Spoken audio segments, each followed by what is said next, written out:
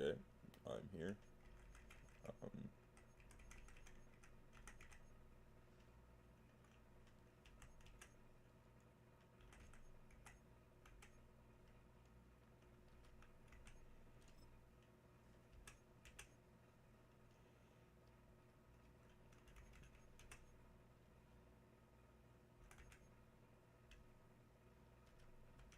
there we go.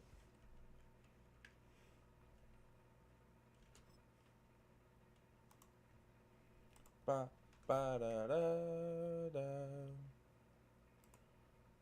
Welcome, ladies and gentlemen. It's MFL Season 21. I am your host and your commissioner, RTG Wrecker. And tonight, we got a couple matchups. It's gonna be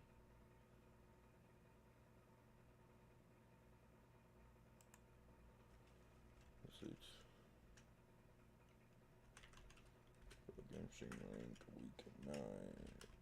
Tonight's matchup, we got the Chiefs and the Bengals, followed up by Chargers Jaguars, and to end our night, it's going to be the showdown game. It's going to be the Patriots at the Steelers. It should be a good one to watch there. This one, I got high hopes. It's looking like a good offensive battle, especially between these two tight ends. Let me turn down the volume settings real quick. In-game commentary.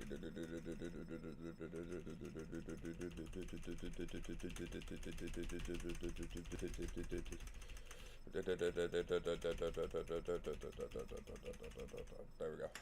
Alright.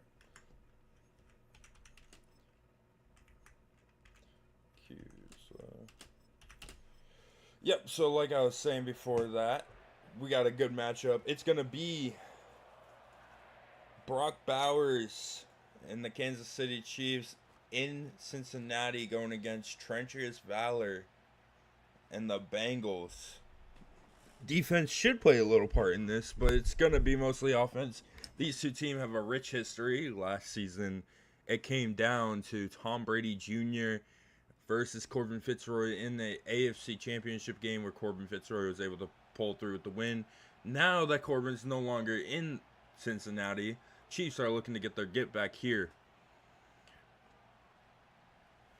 As Bowers was in motion to start the game off, and he finds Chris Olave, for a good reception start off this game down at the 43-yard line. So first and 10.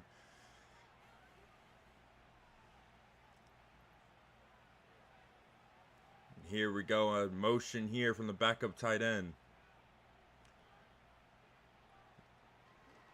TBJ looks to pass. He hits his man. That's Brock Bowers. I was just mentioning him earlier.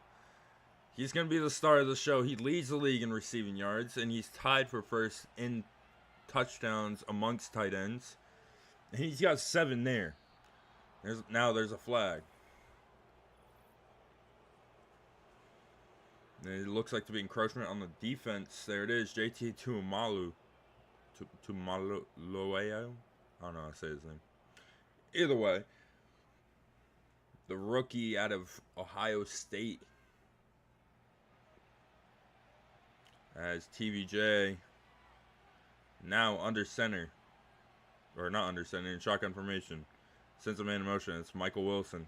Looks to pass. He goes to Michael Wilson. Michael Wilson gets the catch, and he's down after a gain of 4. Something we got to look out for here is going to be the Cincinnati Bengals edge rushing core.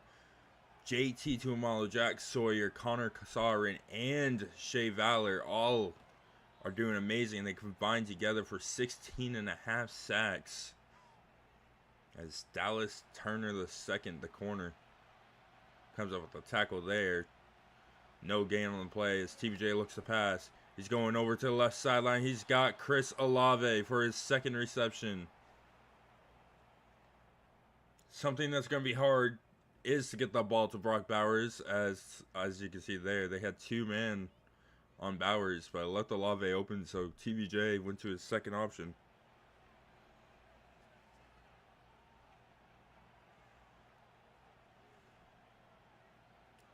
Bowers in motion. He looks to pass. He goes out to his side. That's Wilson. Gain of 3. A man who doesn't really get mentioned often. Every once in a while he gets a play in is Rashee Rice. The star wide receiver at the start of the season, last season. Isaiah Pacheco with a nice little gain of 3. Hasn't really been mentioned so far this season. He's made a couple plays. Nothing too significant, though. Motion here from the backup tight end. He looks to pass. He finds Bowers. He's in for his 6th. Touchdown, Kansas City. And as I was saying, the man you got to watch out for this game is Bowers. And he gets another touchdown to put him in the lead for tight ends this season. What a play there. He had to do the stanky leg and everything. That's crazy. Let me get some. The kick is up. And it's good.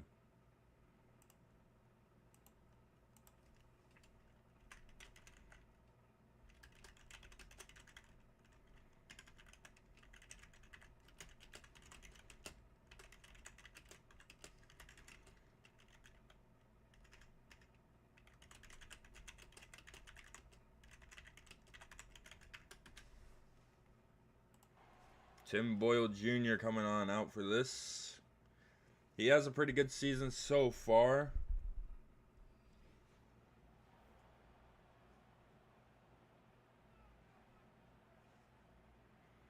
$18 touchdowns, 5 interceptions. It's only week 9, so he's scoring at least 2 touchdowns per game. And Kyron Williams able to get 4. He's going to be someone you got to look out for in that run game. He's superstar dev coming from Los Angeles. And Trentrius Valor's in motion. And he's going to look to pass. He's going to hit Valor. Valor going to get some good yardage with his step out. A short gain of 4.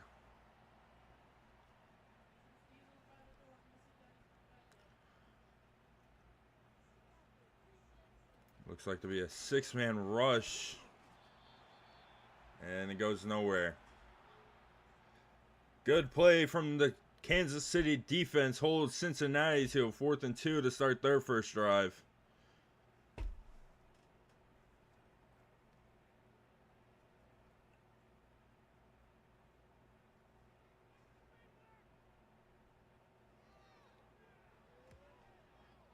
And it's away. Down at the 10-yard line was the punt. And he gets down at the 22.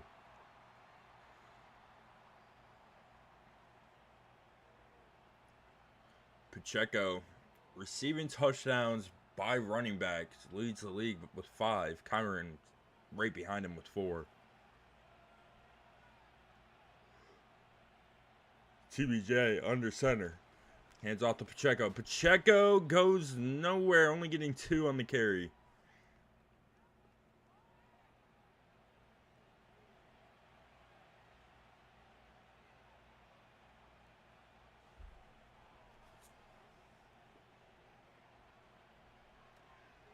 And I'll make sure to give you live updates of the game over in Arizona as well right now.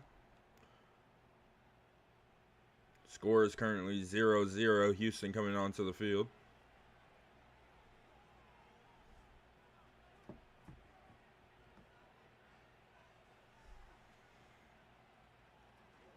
It's a handoff of nope. Play action. It's to Olave. Olave gets a short gain.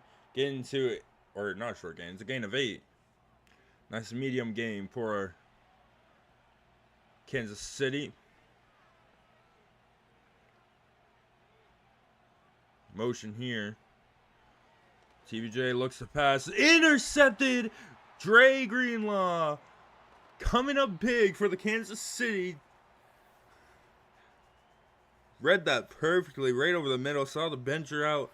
That's why he's a top corner. Or top linebacker, I mean. top corner. Yeah, he's a corner, guys. No, he's a top linebacker. The pass was intended for Rashee Rice, but Greenlaw was right there making the play. And that's going to lead to the first turnover of the game. And Timbo Jr. now coming back out. He has to make a difference now. He has to get this offense driving. You've got the weapons. You got Jamar Chase. You got Trenchius Valor. James Cook is out on the field right now instead of Kyron. And pressure coming incomplete. Couldn't find anyone early, so he had to start scrambling out of the pocket as the right tackle was getting blown up.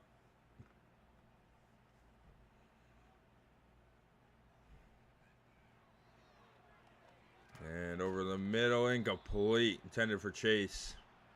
Dropped as it's 3rd and 10.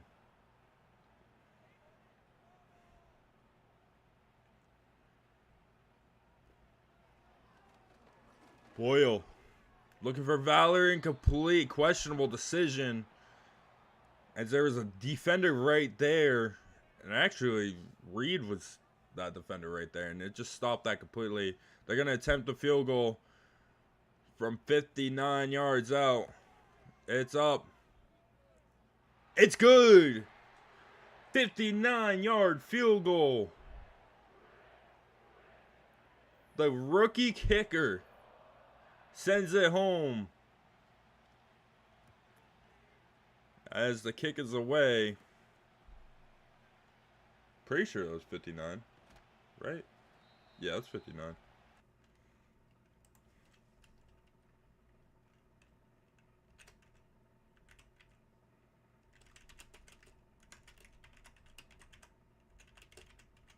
And Brock Bowers with the reception gets a good first down at the 42.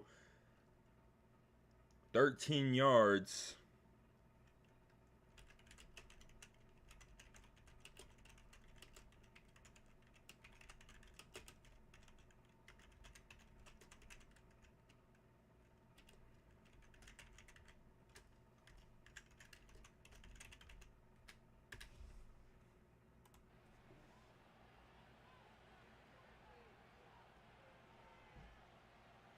And TVJ looks to pass. Almost intercepted again. Intended for Rice. Brandon Stevens.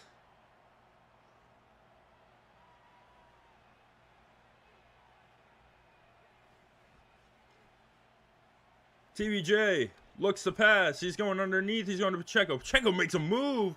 Going through some men. Down, but after losing a yard. 3rd and 11.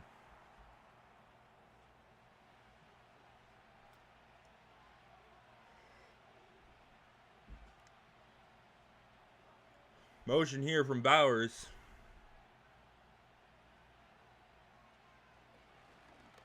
And it's caught by Olave. Olave going down at the 40-yard line. He's been the man. Whenever he doesn't like Bowers, he goes to Olave. Whenever he doesn't like Olave, he goes to Wilson. And whenever Wilson's not there, it's an interception because he can't throw it to Rashee Rice. TVJ finds Pacheco. Gain of 8.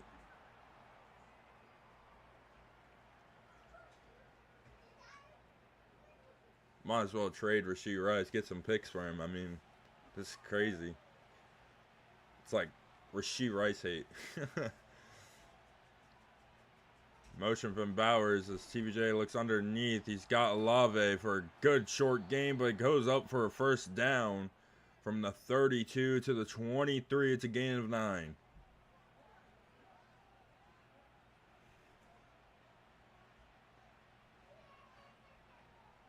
And another short little gain from Olave, this time for 4.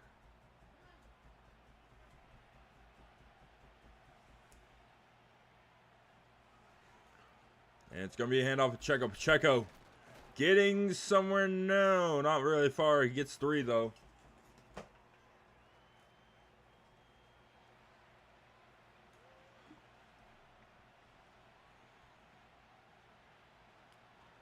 TVJ looks to pass underneath. Intercepted! For the second time, and this one looks to go all the way. Greenlaw!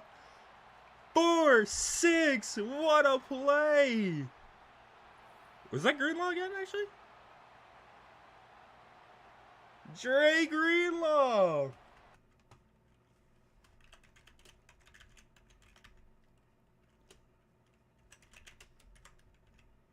To give the lead to Cincinnati.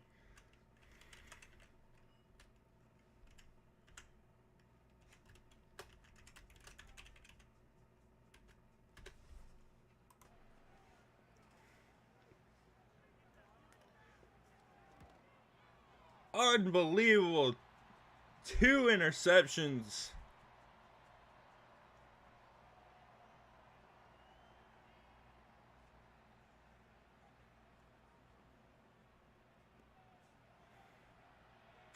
And the kick is away. Chiefs getting the ball back now. As Cook makes the tackle.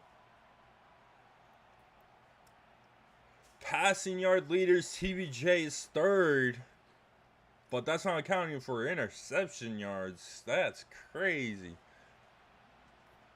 I do think TVJ actually leads the league in interceptions for 6. Or interception touchdowns. As Rashee Rice finally gets a reception here. Gets to the 39. Gain of 15.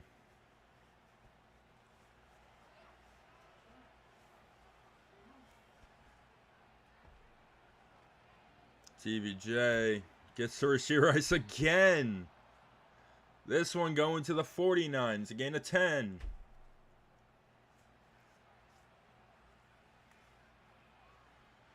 Can TVJ bounce back, going 2 touchdowns for 2 interceptions? As Pacheco gets a gain of 1 on the carry. 5 rushes, 11 yards. Not what you want. Just 2.25 yards or 2.2 yards per carry. That's not what you want.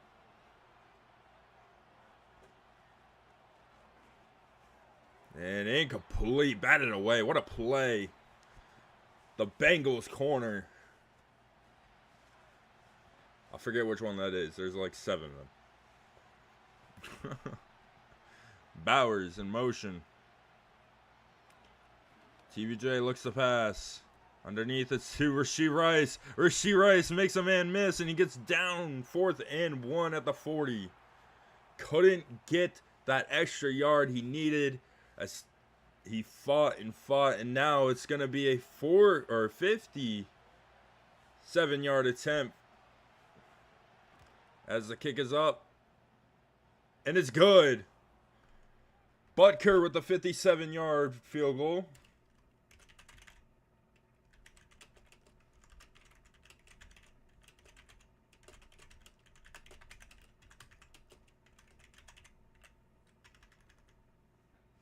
Chiefs 10-10 Bengal. I can't speak.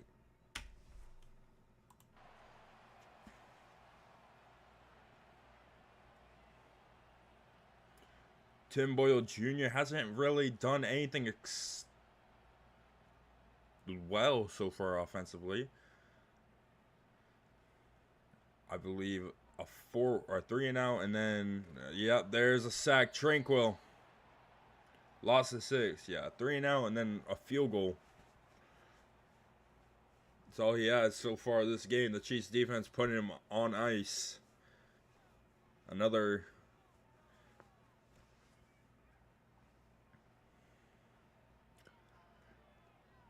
chance here for Boyle to do something. This battle between these 2 quarterbacks goes deep. Back in season 15 when Boyle got drafted.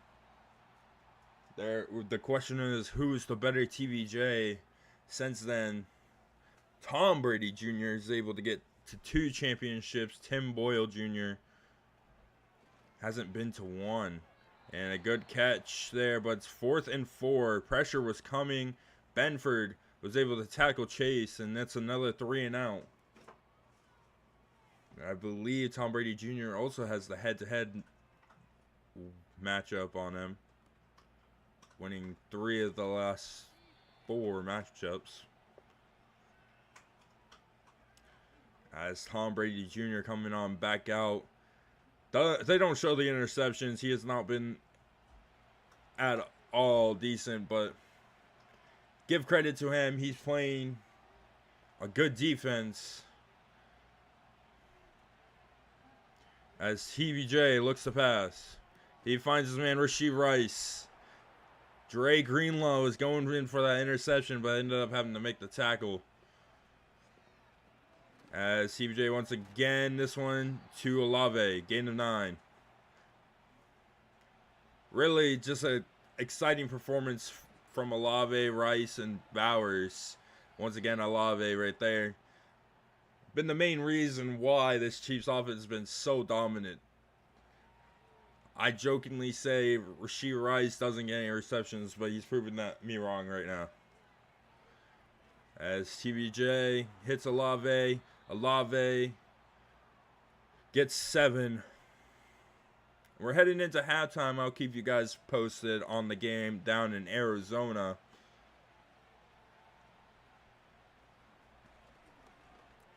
And Browers with the reception. 1st and 10 timeout called. It's the last one the Chiefs have. So they can either go for a play and get a quick second play. Bowers in a weird animation. And there's a sack. Go for the field goal. Go for the field goal. Connor Kassarin. 17 seconds runoff. 5, 4, 3, 2, 1. With 1 second on the clock. Olave gets us 100 yards this game. And they will kick the 3 to potentially put them in the lead. Right before half. It's up. And it's good. 13-10 at half.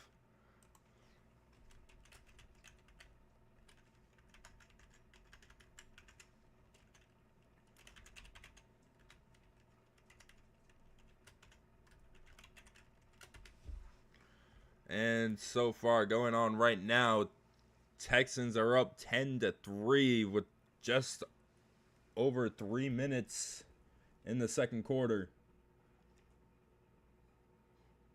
That game has not been played. Vikings, Ravens. That game also has not been played.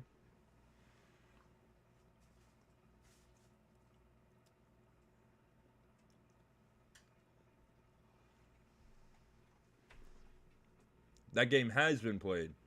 Eagles come on top over there, 28-24. Barkley was shut out, but Worthy was having a game. That one interception by Braven was a costly one.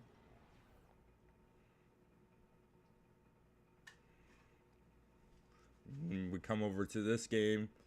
Greenlaw with a pick 6. The only touchdown for the Bengals.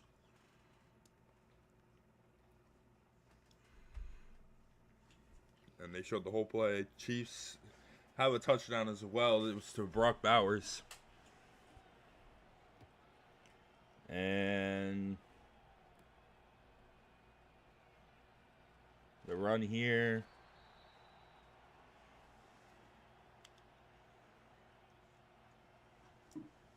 So Kyron Williams, as I said earlier, second in place for receiving touchdowns.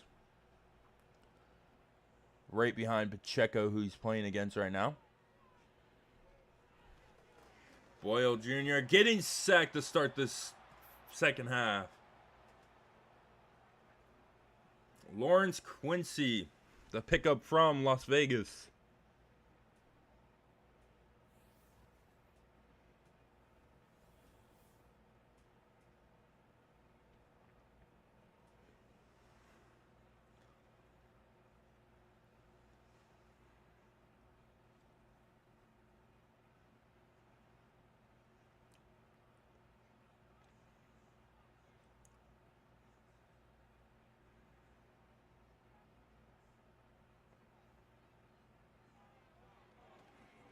And going deep for Valor. It's incomplete.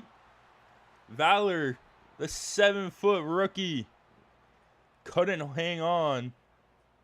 As it's 3rd and 18. Could have been big if he did. And Boyle Jr. Finds his man. He gets a first down. A costly mistake by the Chiefs defense. Hopefully they can recover from an injury timeout, though. Christian Kirk, who just caught that, is now injured. Must have hurt himself on the celebration because I didn't see anything wrong with him.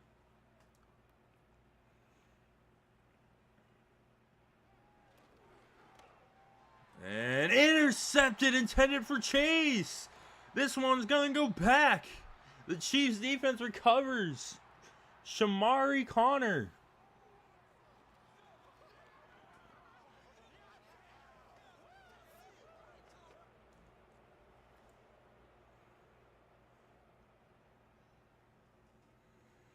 So both quarterbacks now have an interception under their belt. Let's see if the Chiefs can take a 2-score lead.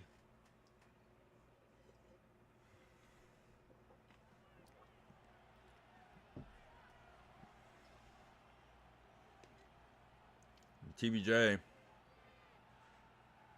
sends a man in motion. It's Bowers. Greenlaw with the tackle on Wilson. TBJ.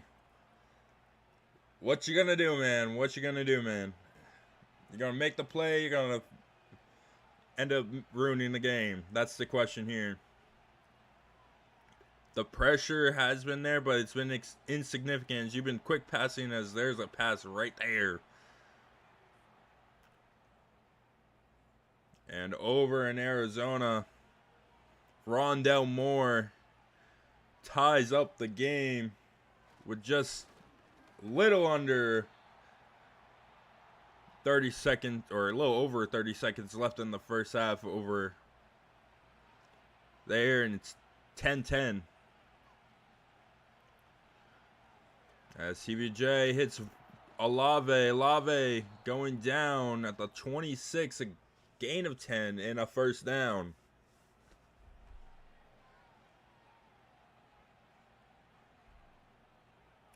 First and 10, TBJ hits underneath the Rice, tackled by Greenlaw. It'd be a gain of 6.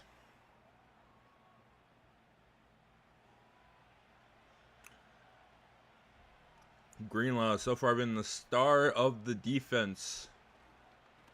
As end zone touchdown, Rashee Rice. The corner route goes for 6 as Rashee Rice is wide open. Burning that DB. Rashee Rice.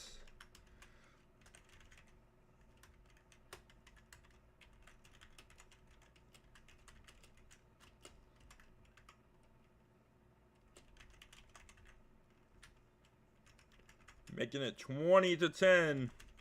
The Bengals now in a tough situation here. Can they prevail?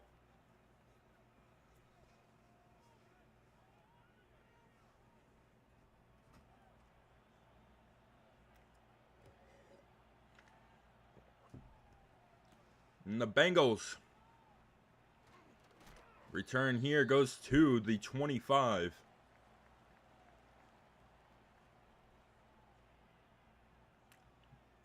And over in Arizona, it's halftime officially. 10-10's the score. Tim Boyle Jr. looks the pass. Over the middle, incomplete. Intended for Jamar Chase. Valor was in the way. It got tipped up. He almost caught it.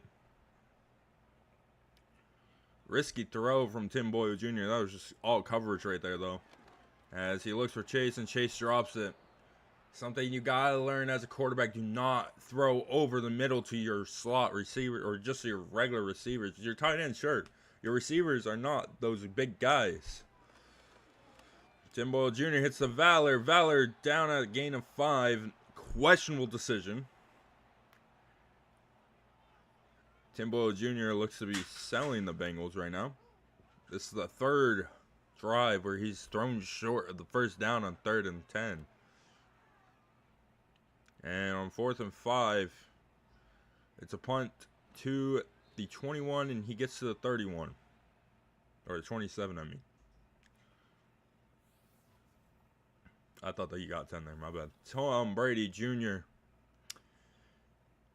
2 touchdown passes, but he also has 2 interceptions, one of them going for 6.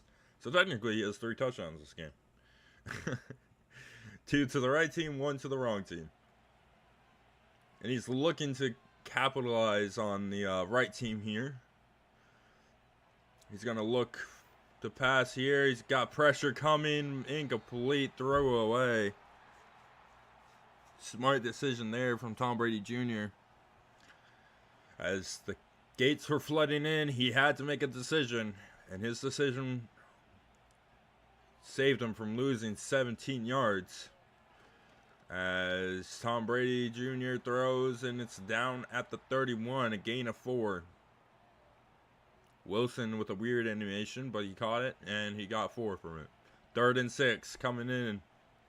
A chance for a 4th down territory.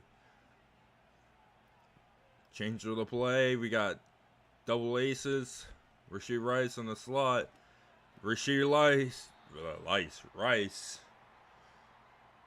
Getting tackled by Greenlaw to force the 4th down. And this will be a punt from Kansas City.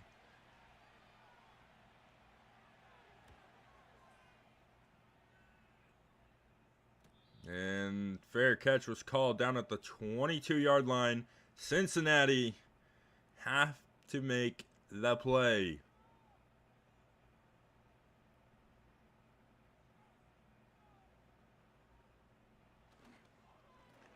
And it's a good run, only 3 though. Good stop by Wharton.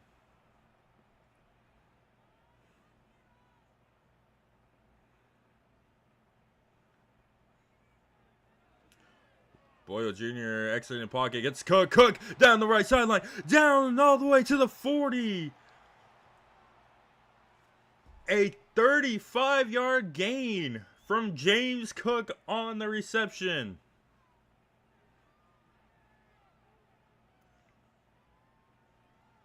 Tim Boyle Jr. Man.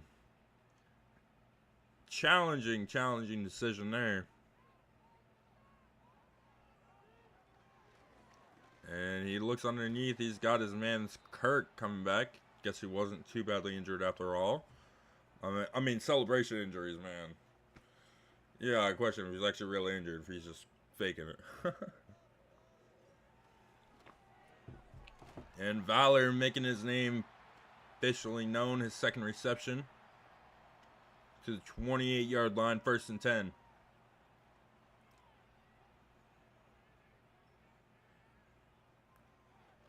And incomplete, almost intercepted. Connor could have got his 2nd, maybe could have gone for 6 if he caught that. But as it stands, it's 2nd and 10. Little Madden bailout right there. As Kirk with the reception, gain of 4. Boyle choosing to hit the underneath stuff, not really helping. As this will be end of quarter, we head into the 4th. The score 20-10.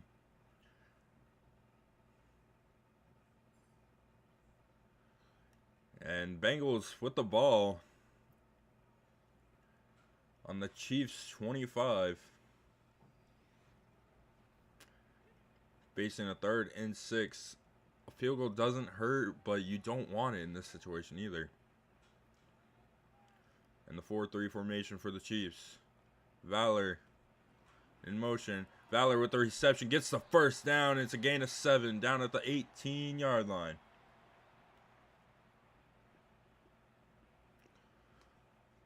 His 3rd reception there. He's been more quiet. He's been more of the utilization or the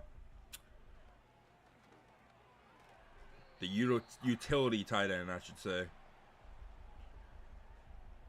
As the short pass, good for a little short gain. Only 97 yards allowed. And what is the 4th worst defense in the league? I believe that's how it... No, 5th worst. And Boyle, under pressure, escapes, goes down, gain of 4, slides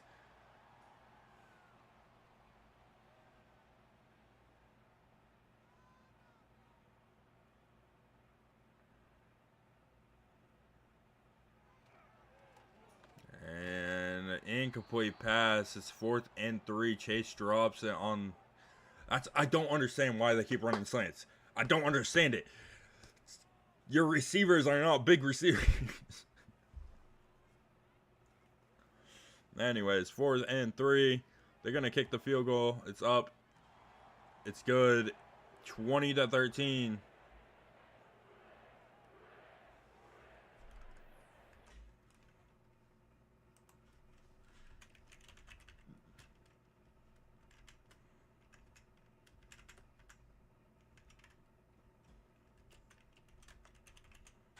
And with 6:16.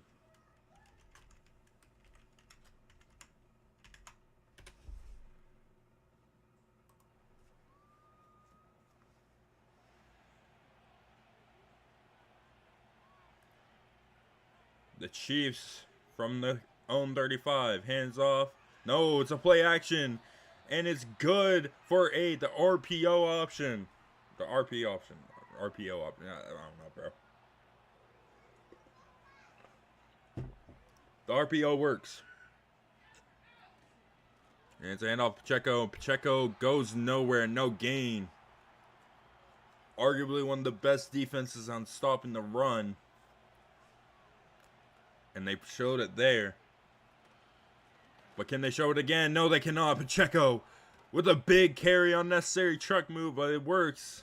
Going to the 47. Oh, bro. Ugh, can't speak.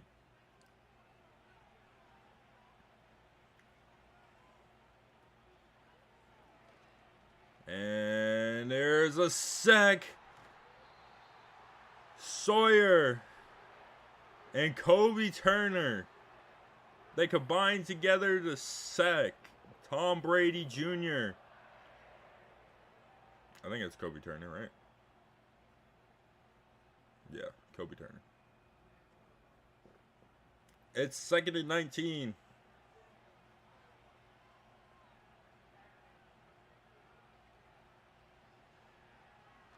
TVJ over the middle, incomplete. 3rd and 19. The Cincinnati defensive showdown is what we need to see. Late game, they are looking to get the stop here. Pressure coming, incomplete. 4th and 19. Obviously, Kansas City going to punt this. Can the Bengals offense stop them? Or can the Bengals offense get the touchdown? Can the Chiefs defense stop them? This will just bounce into the back of the end zone. The drive will start at the 20. Tim Boyle Jr. And a clutch time factor situation. Can he get it done to beat Tom Brady Jr.'s Chiefs? He hands off. Kyron Williams, big Gary, up the middle to the 37. A gain of 17 on the carry.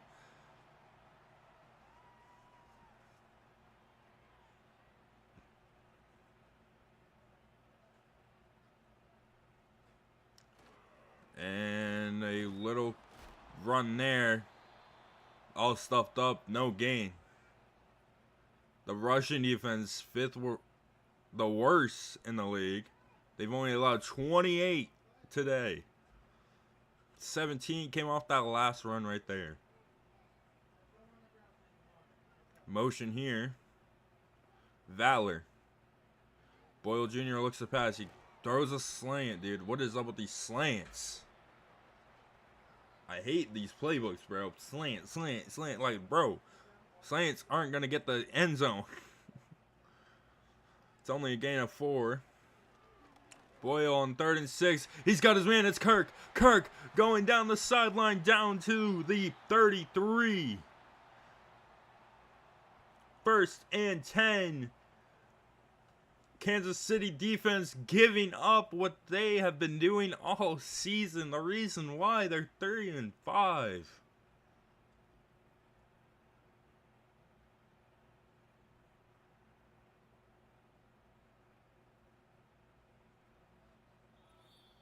And the 2-minute warning hits.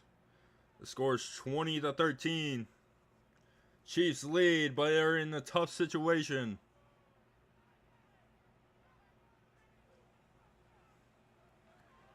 He looks to pass over the middle. Only gain of 4. Slant, bro. Why are they running slant? Oh my. Hard stack on the right.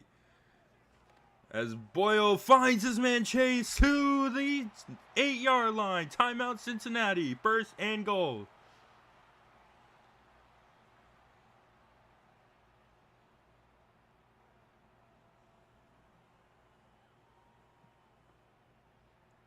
Offense switching things up. If I want to see a slant here, I want to see a Valor. Or Valor out route right here. Nope. Oh. Touchdown! Cincinnati to tie the game. John Carlson.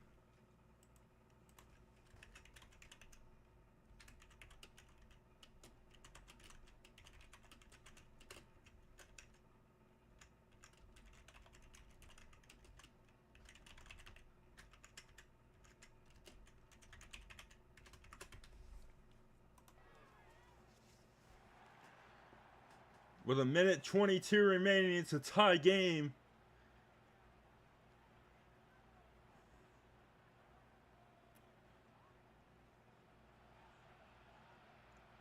As the kick is away. Chiefs. Chance of going 3-6 on the season. Looking for just 3 to win it. Something their offense is good at is getting in that field goal range, and they're looking to excel it here. But TVJ is going to need that time, and he can't be making any mistakes.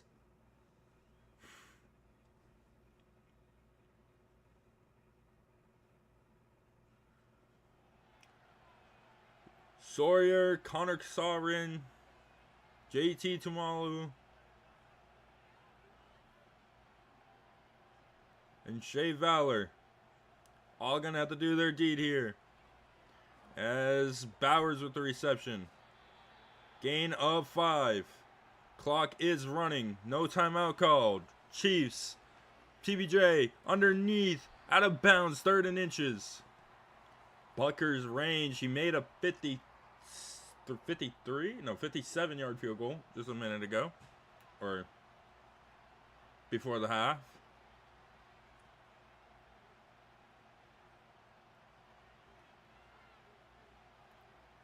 3rd and inches. Bowers with the reception. And the timeout call. It's the 1st and 10.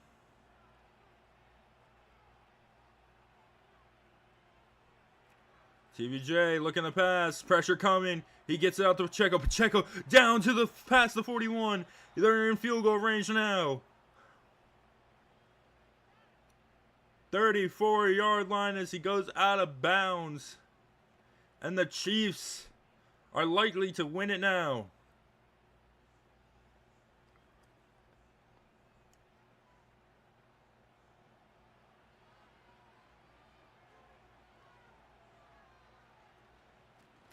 Pacheco, 2nd and 9, gain of 1.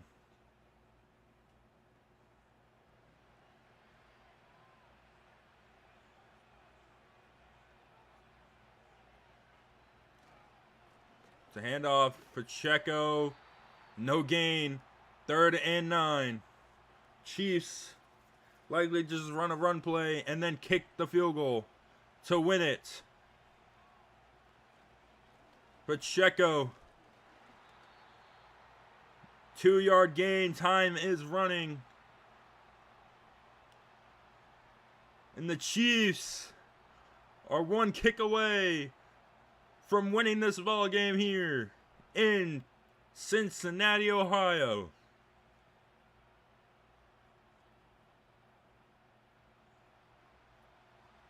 Eight, 7, 6, 5, 4, 3, 2, 1. Clock. It's good. Kansas City wins it.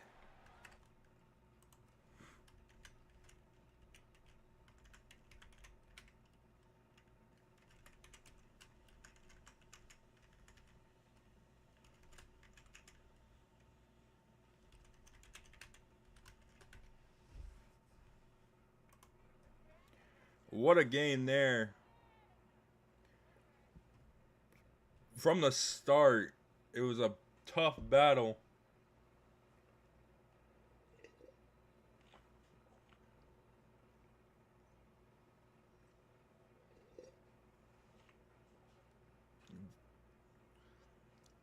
It really came down to the offense, and just the Chiefs' offense dominated, as Tim Boyle Jr. couldn't do anything. And that'll be that game. We're heading over to the next one. We're going to pause the screen for you guys so you don't...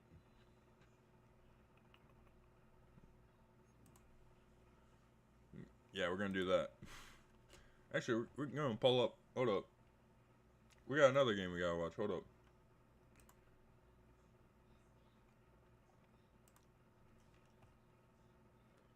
Let's pull this up. Let's open it. Let's change this. Let's make it that. Bam.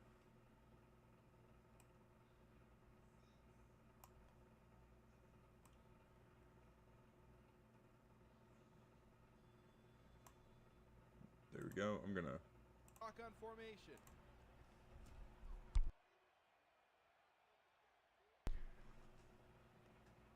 And it'll be to the left, looking for an open man throw. AJ Brown, that reception. Picks up 3. It'll be 3rd and 7. Looking, throwing downfield, incomplete. 4th and 7 at the 47-yard line. 1:17 to play. They will punt it away.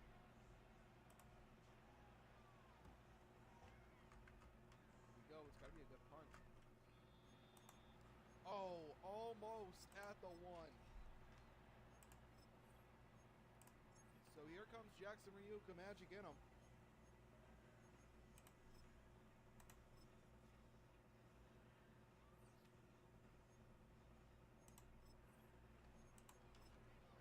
Looking for an open man, rolling out to the right side. He's going to take off and will keep going. Still on his feet. 1st and 10 at the 43.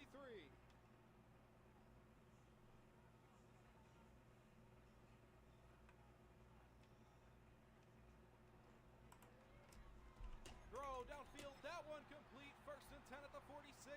Less than a minute to play here. No huddle. They have 2 timeouts. Looking for an open man. Rolling out to the left side. Throw, that one complete at the 40. 2nd and 4. The 41 is the line to gain. I believe they are at the 40. They are at the 41. So 14, 13, 12, 11, 10, 9, 8, 7, 6, 5. So with 6 seconds at the 37.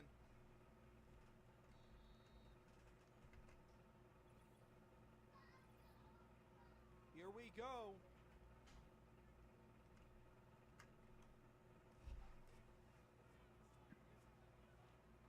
Evan McPherson, 54 yards. Up and good.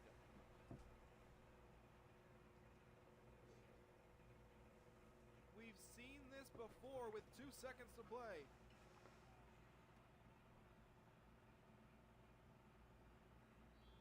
No return. One play to win it all for Dylan Worried. Does he have that factor? We have seen this before. Shotgun formation. Here we go. He's going deep. Throwing it downfield. Oh, dude, no, no. That would have been crazy. He got that throw off. Hey, make sure you go subscribe to MNS Studios. Thank you for streaming this game. In an exciting matchup here, down to the wire, the Cardinals hold on. They pick up their 5th win of the season. All right. Let's flip over to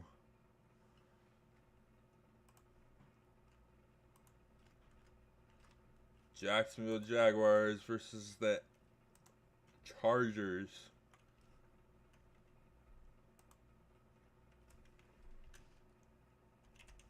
MFL game stream link. Week 9. Jaguars, Chargers. We're heading into this game. That's the wrong one. Is it 2019's away? Yeah. There we go.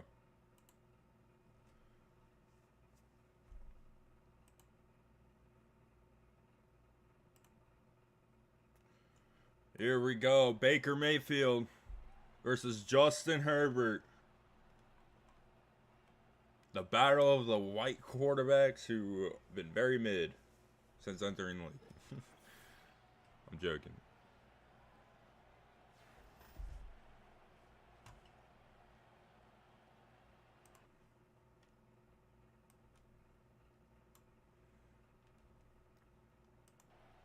Who's Mike Tirico and Greg Olsen? It's only RTG record here.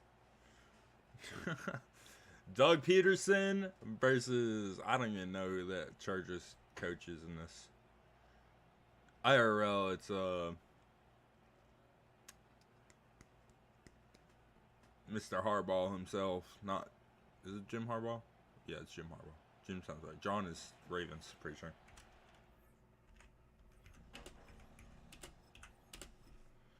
And here we go. Jaguars set to kick it off. The Chargers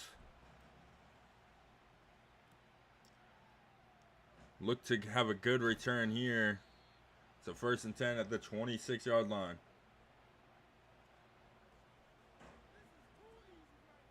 This is too easy right there. Shut the hell up. I don't even know. Can you? You guys can't even hear it. It's the weird part. That's fine. Some random guy just started yelling in the mic. This is too easy. And the play action turns into a QB scramble. The read option goes for 4. The Jaguars' offense or defense is going to be what holds this game together. Very solid defense. Their offense is where it's been lackluster. And 3rd and 1 on the first drive of the game. Can Herbert convert? Herbert convert. It's a run from Tomlinson, and no, he'll go nowhere. Good stop there. Peyton Warner from New Orleans is able to make the tackle for no gain. And we'll see a punt to start this game off. Harbaugh. What the heck?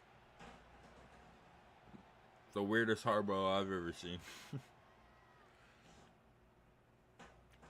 And the return here goes to the 21. So 1st and 10. Baker Mayfield coming on out.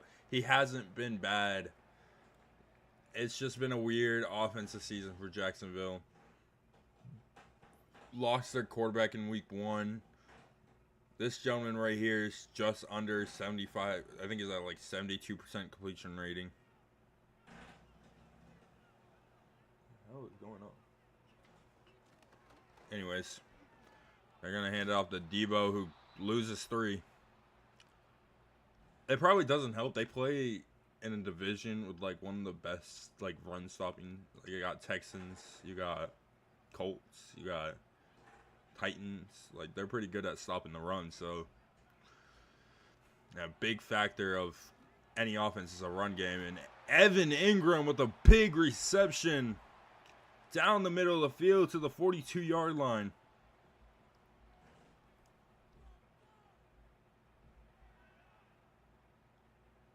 A big reason why Jacksonville has been so good in the passing game, though, has been that man right there, Ingram.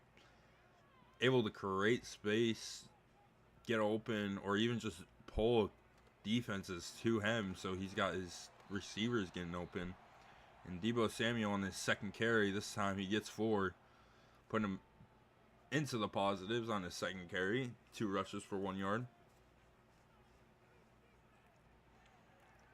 As As Mayfield hits underneath, he's got his man. That's Brian Thompson Jr. for a gain of 5. 3rd and 1.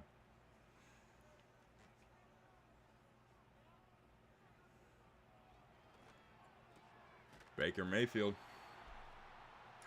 gets the first down, thrown to Deebo Samuel.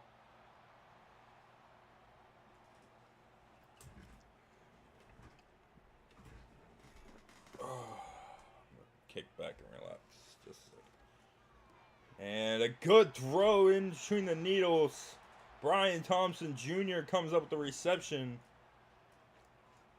And he gets a big gain from the 46 to the 33, gain of 13. Oh. 3 people on the Jaguars motion while 1 defensive player. They're probably going to call this on the offense. Yes, it will. False start on the offense. Brings it back 5. 1st and 15. And the handoff. Gets 3. If they did a pass play, Brian Thomas had that corner beat. I think that was Marlon Humphrey, I believe, actually. He had that corner. He had him beat. And the pass underneath gets 2. 3rd and 10. And this dude just really hit the Michael Jackson. What the heck? He went, hee hee.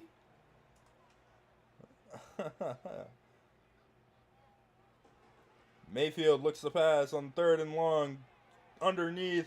He doesn't get it. Deebo down short of the 1st. It's 4th and 1. Go for it, honestly. I know it's like the beginning of the game, but you're at the 24-yard line. Okay, bro. At the 24-yard line. Go for it. There's no reason to just kick it. It's the beginning of the game. It's a tie game. It's not like this is like a you don't get it, you lose situation. No. You don't get it, you don't get it. You have plenty more chances to get it. It's 3-0 though as Jacksonville kicks away to Chargers. Chargers will start their drive at the 27.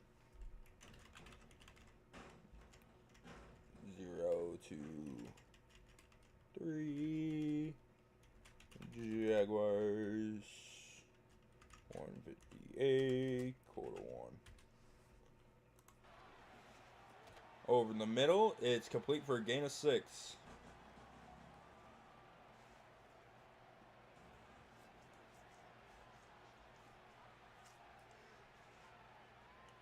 So far, LaDainian Tomlinson has been held to nothing as Herbert hits underneath back-to-back to the tight end, Isaiah Likely. Big gain of 2. And chance with a quick 3 and out here. Underneath. Good reception there as Dylan London making his appearance for the Chargers. The tank bowl. That's crazy.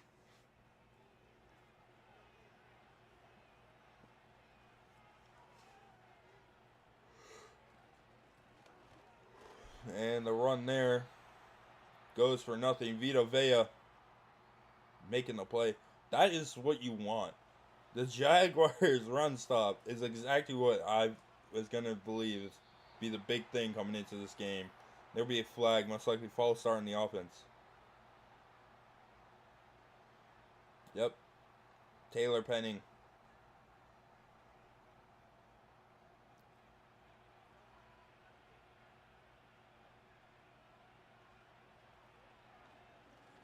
Over the middle, it's to the tight end, Hurst, I believe. Is that Hurst? No, that's Will Dissly. Sorry, I forget those two are 2 different people.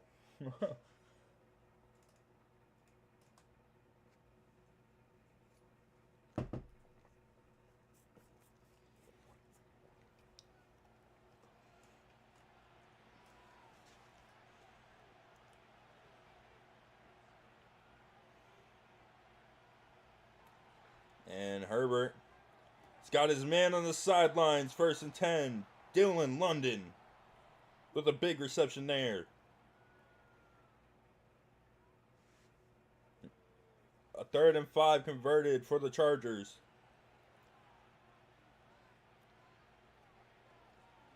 As Tomlinson makes the good carry, gain of 7. Finally getting some yards. Doesn't get stopped at the line in his 3rd carry.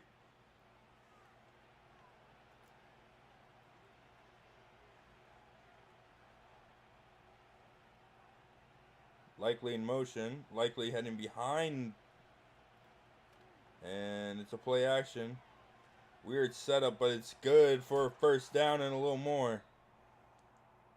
Now we got an injured Charger lineman. Luke Fortner running off to the sideline now.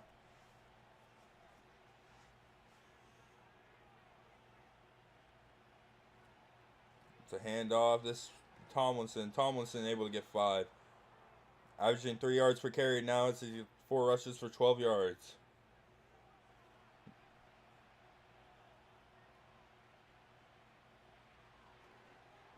And end zone incomplete.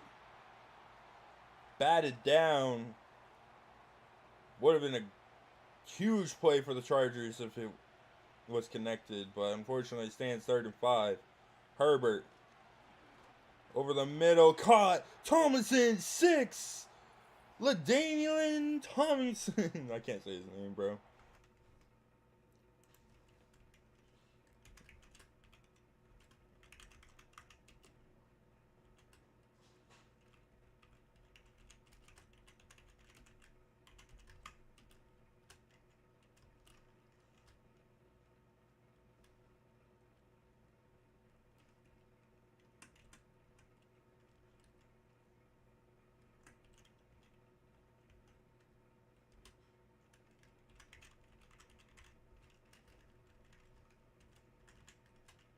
It's 7-3 now.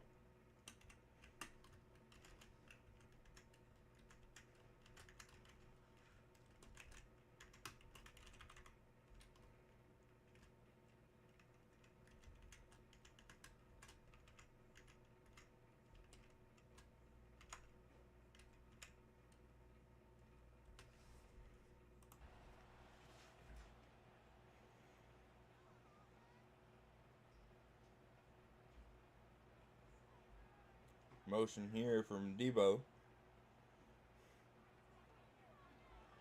As Mayfield finds his man, gain of 6. Thomas Jr.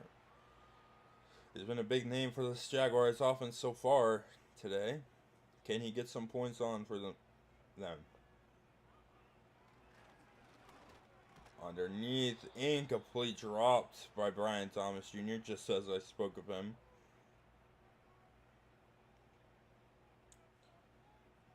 CeeDee Lamb has been pretty quiet. As I say that, they throw it right to him. 1st and 10 from CeeDee Lamb, making the diving catch. Now he's doing this. Yeah, that's crazy.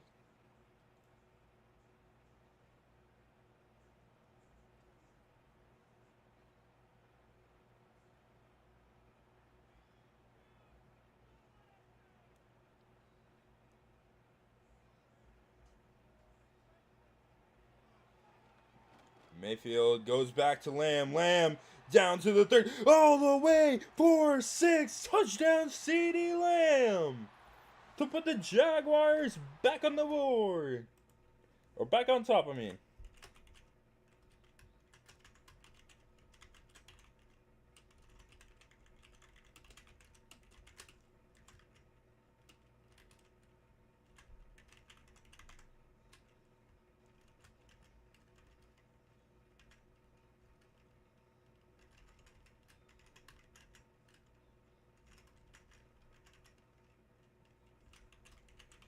With 5 minutes remaining in the 1st half, it's a 7-10 ball game.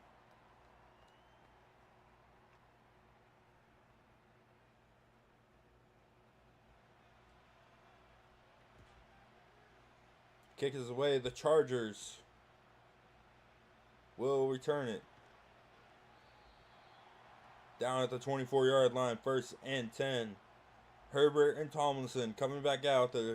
Their big connection there to end the last drive for 6. Now down back on the scoreboard for 3 points. And it's another handoff to Tomlinson. Tomlinson able to get 7 on the carry. 5 rushes for 19 yards, just over 3 yards per carry. 3 points, like 8, I'm pretty sure is right around where they say it. As Herbert intercepted Devin Lloyd. What a play. Oh no, Renardo Green. Oops, my bad. I thought that was Devin Lloyd over the middle. Do I have his number wrong? I feel like I do.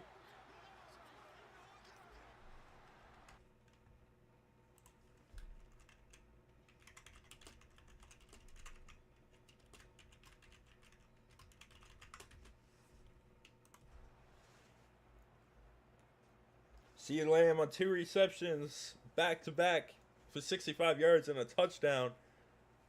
As the Jaguars come back on the field at the 39-yard line. And Deebo Samuel with the carry. Only 4 yards on the play. Baker Mayfield knows this is his last week as the starting quarterback for the team. He's going to looking to end out on a big one, as the reception there for CeeDee Lamb gets a 1st down. Gain of 6 on the play. As Baker Mayfield will go back to Deebo. Deebo with the carry. Deebo hopping outside, and he's able to get the 1st down to the 18-yard line. Gain of 11.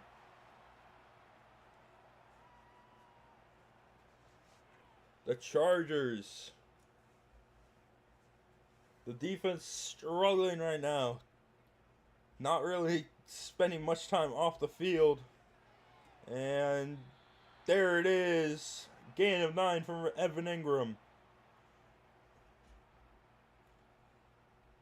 A 2nd and 1.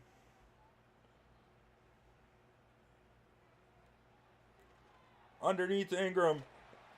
Not able to break the tackle. 1st and goal. 6-yard line.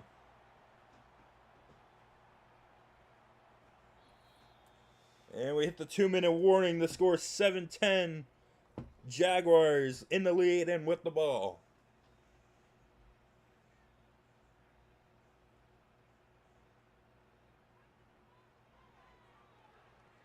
Baker Mayfield gets his man, and it's good for 6. Washington. I believe that, yeah, Parker Washington. He got released by a team. I can't remember which team. And then he got signed here by the CPU. And he's stepped in. He got the touchdown.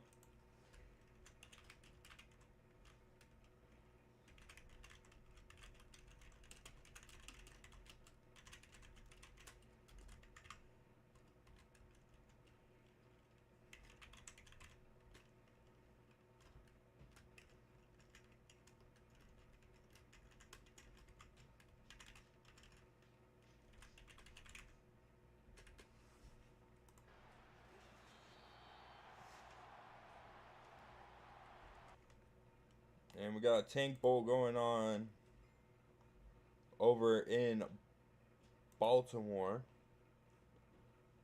Or no, Minnesota. We'll tune into that once this game is over.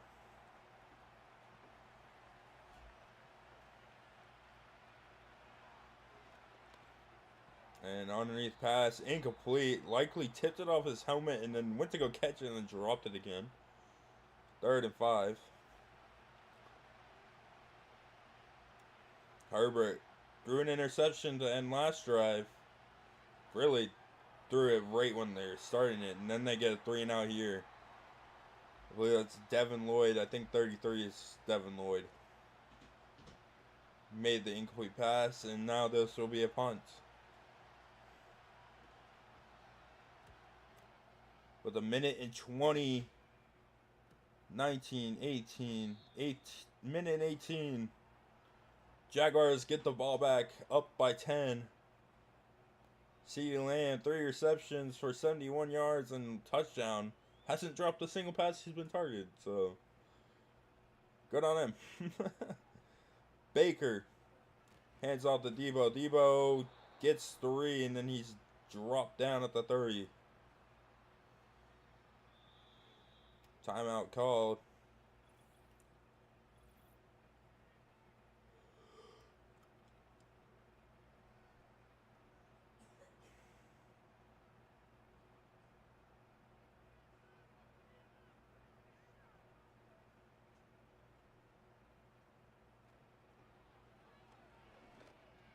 And over the middle, incomplete, potential PI, but they're not going to call it.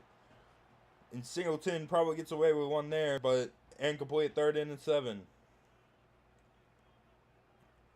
Changing around the play. CeeDee Lamb in the slot now. He looks to pass. And intercepted! The Chargers will get the ball back. Stephon Gilmore, the veteran.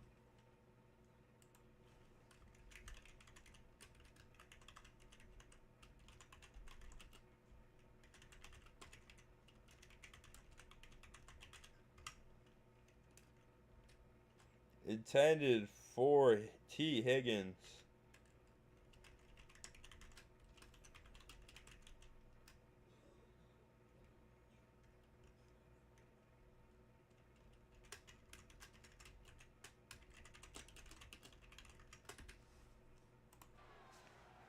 Herbert looking to capitalize. Gets the likely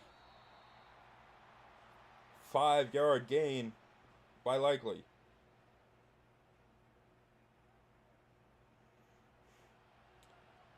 And a timeout called by the Chargers. So the clock got stopped. Herbert underneath Tomlinson. Another timeout there. It's a 3rd and 6. Anthony Jackson celebrating.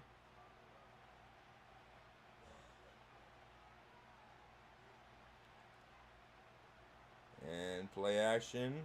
Herbert gets his man, and he's down at the 13-yard line.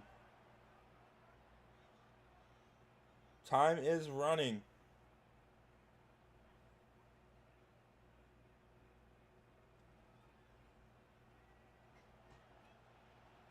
$22, $21. They hike it at 9. No! This is going to be a false start in the offense.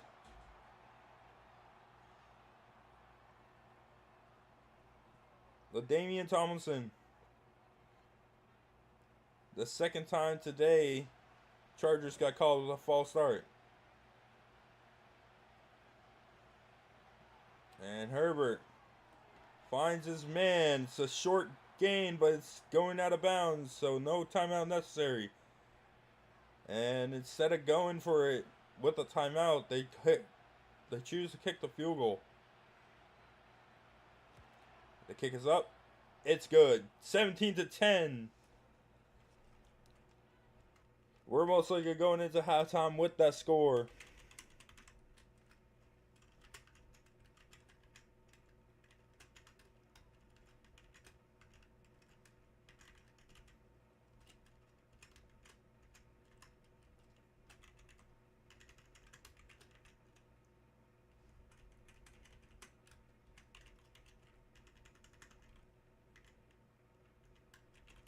And there it is. We're going into halftime. Score 10-17.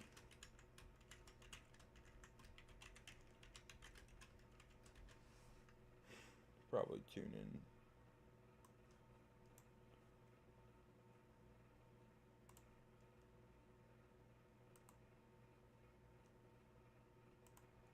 The Ravens trying to hold on here to get a stop to prevent a 2-score game.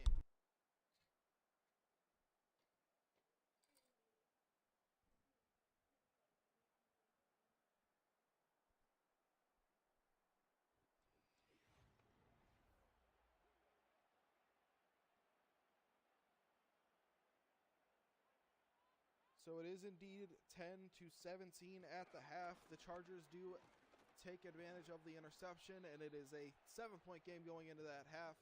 They pick up 8 here. Aaron Jones, 8-yard carry on the first play of the second quarter, 2nd and 2.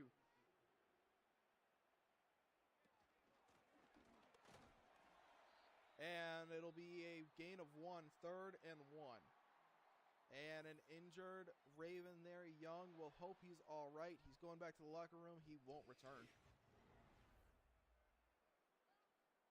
Shotgun formation here. Trying to get more points on the board. They scored in their opening drive. Dropping back, looking for an open man. Hit as he throws. Goes down. Loses 5. 4th and 6 at the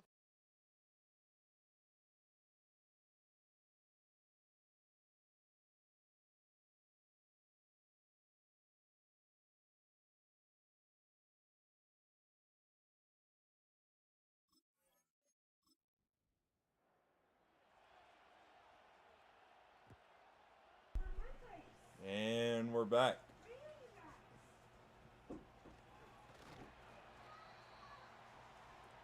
Get to the 28-yard line. Baker Mayfield. His interception really wasn't even his fault, but he's been doing pretty solid. He's got 2 passing touchdowns. His interception literally was just a bad play. Bounced off of a player's head. Or hands, I'd say. Went into Stephon Gilmore's. As Brian Thomas drops the pass. 2nd and 10.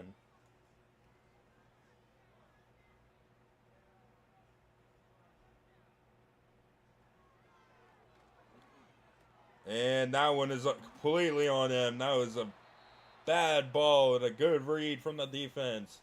Asante Samuel Jr. gets his interception.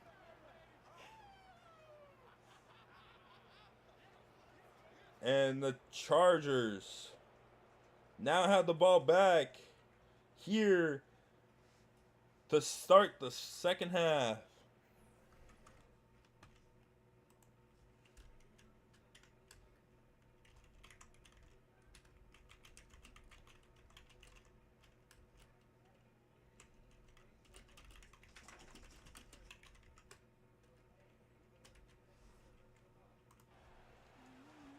And incomplete.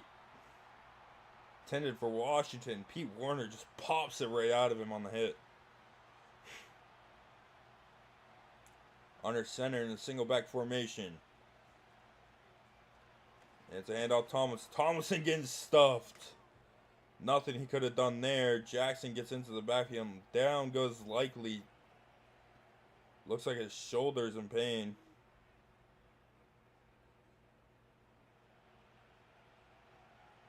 Disley comes out for him now. And a heavy pressed up man situation. And Herbert couldn't get it off as the pressure came in. And Jacksonville is forced a 4th and 10 at the 31. Good response there from Jacksonville's defense after the interception. And this kick is good. 17-13.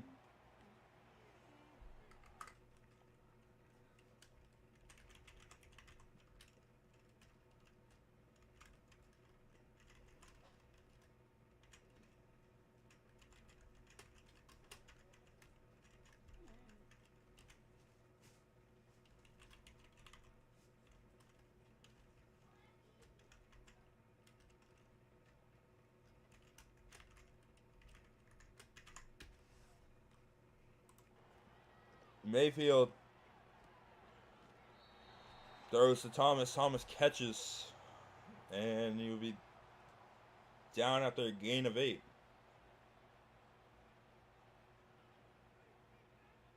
So 2 interceptions. Oh, that's a encroachment, looks like. Encroachment. Defense. Yep.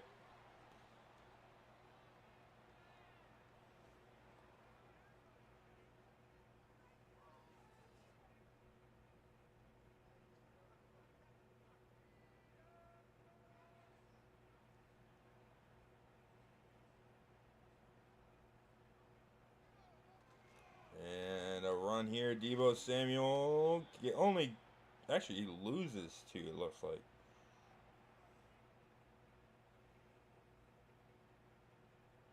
No, he gains 2. So he gains 3 actually.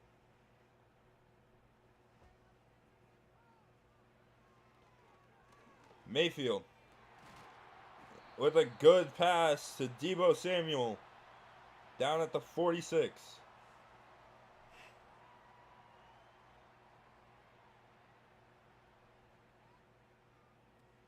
It's a handoff. Debo with a good carry down to the 31. It's a 1st and 10 for the Jaguars.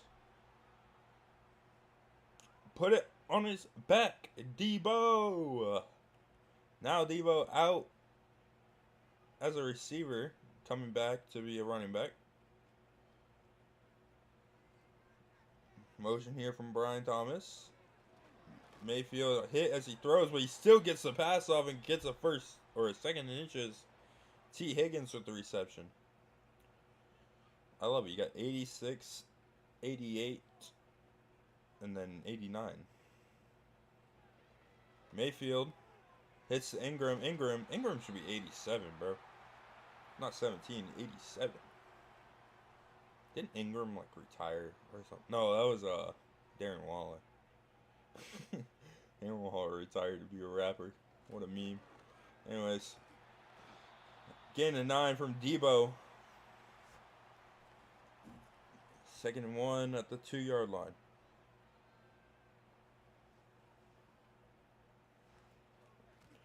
And make it 3rd and 3 at the 3-yard line.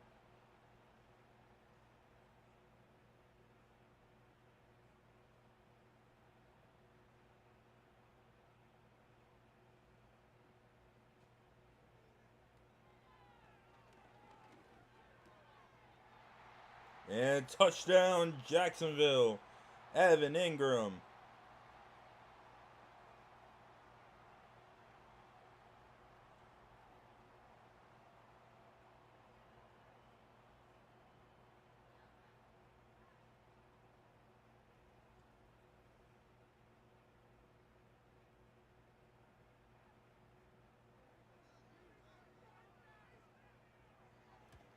(24-13)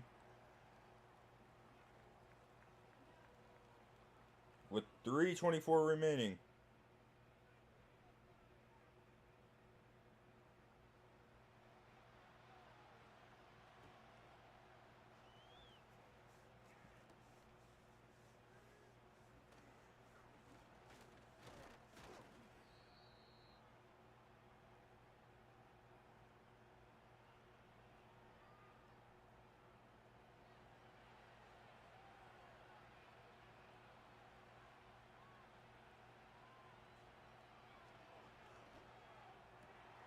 And Isaiah Likely comes back and he gets a big play to start this this drive off. Goes from their own 29 to the opposite 42. Herbert right up the middle to him.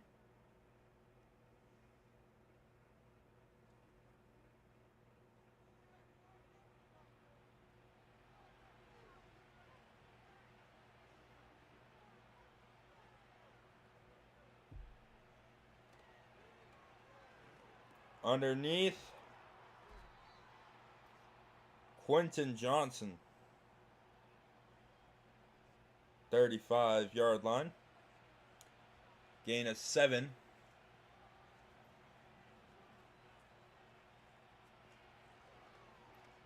And what in the Lord? He threw that right at Green. Could have gotten his 2nd interception of the game, but stands as 3rd and 3. Johnson with the reception.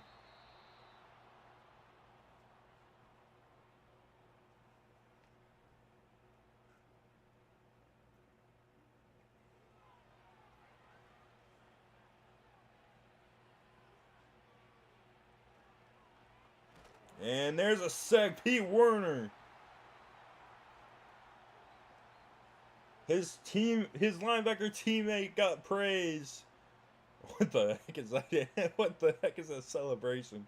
You know, man was just on his knees for him. Warner just sat on him, bro. What?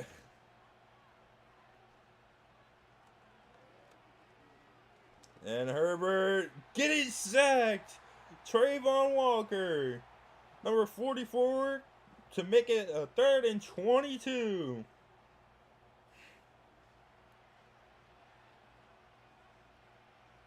Time running. Herbert looks the pass. He's got his man. Isaiah Likely for 6. What a play.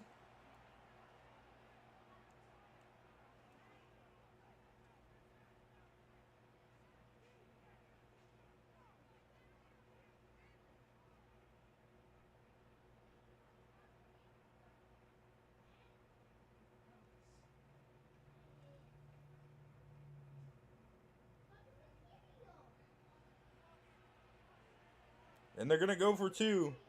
Try making this a 1-score game, or a 3-point game, I mean. And it's no good. He steps out of bounds.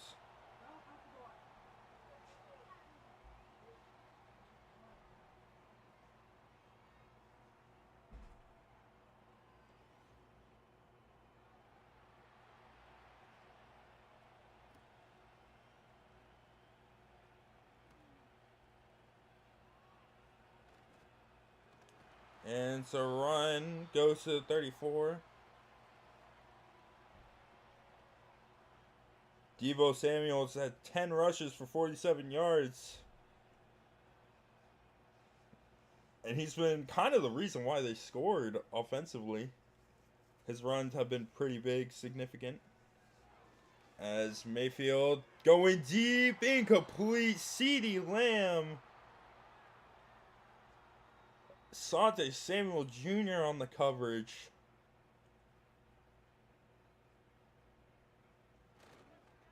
Underneath, the screen to Thomas goes for 5.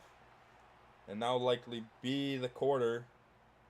6-5. They might get one play off. 3, 2, 1. Nope, that'll be it. We head into the 4th quarter. The score is 19-24.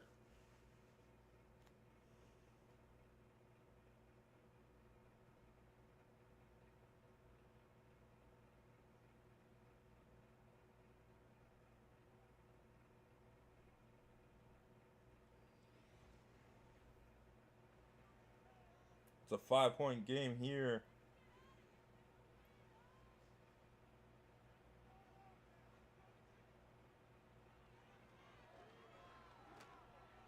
And to the 45, Brian Thomas Jr. with the reception. The deep curl does its job, gets the defender thinking he's going to go all the way, but nope, he's just going to hit a nice little curl. He gets some good yardage there. Now in a 1st and 10, they send Deebo out to receiver.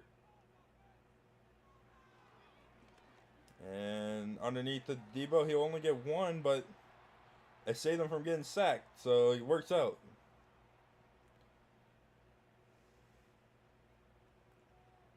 Time running. 2nd and 9. Underneath, it's to Thomas. Thomas gets 7. Total offense, they rank one of the worst, but today they're showing up. 364 total yards. It's against this Chargers defense, who's been pretty good this season. As Deebo with the 1st down. Really, a 3-point or a field goal keeps this game alive, but touchdown pretty much puts this game away.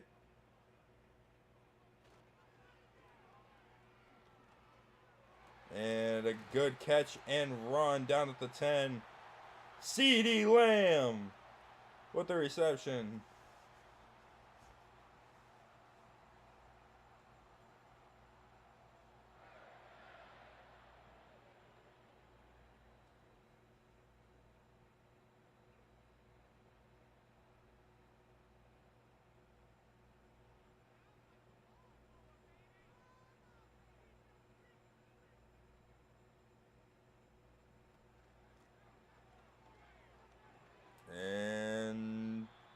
down after a gain of 9.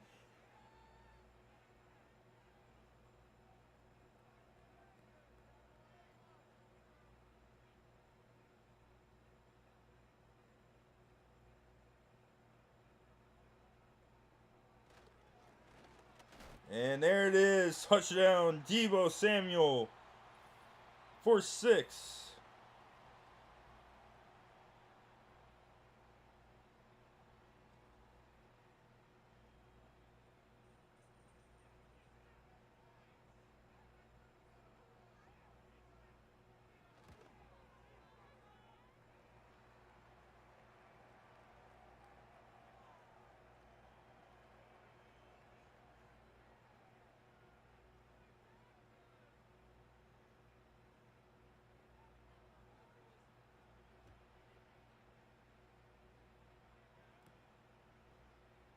And after the extra point was good, Chargers with 4 minutes 44 seconds have to come back from being down 12.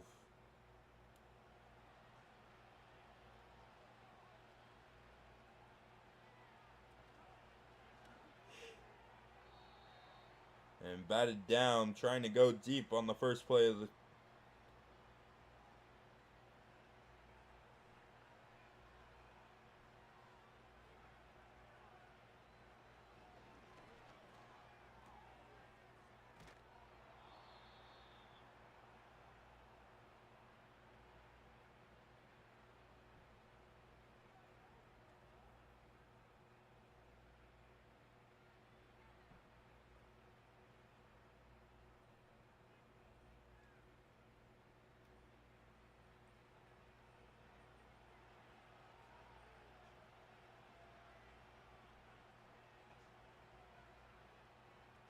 Herbert hands off to Tomlinson. Tomlinson, gain of 2.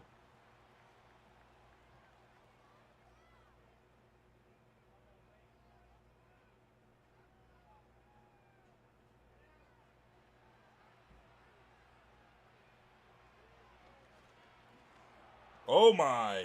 Intended for Tomlinson, but it's a direct hit. It's like a missile hitting his head.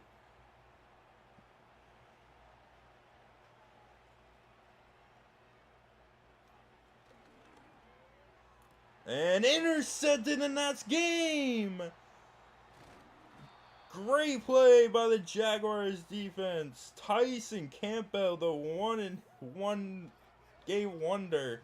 Every once in a while, he makes the play. Today, he's got it.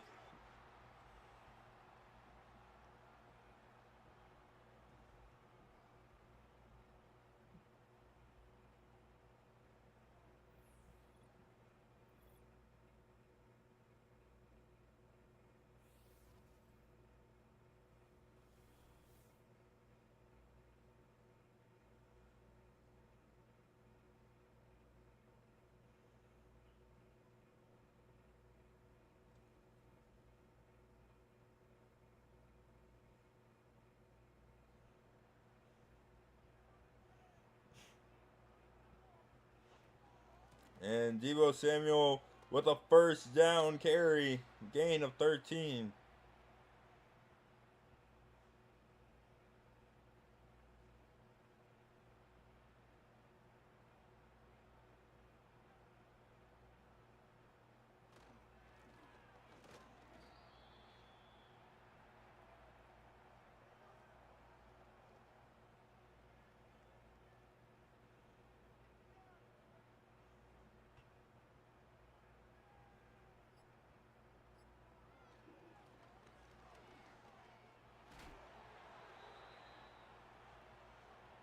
And Deebo with another first.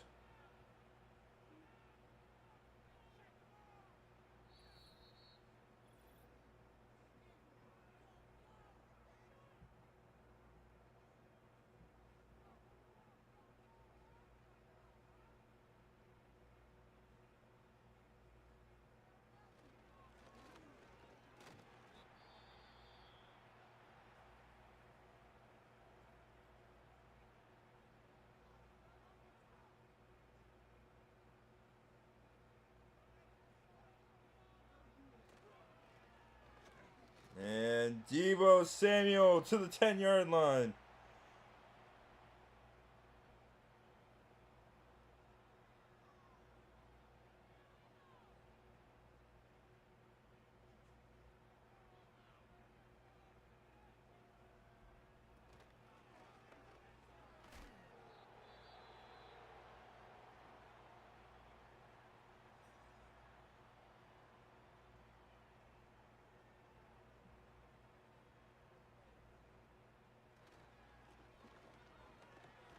Deebo, gain of 2, 3rd and 5, 20. Oh my gosh, 20 carries.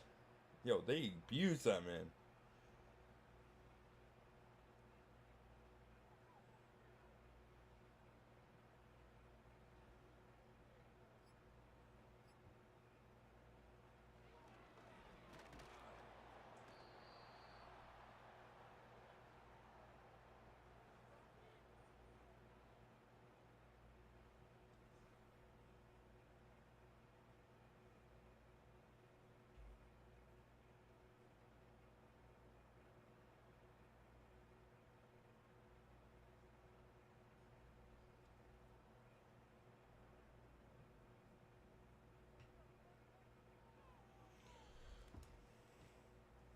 And this should be it. They ran all the clock down. They made this very boring, but hey, it's a 15-point game with just over 30 seconds left. Or just under 30 seconds, my bad. 23 seconds left.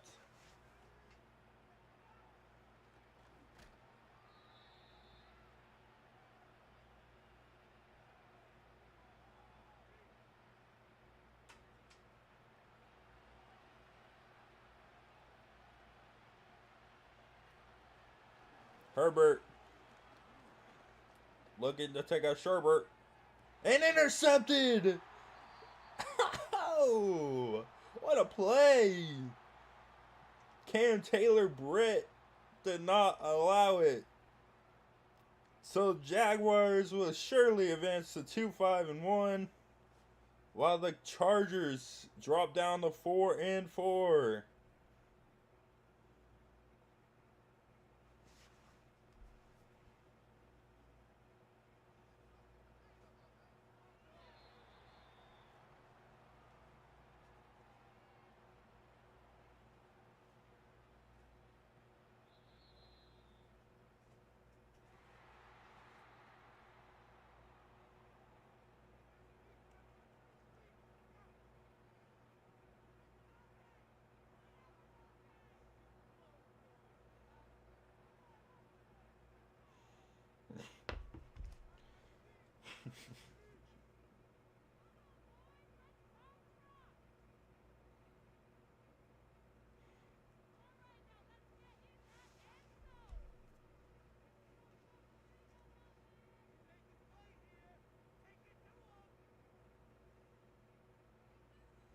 So the Chargers, we'll go over and tune into M&S Studios, who's got the Ravens Vikings going on right now.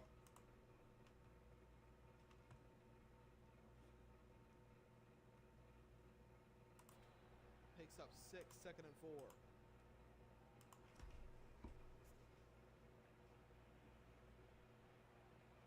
Shotgun formation.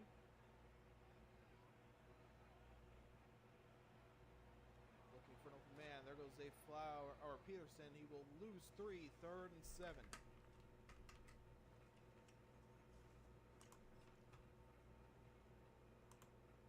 At the 46, 3rd and 7. Shotgun formation.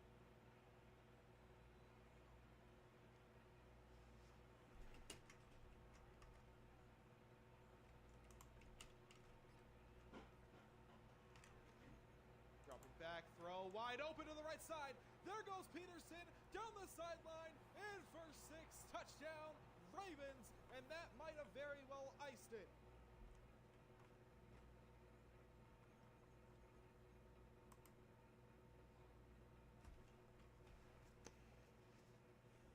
It is now a 20-17 10 ball game. We welcome those of you who are watching from RTG Records stream.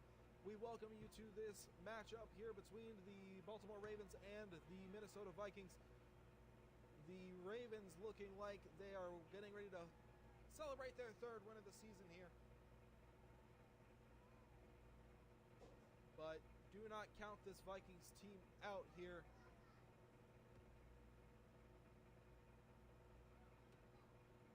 Taken at the 5-yard line.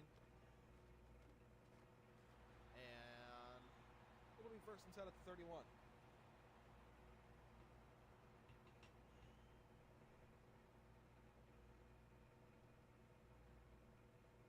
Shotgun formation here.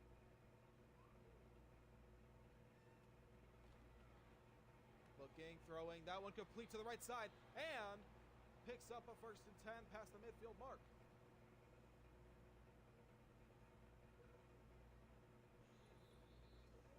And we reach the 2-minute warning, 20-10. Got a score here. Would prefer it to be a touchdown, too.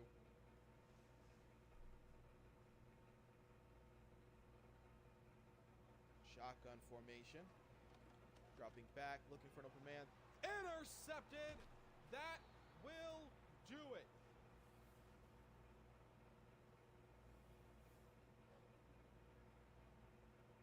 First interception for Fran Tarkenton today, 2nd of the season, and you can hear them. You can hear the boos. The Vikings will fall to 1-8. The Baltimore Ravens advance to 3-5.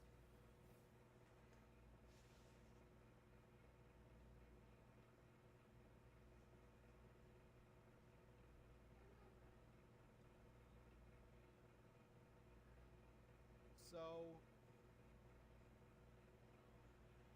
the Vikings, with a Jacksonville Jaguars win, have sole possession of the #1 seed now at the moment. There goes Peterson to the right side, picks up a 1st and 10 at the 41.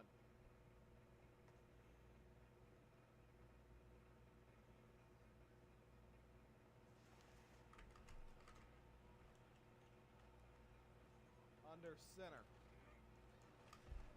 There goes Peterson again. Picks up 7, 2nd and 3.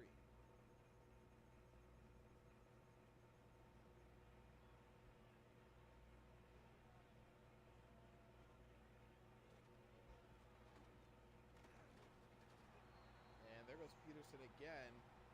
Picks up 1, 3rd and 2.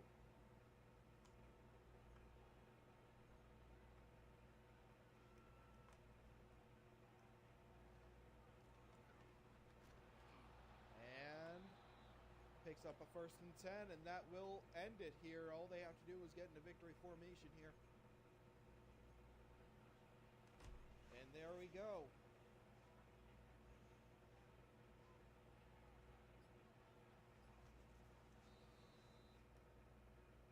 And they will kneel it here.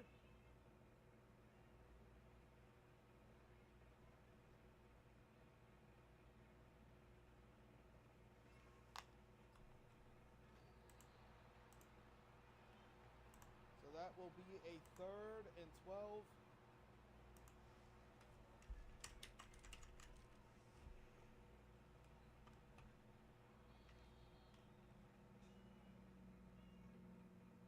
So 20-10, your final score here for game number 3 of this MFL Fun Day here on Easter Sunday. We've got 5 more games to go here today. We're going to take a brief intermission to both rest my voice and to just in general take a break. We thank you for watching this presentation of the MFL on M&S Studios. Wishing you guys a great rest of your Easter if you're not going to tune in to watch the 5 other games that we have here today on M&S Studios. Have a great rest of your night. We will see you later.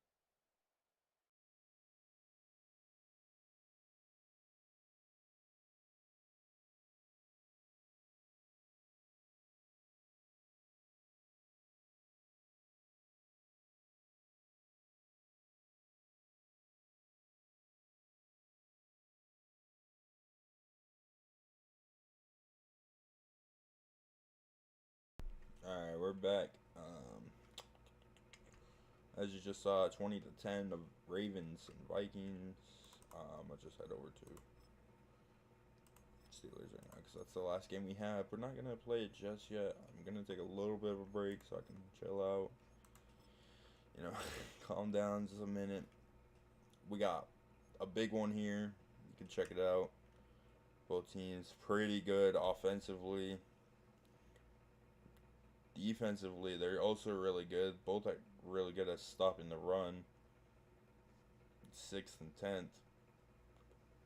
Pretty in the middle, pretty in the high middle of the pass defense. But it's hard to be good at stopping the pass in this league. Both top 10 in points per game. Steelers in 2nd. Patriots in 6th.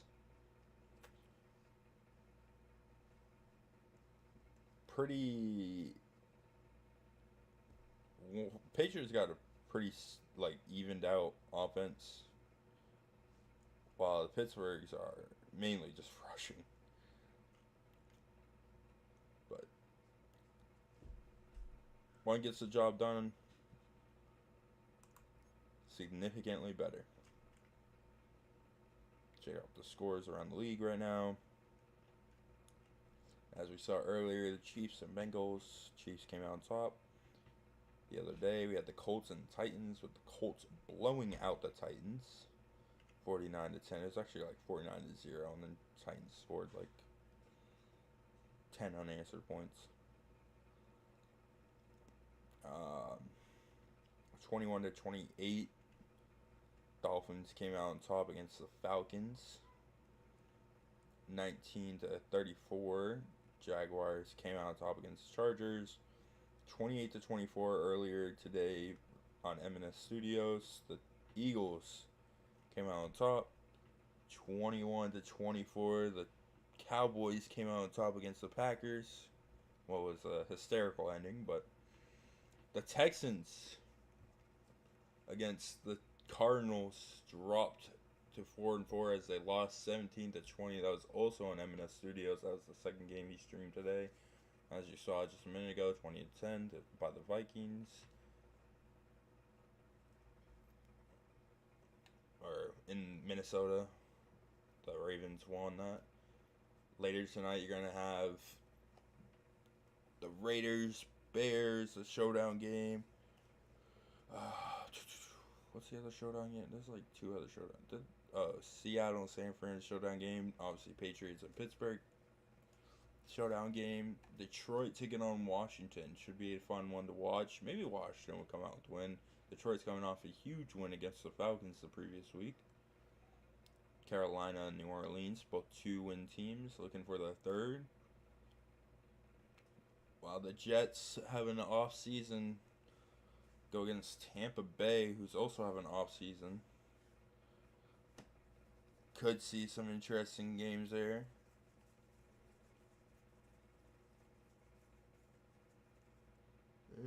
I will probably play a different game for the moment.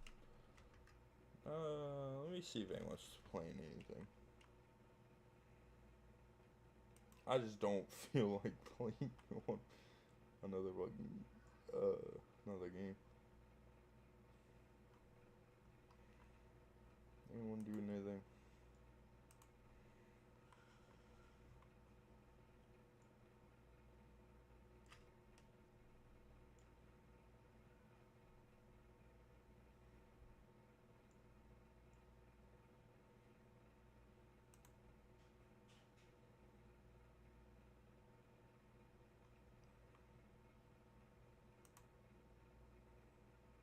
What should I play? You know what? Let me pull up. Let me play some Minecraft for the stream. We're gonna play some Minecraft in the meanwhile.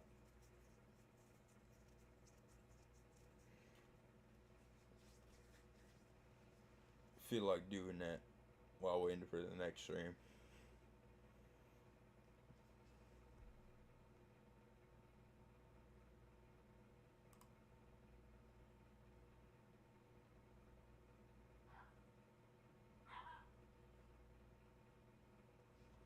Hey now, you're an all-star. Get your game on. Go play. Cause hey now, you're an all-star.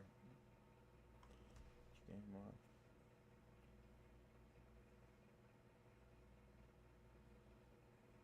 Is it really? It is.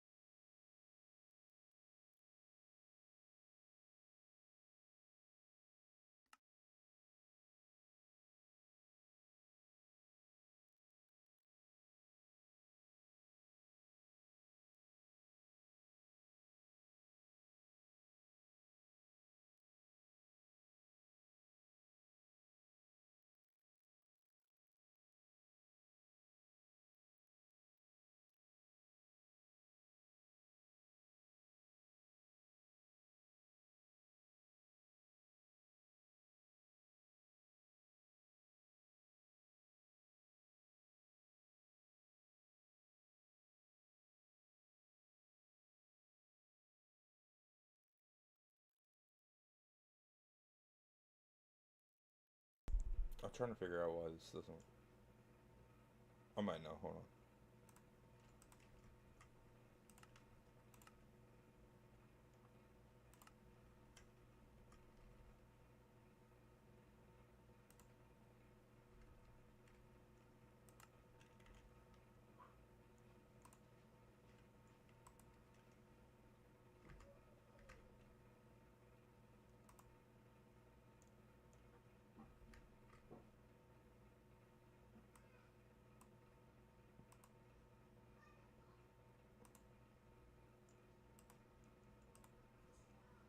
Why is it? Why do they do that?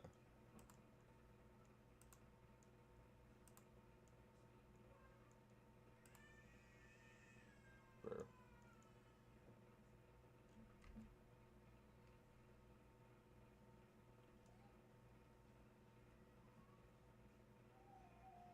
Okay, bro.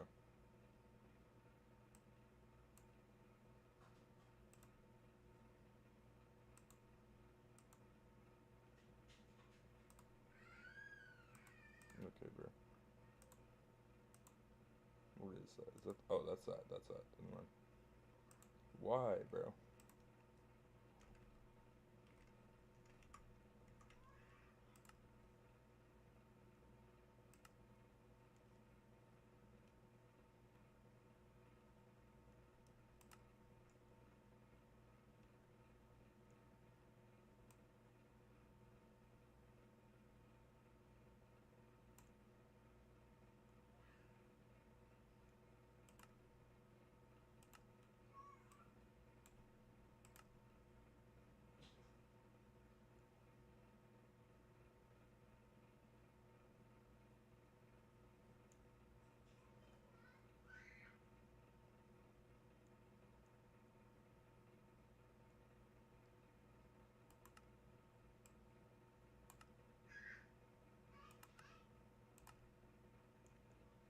I don't know what's going on with that.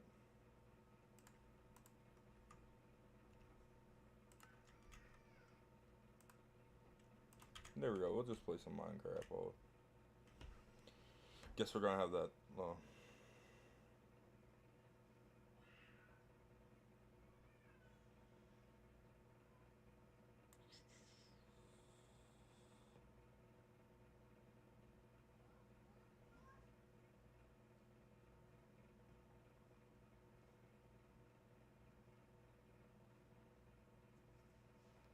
Play a little Minecraft while we're waiting because.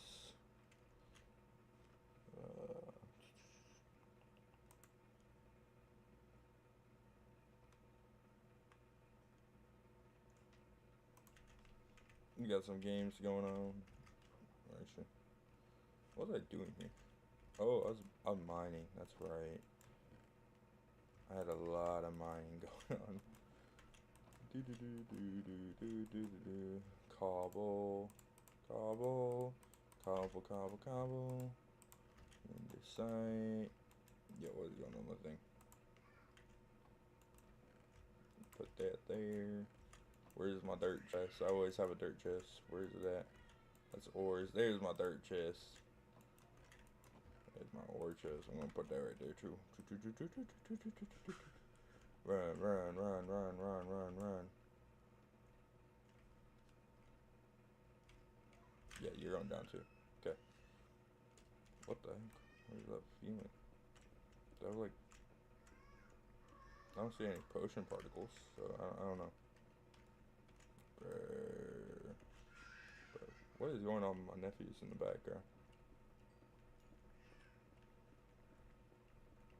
Y'all mine your ores? Nah, man, I'm just going straight through. There's a man I like to mess with.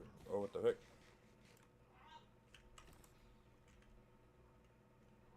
Hold up, hold up, hold up, hold up. That is not what I wanted. I don't know why I did that. Yeah,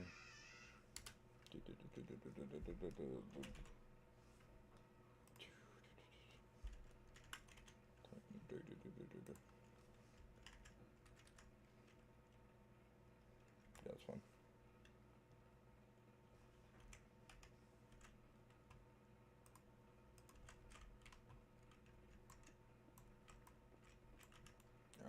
there's a certain man here that I would like to annihilate. Where'd he go? Where'd he go? Where'd he go? Where'd he go? Where'd he go? There's some skeletons on there. But where do you go in this? Okay, bro.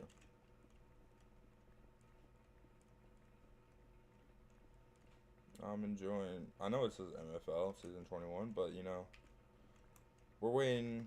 We got the showdown game. We're waiting on MNS. Because I'm probably not going to do that until later tonight anyways. Oi, oi, oi, oi, oi, oi, oi, oi, oi, oi.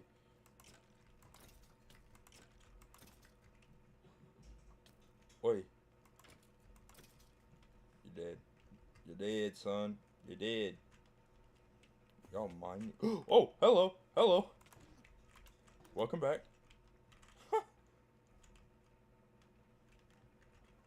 I thought he was gone.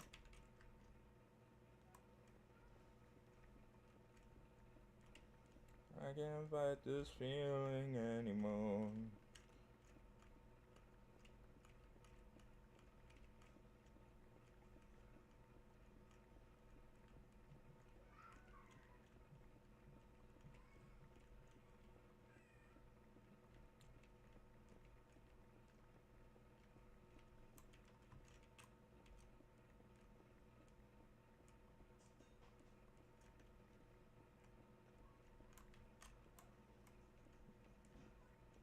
Y'all thought I'm fun? No, I just mine, bro. That's all I do. It's my day and night.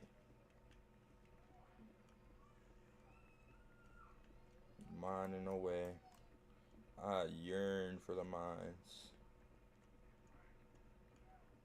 As a child, I yearn for the mines. Call me Jack Black.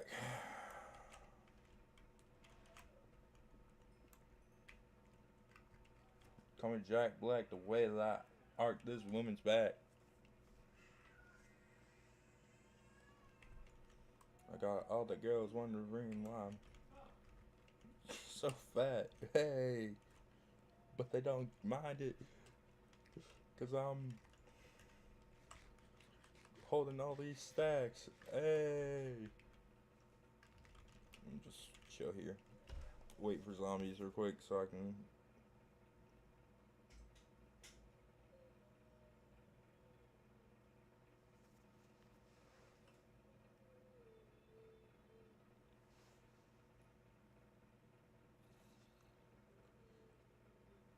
Okay.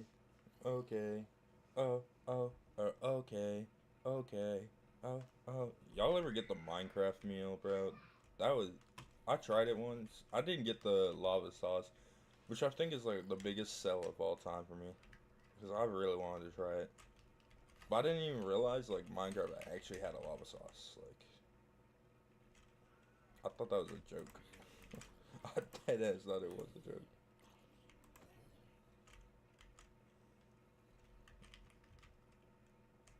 Let's see what I got down there. I got a bunch of rotten flesh, I know that. Oi. Oi. Hey there, buddy. How's it going? Let me go check up there. Let's see what it's look like right there. Oh, hey there. Come on, buddy. Let's see what you got. Come on. They gonna push you in. Haha. Fall down there, buddy. Come on. Come on. Come on down. Y'all look like some Chris XP. Let's go.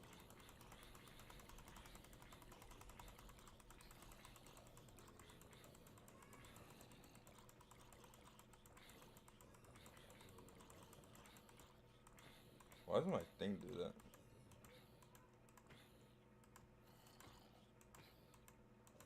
Oh, that was weird, bro. I low-key thought my thing like had aim assist or something. That XP all went to my armor, my sword, my... Oh, I need to get my pickaxe and my offhand. I'm just collecting XP for no reason now.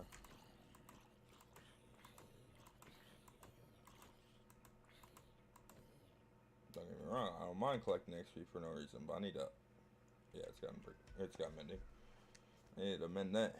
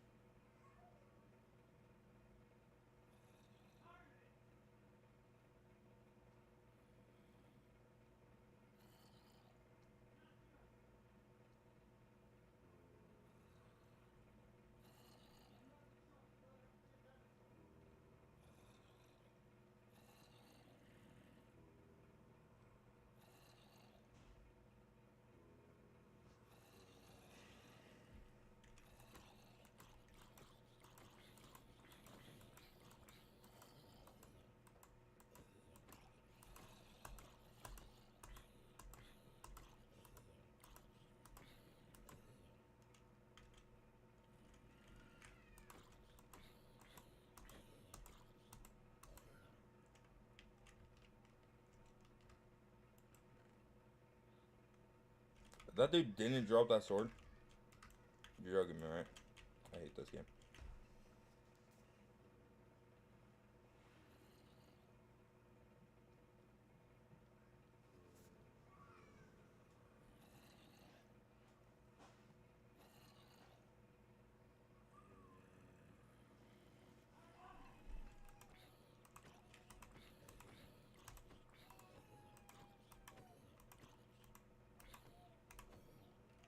My question is, how the hell do they get iron?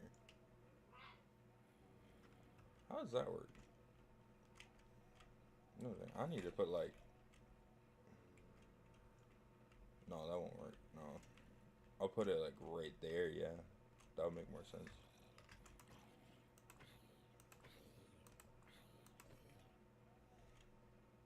Get that upgrade. Got fire aspect 1. Isn't there fire aspect 2 for their swords? Wait a minute. I need to do a quick search. What enchantment doesn't allow you to put fire aspect on a sword?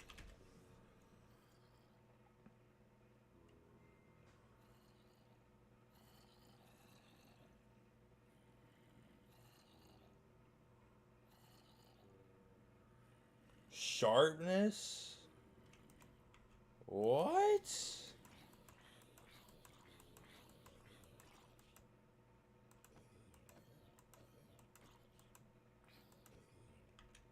When did that come out?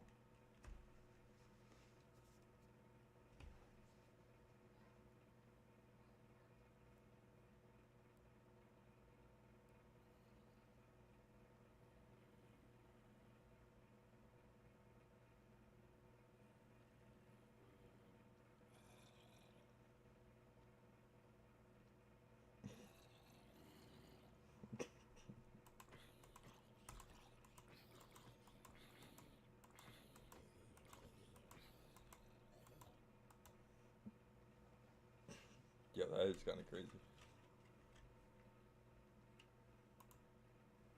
This is now. Yo, John. You missed. Watch the earlier part of the streams, alright? Watch the earlier part of the stream. The week 9 matchups. We got 2 of them. We got the showdown games for later tonight. I'm just, chilling out, relaxing a little.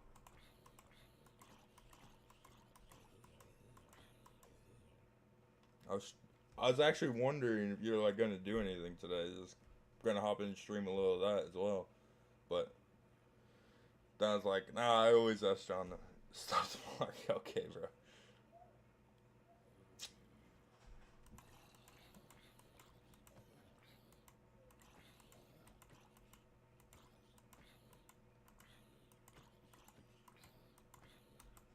I can change the title, but I also don't feel like doing that because I got one more matchup to stream. I'm just doing it later tonight because it's a showdown game between the 6-2 Patriots and the undefeated Steelers.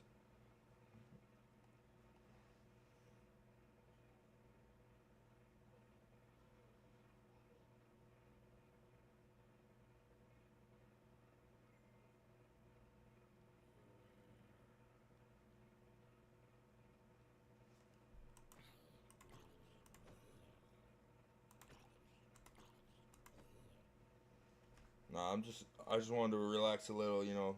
I figured why not stream some Minecraft while we're waiting on M&S, because I mostly been like using like M&S's stream to like give a dual stream threat, but he's waiting for his voice to, you know, calm down a little, because he kind of has like 8 games to stream tonight. I only had 3.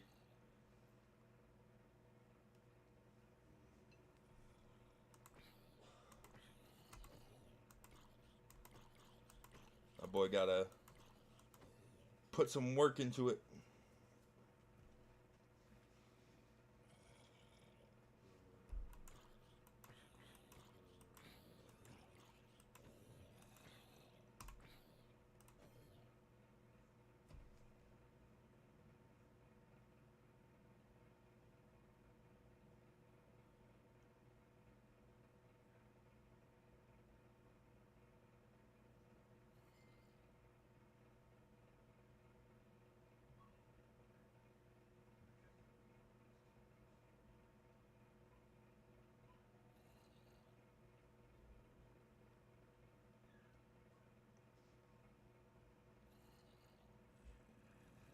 I saw his governor Tim Walz. People were mad because he was making them show up to work. What? That's crazy.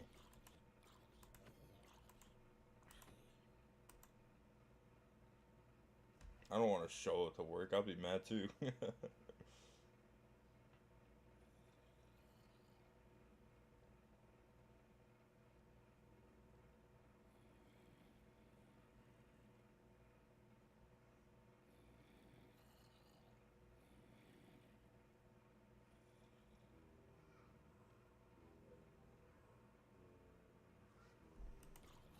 I need this, come on. Well, it said come to the offices for half your work. That's crazy.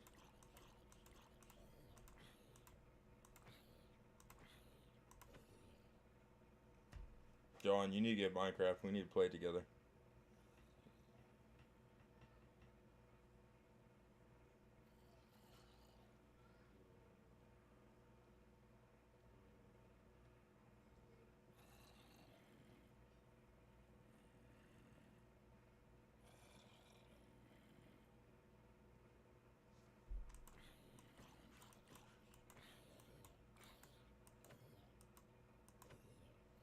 Yo.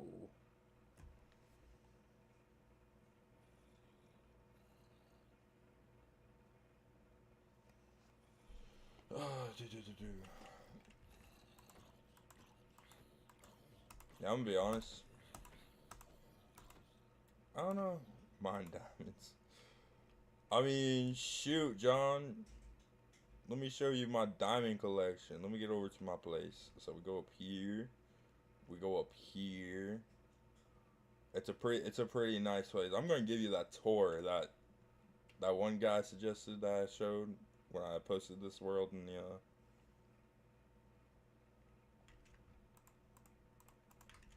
the Discord. I'm giving you a nice little tour. Let's go to my house. We're gonna start at my house because my house is cool.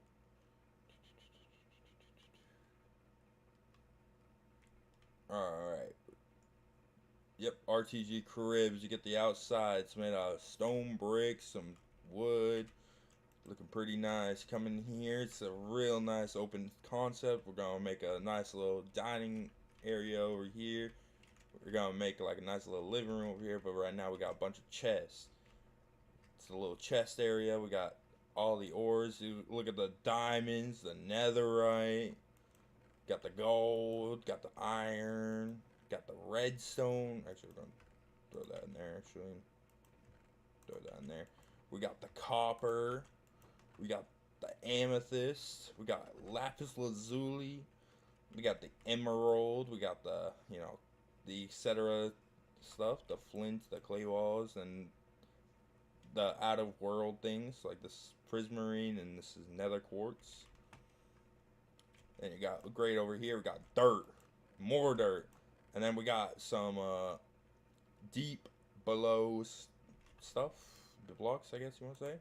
This actually needs to go in there. We got cobblestone, we got granite, andesite, diorite, gravel, smooth basalt. I don't know why I was saying that. Castellite, or I don't know. Basalt again. Block of amethyst. Throw that in there.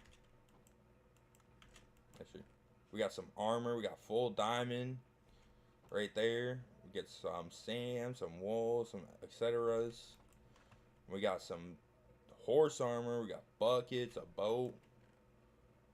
You want VC? Okay.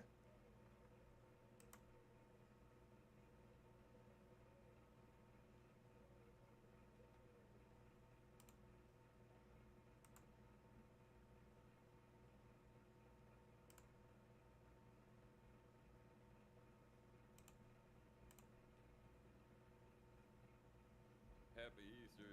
Happy Easter, sir. I forgot about It that. was good. All the RTGers out there. There's 2 people watching, man. Someone's lurking. Someone is lurking. I don't know who. I've had 2 people in the stream for a minute. I don't know who it is, but yeah, I got pulled to the stream if you're on watch, so you're not delayed. Yeah, okay. I'll just Discord on.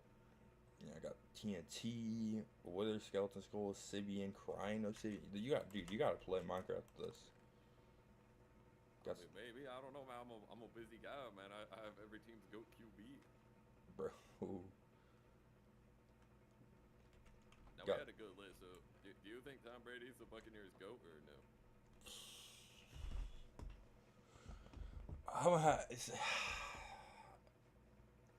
He only played for like 4 seasons though. That's Look the at thing. the numbers, bro. Look, I trust, bro. If you check Yeah, I guess, but you also gotta realize the time frame for that. Most of the other quarterbacks were prior to the passing league that we see now. I don't know. Well, I mean, who would the GOAT be then? Like, who's the Bucks' GOAT then? Let me look at. There's nobody, bro. Like, he won a championship. I feel like that. Yeah, but there's also that one guy there that also won a championship with them. But he was not as good as Brady for them, I don't think. Brad Johnson, he was pretty good. Let me see.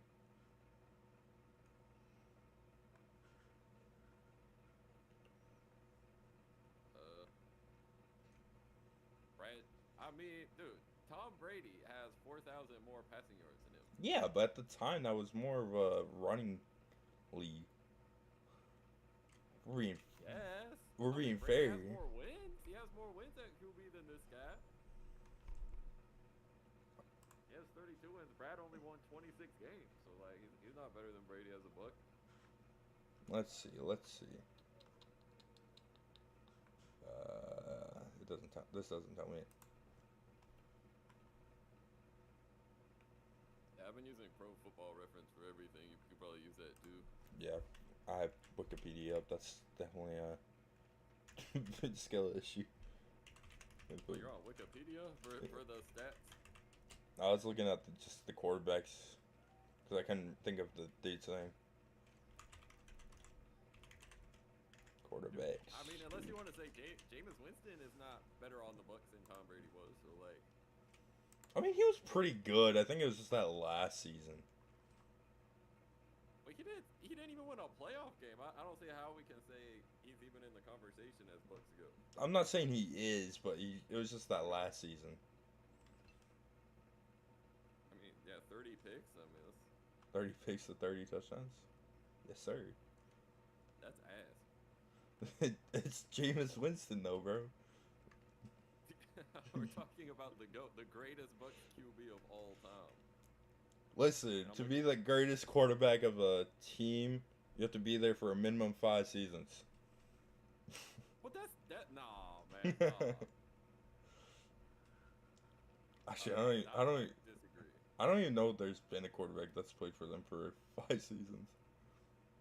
It looks like Vinny Testaverde did from 87 to 92.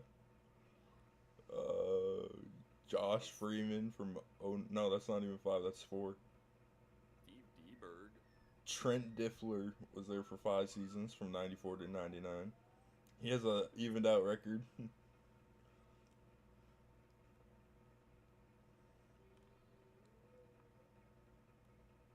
Oh shoot. When was Brian Leftwich with the Buccaneers? I guess 1 season apparently. He went 0 for 3. That's crazy. I don't see him on the list. He's at number 30. Dang, bro. Yeah, that's pretty bad. I don't know. I just think, I'm waiting to hear the argument. Who, bro? Who on that list has been better for the Bucs than Brady at QB? Brad Johnson. I just said that. Has he? Bro, you do not understand how much Brad Johnson had to do with that early 2000s Tampa Bay offense. Like, there was nobody besides that one receiver that he made look good. But Keyshawn Johnson? Yeah, that guy.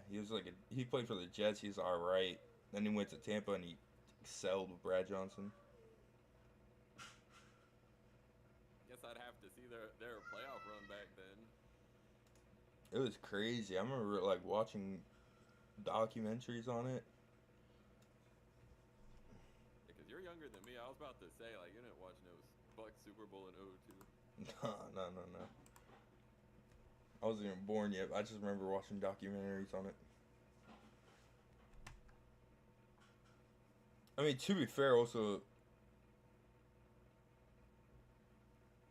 how many games in the season was it in 2000? Like, was it 16 or was it 14? I must think 16. Let me see. He also only played 12 of the games. It says. They adopted the 16-game season in '78, so that Oh yeah, that was 2 years after the Bucs were formed. So yeah. Yeah, he only played. I guess there's a valid argument for Brad Johnson because he has the rings, he has the numbers.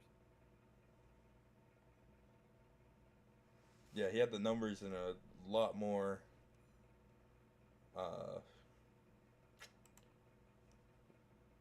Whatever you call it, rushing style league, because that was around the time when their running back was pretty good actually. Yeah, I shouldn't forget about that. Who was their running back? I forget. I don't know.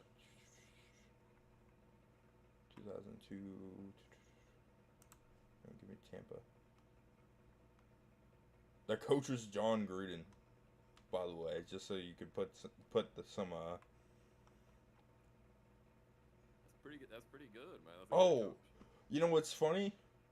Their running back was literally the Colts wide receiver 1's father, Michael Pittman. Oh wow. Oh, that's why he's junior. Okay.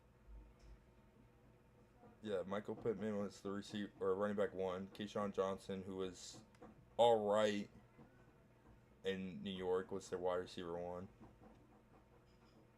He had 1,000 yards receiving that season. There was really no one else. I mean, you're gonna tell me some guy named Joe Jurivicius? I think he was their second. Oh no. Keenan McCardell was the second most receiving for that team. You're really gonna tell me that's a good wide receiver too? I don't know. I've never heard of him, so I don't know. Exactly. I guess you could. I guess you could consider like their defense probably the best defense ever, but I don't know. Yeah, I mean, 02 they were known for their defense. I mean, Without doubt, but look at that offense. Derek Brooks, John Lynch. Who was that big guy on the D line? I mean, Warren Sapp. Yeah. But like, if you look at Tom Brady and his team during their Super Bowl run, compared to that team, I don't know. I think Brad Johnson really just excelled with a terrible offense. Ran by John Gruden, out of all people. Why are you saying John Gruden can't coach an offense or something? Did you not see this man when he was over in, what was it, Oakland? I thought he did decent though. I thought he was a well respected, Hall of Fame coach. Not really. Dude, everyone loves him. Have you seen his podcast? Everyone comes in and daps him up. Yeah, but that's out of just the fact that, he's a coach. Not because he's a good coach. He won the Super Bowl as a coach. That by default makes him at least decent. Because look at that defense. How can you mess it up with that defense? I don't know. I mean, a Super Bowl is a Super Bowl. I mean, come on now.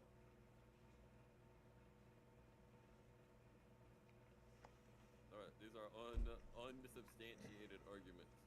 I don't know. I think Brad Johnson arguably did better with a worse team. Because they only really had defense. And it's not like he threw a crazy... I mean, he did throw a crazy amount of interceptions, but... They only had, what, 3 or... How many Hall of Famers on the defense? Like, yeah, 3. In their prime, 3 prime Hall of Famers on the same defense. But look at Tom Brady's whole entire team during that season. Let's look at this. I mean, yeah, they were pretty loaded. His 2021 championship season. Yeah, Bruce Arians as his coach. Put that into factor. Is that better than John Gruden? Yes, with that, Bruce Arians way better. He also put into factor there were 17 games in the season at this time. Leonard Fournette, who's arguably one of the better running backs of our time. Chris Godwin, who pretty much isn't Hall of Fame qualifications yet, but will definitely be one day. Mike Evans, who's a guaranteed first ballot Hall of Famer. Rob Gronkowski, who's a first ballot Hall of Famer. Antonio Brown, who should be a first ballot Hall of Famer when he officially announces his retirement.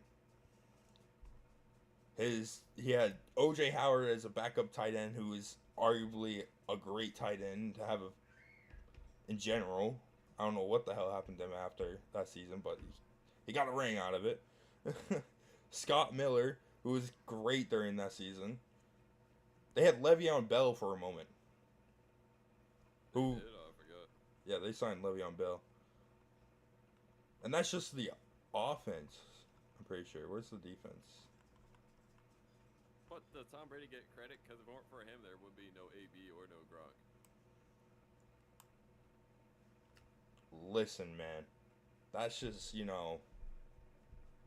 players deriding Tom Brady, alright?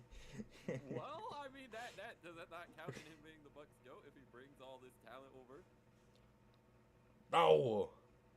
No? No! Because that's just general manager. That's literally being a general manager. So he's both. Like, he a QB and like that just adds to his aura. But most of those guys, Gronk came with him. Antonio Brown came with him, but those were the only 2 people that really came with him going to the Bucs. Besides Fournette. Fournette also came, but Fournette also split reps with, what's his name there? Ronald Jones. I feel like Ronald Jones would have been a better running back that season anyways, so.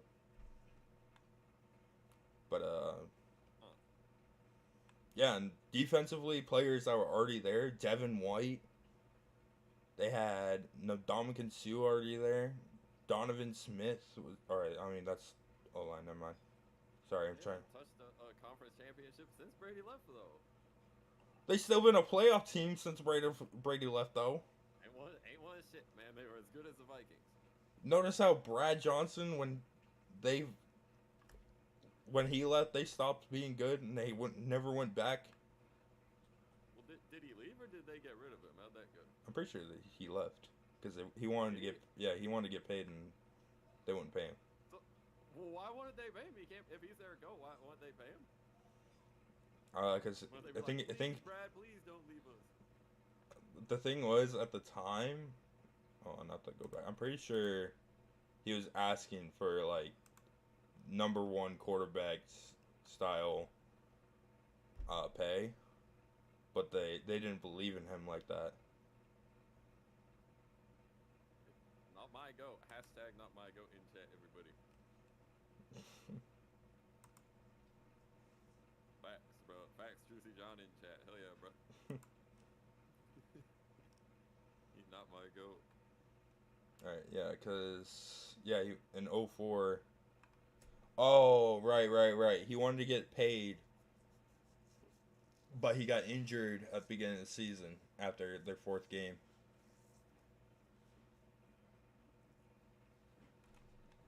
And they wouldn't pay him, so he went to Minnesota for a couple of seasons and then went to Dallas. That's right, I remember that.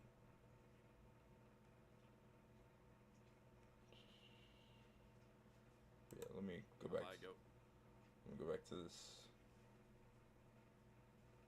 Yeah, I sent my NFC South GOAT list.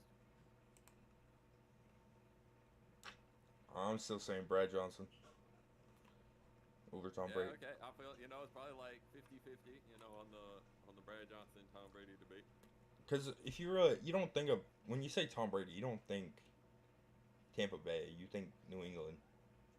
But if you say Brad Johnson, you think Tampa Bay. I feel like that also plays a key factor. Because you're telling me you remember Brad Johnson on the Vikings? Well, no. Exactly. And he started his career in the Vikings, and then he went back to them after Tampa Bay. Like, I don't know. I mean, but Tom Brady, the numbers don't lie, though. Like, Tom's still better. in a lot more passing style league, though. Think about that. Whose fault is that? Definitely not Brad Johnson's fault. That's just how the style of the league was.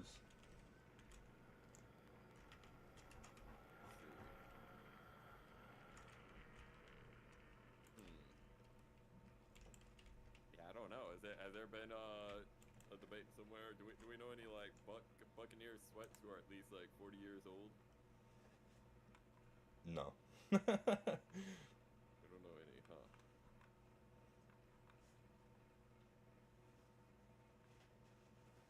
This thumbnail's about to go so hard.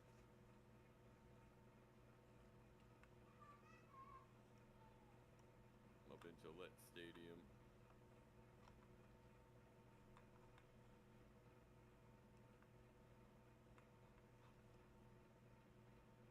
Let's see. So, yeah, Falcons go.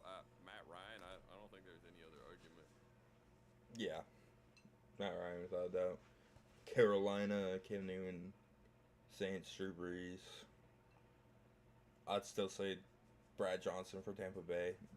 Tom Brady just has the recency bias. He won the Super Bowl, man. Yeah, but so did Brad Johnson. But Tom Brady needed like 7 Hall of Famers to do it. Hey, man. Brad Johnson only needed 3 on the defense. Didn't even need 1 on the offense. I guess. Yeah, Keyshawn Johnson ain't in the Hall of Fame, huh? Yeah, and he was the only significant player on that team outside of him. That's rough. I mean, that team, the team that literally he joined. Let me go through the guaranteed Hall of Famers that are on the defense that were there before he came.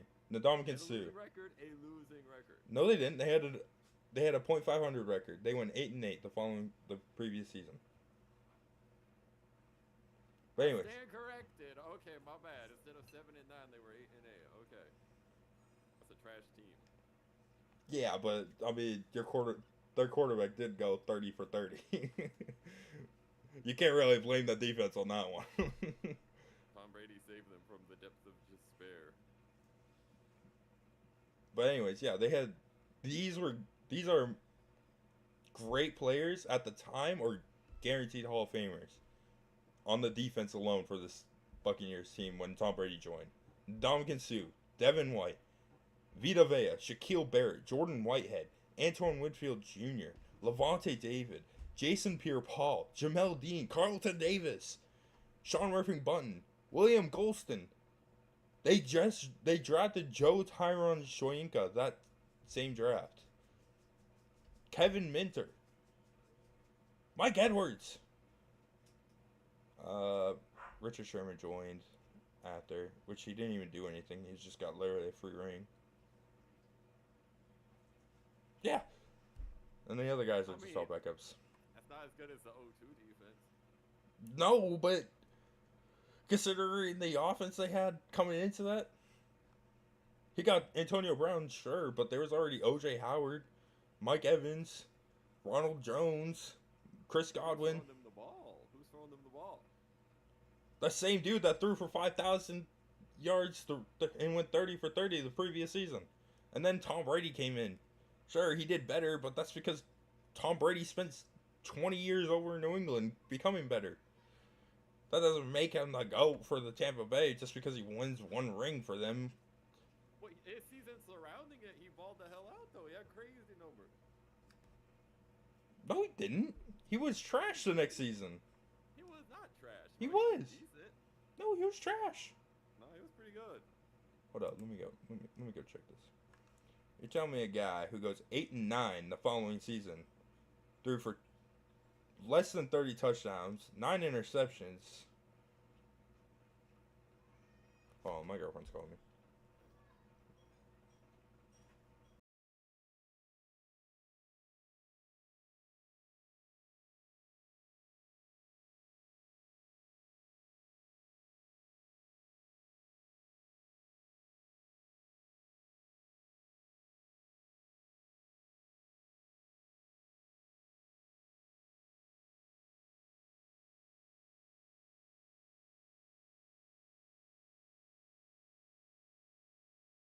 Alright, I'm back.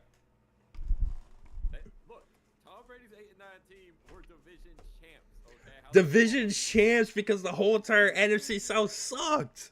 What do you mean? He beat their ass. Yes, because the whole division sucked. New Orleans Saints had who at QB? The Panthers had who at QB? Falcons had Johnson playing that was so good. Brad Johnson. I'm pretty sure. Hold on. The Saints actually were pretty decent around that time too. That's and when they picked up Drew Brees, they got even better. They picked Drew up in like 05, man. Yeah. I'm saying they were pretty decent around that time. Brady boy. Let's see, 2000s NFC South.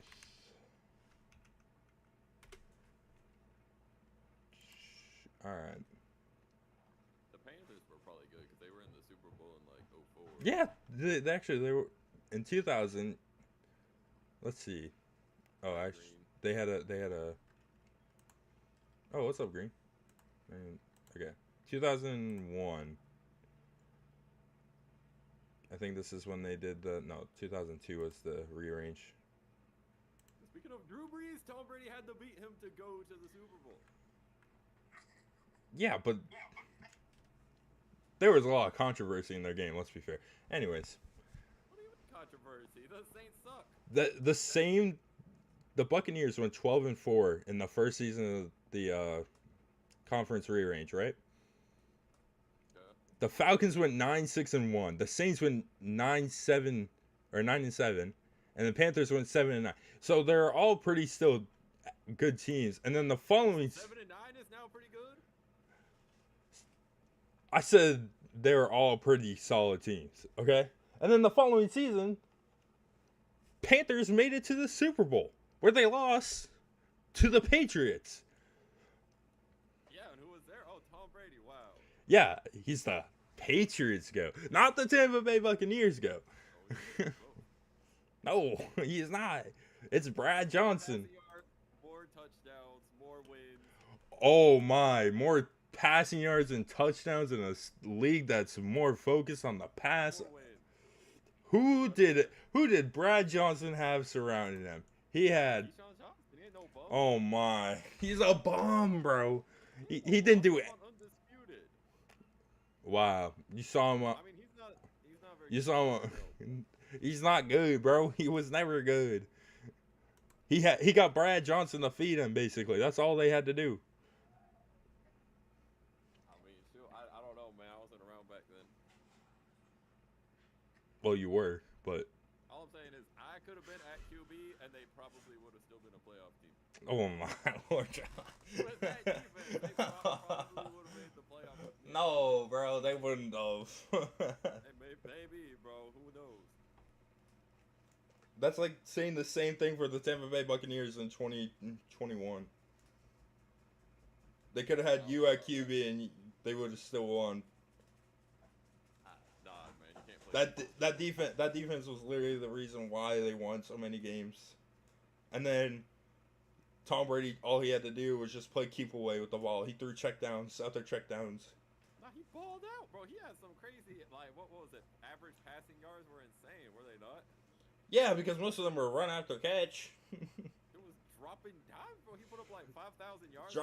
dropping dimes to the flat. Nah, man. I mean, we'll have to see like average like throw distance that year. I'm pretty sure it was going crazy. It was probably around, at most, 8 yards. Because I kid you not, I remember watching that, and it was just literally check down to check down, slant, out route. That was literally most of his. He had every once in a while a big deep bomb. But other than that, it was just check down, hand the ball off, slant, check down, hand the ball off. Let's see. So what they won the Super Bowl? Is it the 2021 season? Yeah, pretty sure 2021. Okay, let's see. Full season.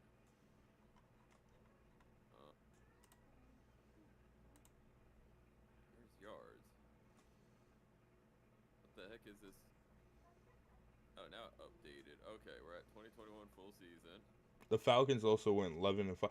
Bro, wait, we're saying the Falcons didn't have Michael Vick. In 02? Pretty sure, yeah. I mean, was he even that good? He's like the most overrated QB in history. Bro, what are you talking about? Michael Vick was crazy, bro. What? You are not saying Michael Vick was overrated. Did he ever win like more than one playoff game? Yes. It was made the Super Bowl with the Eagles. When? What, did he make a conference champ? I didn't think he made the conference championship. He did. With the Eagles? Yes.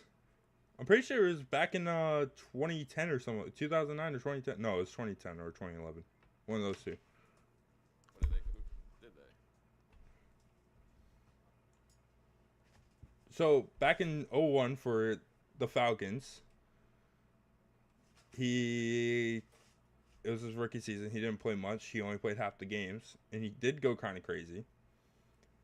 In 02, when he actually played all the games, he was almost a 3,000 yard passer, which was good at the time. And I'm pretty sure he rushed for almost 1,000 yards. And then he basically kept that pace besides 03 where he got injured for the next following seasons, all the way to 06, and then obviously the dog scandal and everything, and then he came back in 09 where he played like a few games but didn't really do anything.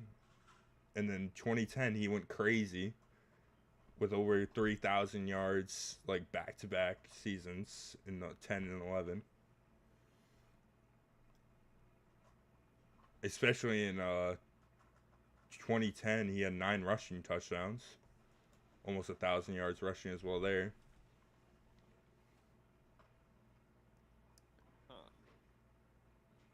I think so. Yeah, I think 2010 was the season they went to the NFC Championship. Yeah. I don't remember. Wait. I don't remember the Eagles being a no conference championship with Vic. Let me see. 2010 Eagles. 2010 Eagles.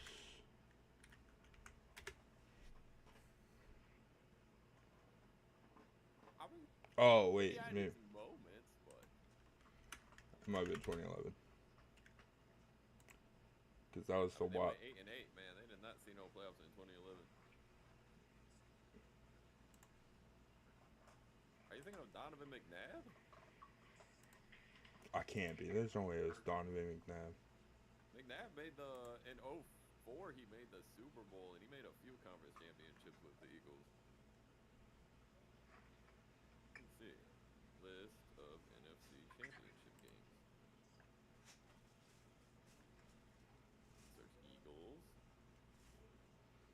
Do I really have my Eagles timeline messed up? They went back Oh to. no, wait. Oh no, 2008 they lost to the Cardinals in the conference championship. Was that Vic? No, that was not Vic. That was Vic joined the year after. Who the heck was there? Was that Kevin Cobb? No, that was McNabb. Really? Wow. Let me see. 2008. Oh, right. I forgot all about that because in '09 when Vic joined, there was the whole entire discussion about who they're going to move forward with, McNabb or Vic. And they also had Kevin Cobb on the team. Kevin Cobb eventually would leave, and McNabb would get traded to, I think, the Vikings. Makes sense. Yeah, it was McNabb. I see the box score. McNabb throwing to Brent Selleck. Wow. Deshaun Jackson was with McNabb. Yeah. I did have my time frame wrong because it was the '08. I thought it was '09. I thought No, because that was Brett Favre and our boys. So we didn't. Yeah, we must have not had McNabb then because we had Brett Favre in '09. no, you guys definitely had McNabb. I remember that. What was McNabb beef? When the hell? I think it might have been after Favre left because Favre was only there for a season, right? Like, yeah, 1.5. He got like so beat up the next season. Yeah. Oh, he joined the Vikings in 2011. That was McNabb did. So okay. Yeah, I knew McNabb went to the Vikings. I forgot him being on our team, and I was supposed to. Yeah, Man, he because must have been trash. 2010. Yeah, because Cobb was playing for the Eagles for a couple of games when Vic got injured. But when Vic came back, he played the rest of the season, and McNabb was benched for the whole season, basically. And then he got, I believe, either released or traded to the Vikings the following season. Yeah, he went 1-5 for us.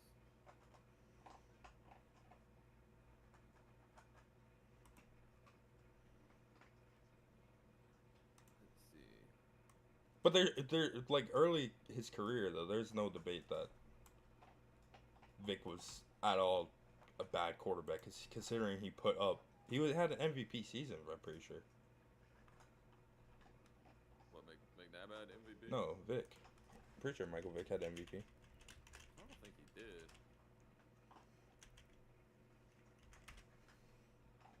No, he finished runner up in '04. That's what it was. And he was comeback player of the year in 2010. He was selected to. Flacco's. Wait, Joe Flacco have an MVP that I didn't realize about. No, not an MVP. I'm saying he was comeback player of the year. Like that award is like garbage. It's not a good award. Okay, well back then like that made sense for that comeback player of the year because it was an actual comeback player of the year. What, he came back from prison? Yeah, basically, he came back from not being in the league. I guess. I mean, if Henry Ruggs came back and had a crazy season, I feel like they would give him comeback player of the year. I guess. Yeah, I don't even like dogs that much. I don't know why. I just feel like, Vic is just kind of overrated. I don't know. Definitely not overrated. At the time, he was a crazy dual threat quarterback that nobody could stop. He literally was breaking records. Somebody stopped him. He never even. What did he make a conference championship ever? I mean, They stopped him by just playing great offense, basically. I'd have to see, what happened in every Michael Vick playoff game, but I don't know. Somebody stopped him, man. That's what's up.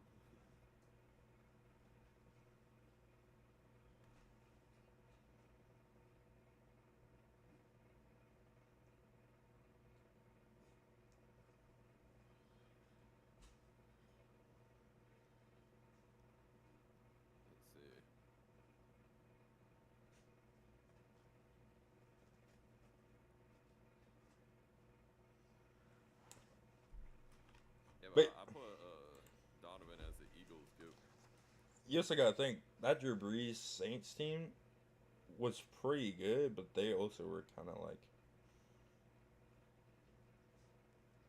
going downhill at that point. Yeah, they kept choking us in the playoffs. We beat them twice in like a couple years. Yeah. They were just known for choking in the playoffs. So, I mean. Well, no, it's just because the Vikings were like that good. No, bro. They're just known. They choked in the playoffs a couple years prior to the Rams. One of the most Oh notable. yeah, And then they did it against the Eagles. did they lose to? Wait, which Eagles team was it? This was like right at the start of Hurts' career, I'm pretty sure.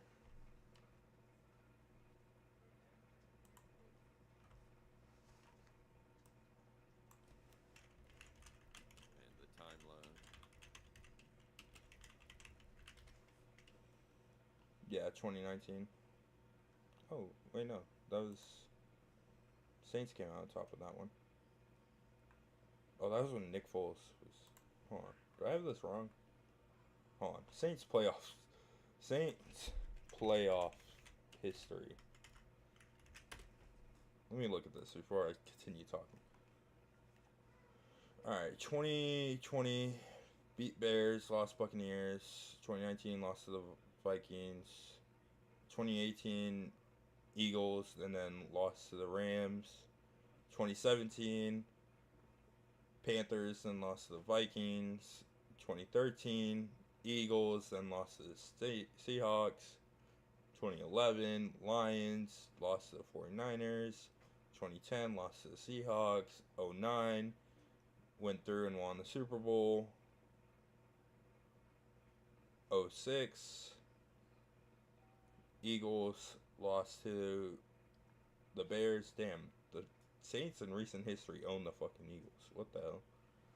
Oh, do they? Yeah, I mean,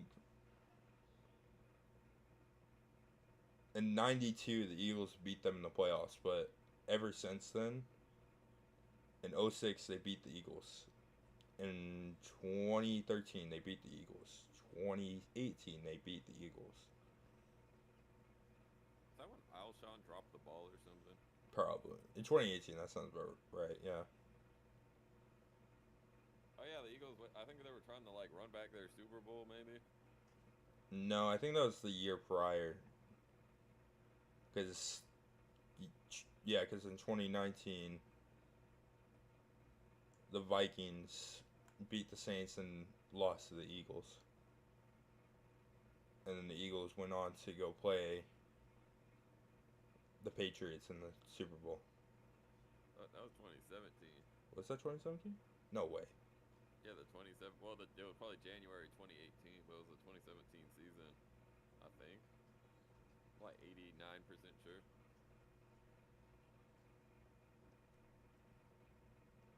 Yeah, man. Oh, yeah, that was. Okay, never mind. Yeah, I got my. Dude, I keep getting my time frame wrong.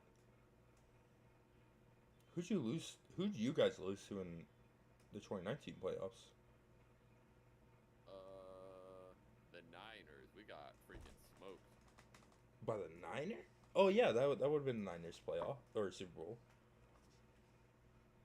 Yeah, that might have been the year they lost to the Chiefs that first time. Yeah, that was. That would make sense, yeah, because 2018 would have been the year the Patriots beat the Rams in the playoffs. Or in the Super Bowl, I mean. Dude, the Niners made us look like a minor league team. I remember that was awful. And then Brady went on to go to the Tampa Bay the following year in the first. And then win it all. And then the Saints never even went back to the playoffs after that. They have been terrible. No, they have not. Really? It's been that bad? It's been that bad for them. Literally, it's last time they played was Tampa Bay in the divisional, and they have not been back. Even with 7 teams, man, that's sad. I still think they should kick out the 7th team, but I know that's never going to happen.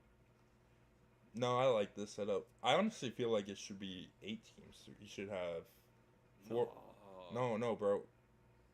4 wild card games, then 2 divisional games, and then the obviously the championship, the conference championships. Force everybody to be on the same level of playing ground. Don't give the teams a week rest. Wait, you think that's like too OP? I really do, because you got to think a lot of those players say they had an early bye week, like that 1 week of rest compared to everyone else. That's crazy, bro. But sometimes they get slacking though. They don't have that dog. They lose that dog though. No, they don't. They get the rest up so they can continue their dog. Very rarely does the 1 seed lose in the divisional. Yeah, but they're also the 1 seed because they're better though. Like, Yeah, and they also got a bye week to get even rest up more. what, 18? I don't think an 8 seed would like ever beat a 1 seed. I mean, maybe like once every 20 years. Maybe, but still, Bad football. it would be more interesting than it would be a more I don't. interesting playoffs than seeing the 1 seed almost go to the Super Bowl every time because they have to That's play why we 2 need the games. 2 seed back. There's another bye week team. But then that literally contradicts everything I just said. Get rid of the I'll say bye there's week. another bye Get week. rid of the bye weeks. Hell no. If I'm Force better than your team, I get a week force off. You want a no week off? force every team to have 1 bye week No. throughout the whole entire season. What the hell am I? What am I trapping for if I don't get a week off? So you have a higher Like, why am seed, I so you winning get home all games. team? I just don't see the purpose. I mean, plus that's so much bad football, though. No,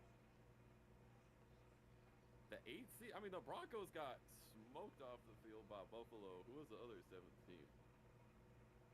I'm pretty sure in the NFC the 7th seed won, didn't they? No, the Packers got bullied by Philadelphia. Well, they beat the Oh, Cowboys a right. while ago, so 7th seeds are like 1-9.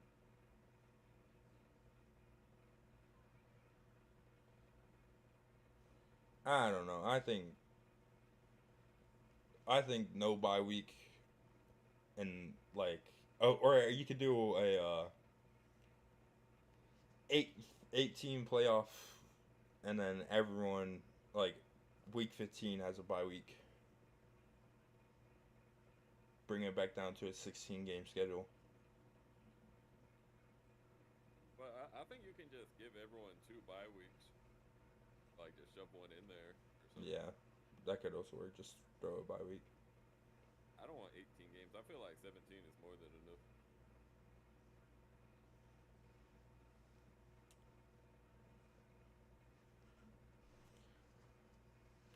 Yeah, but like a late bye week, like a guaranteed bye week for everybody in week 15 or something like that. Yeah. So everyone has like at least a week. Like do 2 specific bye weeks. You can split it up too. You could be like half the league gets a bye week on week like say 5, and the other half gets a bye week on week 6, and then you can do the same thing for week 15 and 16. Mm-hmm.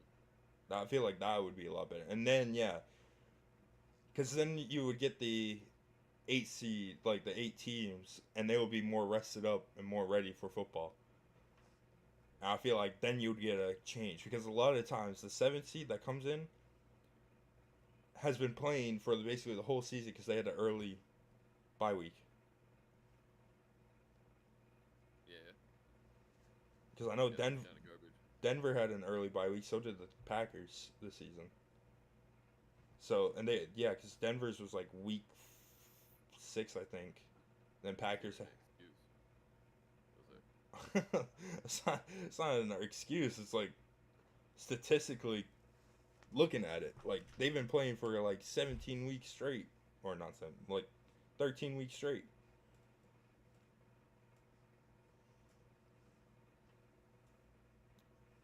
Yes.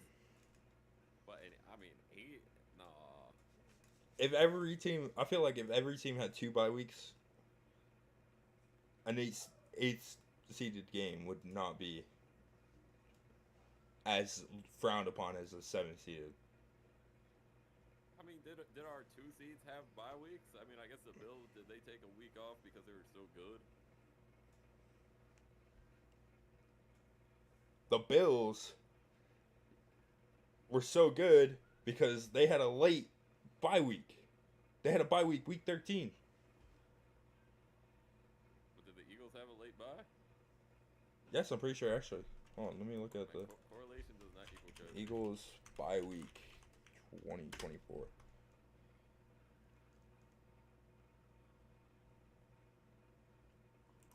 No, they had week 5. Same with the Broncos. Wait, weren't the Eagles the 1 seed? I must be missing. No, they were 2. Lions were the 1 seed. Lions lost, pretty sure. Oh yeah. Very like I said, very rarely does the 1 seed lose, and the Lions were one of those who lost. Daniels must have had that late bye week, man. I'll tell you what. We can look. Washington Commanders. They had a bye week. It doesn't tell me right here. What? Why does it not tell me? Their bye week, yeah, week 14. Dude, I need to start gambling with this information.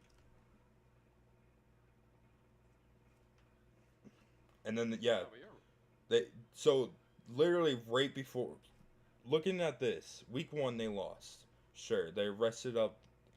That doesn't no excuse there. They won 4 games, and then they went on a losing streak. They lost to the Ravens, who's a good team. Don't get me wrong. Then they beat 3 teams that are in the first 4 picks. I don't know. Actually, is Carolina in the first 4 this season? Pretty sure they are. yeah. Anyway, they beat 3 teams that are literally top 10 draft picks. And then they lost 4 straight. Oh, no. No, they won against Tennessee. And then they had their bye week. And then they went on to win 2 more, or all 4 heading into playoffs. And then they won against Tampa, and then Detroit, and then they lost to Philadelphia. The freaking late bye weeks are actually pretty OP.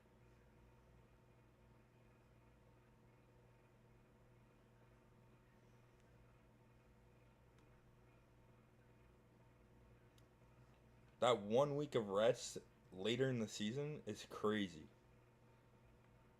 Yeah, why have they never evened that out in the past, like, century? Because no one really brings it up.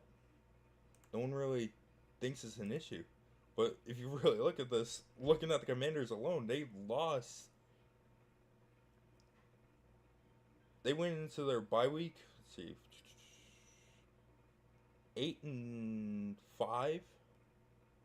Yeah, 8-5, and let me see, 1, 2, 3, 4, 5. 5 of those wins they have were against teams that are in top 10 draft pick. Actually, no, 6. Sorry, the only teams that aren't is Arizona and Cincinnati.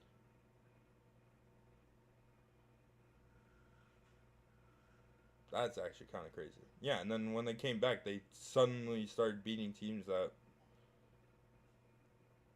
Actually, no, they actually had a pretty fucking easy schedule. Holy shit. I mean, they beat the Bengals. That was pretty good. Yeah, I guess, but Bengals also didn't even make playoffs this season. Didn't the Commies beat the Eagles? Yeah, they did. Week 16. That's a pretty good win. I'm pretty sure Kenny Pickett was the Eagles quarterback for that game, though. Oh, yeah, he was. And then I'm gonna go through and tell you how many teams they've beat that were playoff contenders in the regular season or made the playoffs. Let's see. Eagles. Eagles is the only team that they played that they beat in the regular season that was in the playoffs. That's Tampa Bay, they lost 37-20. Baltimore, they lost 30-23. Pittsburgh make it this season, or did they barely Yeah, miss? they were a playoff team. All right. Well, they lost to Pittsburgh 28-27.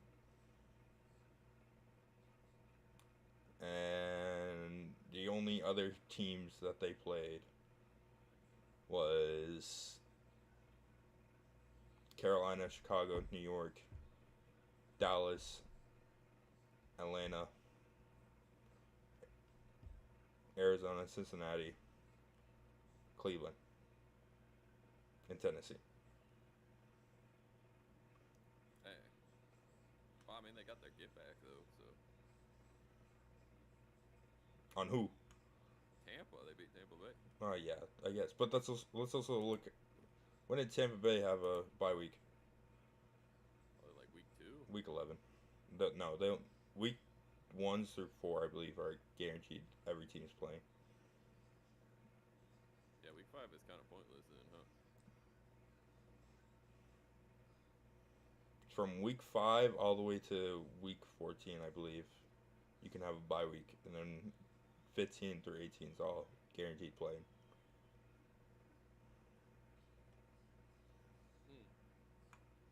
Yeah, so Tampa Bay had a bye week 2 weeks prior to Washington's bye week.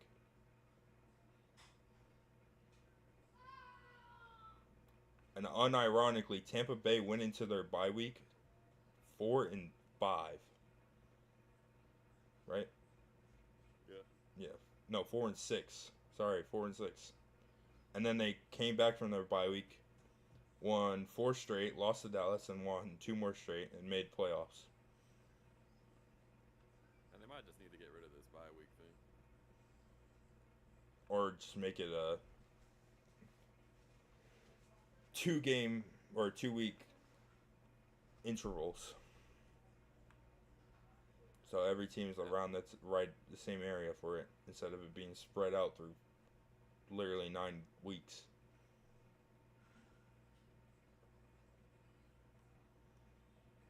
Alrighty. Yeah, no, and then you got to have your international game coming off a bye, or you get the bye after that. Then you got to have your bye before Thursday night.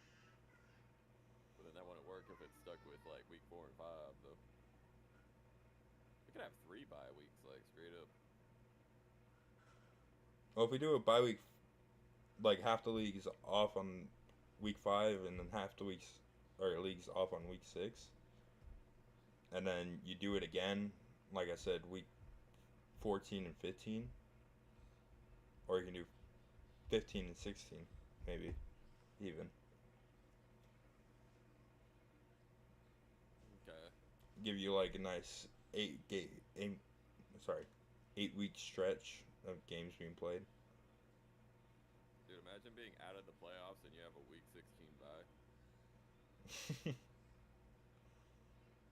We can't wait to come back to work. We're gonna play spoiler maybe. Well, at that point there'll be 19 weeks, I'm pretty sure, right? To keep the league 17 games, right? Yeah, with 2 bye weeks, yeah, that'll be 19 weeks. So,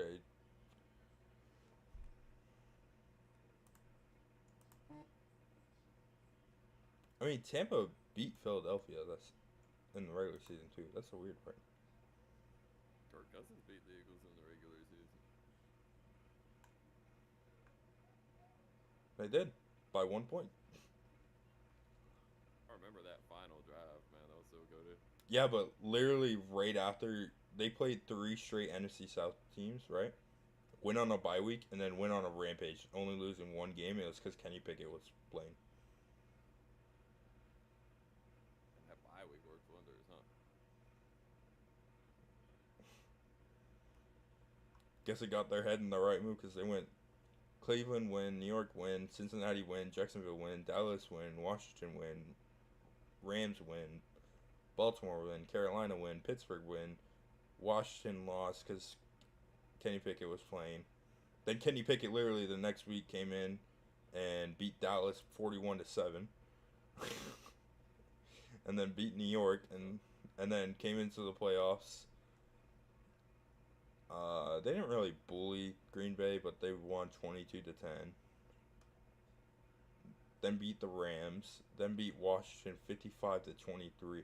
That's kind of sad. Literally, the conference and the Super Bowl, they put up 95 points. Yeah. And then Yeah, I remember seeing that. 95 points, and they got scored like 45. So a literal 50-point differential. I think there wasn't their opening play against Washington like a 75-yard Saquon touchdown. Let me check that. He like juked the safety. I was so not maybe not mad, but I was rooting for Washington at my uncle's house, and I'm like, dang. I honestly was kind of hoping that Eagles would win it. Lions or Eagles were kind of. Once the Eagles got to the Super Bowl, I was 50-50 because I don't like Mr. Pfizer too much. So I was like, you know, if he could lose, that would actually be kind of nice. Mr. Pfizer. Yeah, I said it. Sold out, man. Mark of the beast, man. Crazy. I mean, I felt a little bad because all my relatives are Chiefs fans, but it's like they're winning too much. You know, it's ridiculous.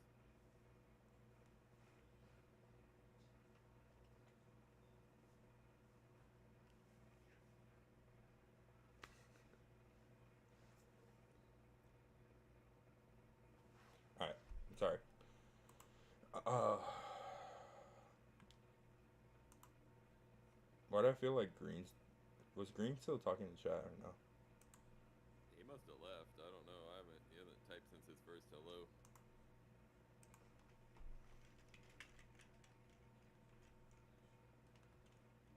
Back on the Minecraft grind. Oh yeah, I still gotta give you the tour of this world, don't I? Yeah, man. Yeah, I gotta see the cribs. All right, so yeah, this is the house. It's where I'm staying. It's got the whole walkthrough and everything. Got go past the mine and all that. It's survival mode. How is this hardcore survival or no? Nah, it's just regular survival. Have you died before? I've died several times. Hey. Most of the times it was just a BS reason. The game glitched and I fell to my death because of it. But that wasn't because of the game. That was because I was trying to cheese it. Yeah, this. Yeah. Well, I used to watch Peanut Butter Gamer. He would do like a hardcore series with his friends. Like years ago. But it was fun because like once someone died, like they were literally gone forever. They had to leave the video. Yeah, I would love to do one of those, but I feel like I'd die instantly and I'd have to leave. But yeah, so you get the little walkway. I'm still working on it. It's got like little things that I've been mining out. Then you got the farm area right over here. Got a little border or I guess like walking area right here to observe. You got bee farm right here. And you come over here. The mine that I started out showing you. Come through here. It's a nice little walking trail. Got a nice little fountain right here and everything. There's a little enchanting area right here. The community enchantment table. And you come over here. There's a little netherwort like growing area. The entrance to the big farm where it's just a huge farmland that goes around the place. You got little pumpkins, watermelon, some wheat, some sugar cane. You got chests here. Okay. What the heck happened here? Yeah, in Minecraft, I like Minecraft wheat. I'm guessing a creeper blew up around here and someone didn't fully replace it. Creeper. Is this a multiplayer survival like other people been hopping? Yeah, this is actually a server that Blitz owns. Yeah, I think did we play DE with Blitz? Yeah. Or I played D. Blitz has been in a couple of your videos. He's the one with that refrigerator mic that your chat was making fun of. Is he pleb? Yes. Okay, that's Blitz. Okay, so he's a Minecraft world maker. Oh no, he just created this one because this his house and everything. I kind of threw his bed right here. But yeah, he's working on his place. We got a little bridge and everything going to his place and everything. We're planning on making like this a big house area, sorta. Wow, this is nice. Got a little. This is for, I guess, a farmer or someone whoever just wants to hop in the world and play a little, just so they have somewhere to, have their spawn. Need a bigger crib than that. Listen, Build a mansion on the hill for no reason. If I were to play. these are all. I mean, we call that God's mountain. It's gonna have like a big like Olympus style place for like a cross and everything. That's And then nice. yeah, then obviously the farm right here. Get some eggs. Oops. Wow, you made a chicken. Yep. There's a bumblebee. I don't know why there's a bee. What you doing over here? And Dude, I could do a Mike Vick roleplay with the dogs. God. Be fun. Yeah. Can you make the dogs, I don't know, like, chase each other? An untamed dog, yeah. You can make them attack an untamed dog. Alright, so Wait, with two untamed dogs attack each other, I have the tamed versus the untamed? yeah, you have to tame versus untamed. Wait a minute. So I could bring in untamed dogs and have them fight my tamed dogs for money? Yes, but Wow, that sounds fun. Wow, man. Wow. yeah, and this is another portal. Can I get a number 7 Falcons jersey to wear in Minecraft? Yes, you just have to download the skin and everything and then put it to your player. And this nice little overview of the area. Still work in progress. Is a stick going into the sky? I don't know why someone did this. I'm guessing we were messing around one day and someone did that.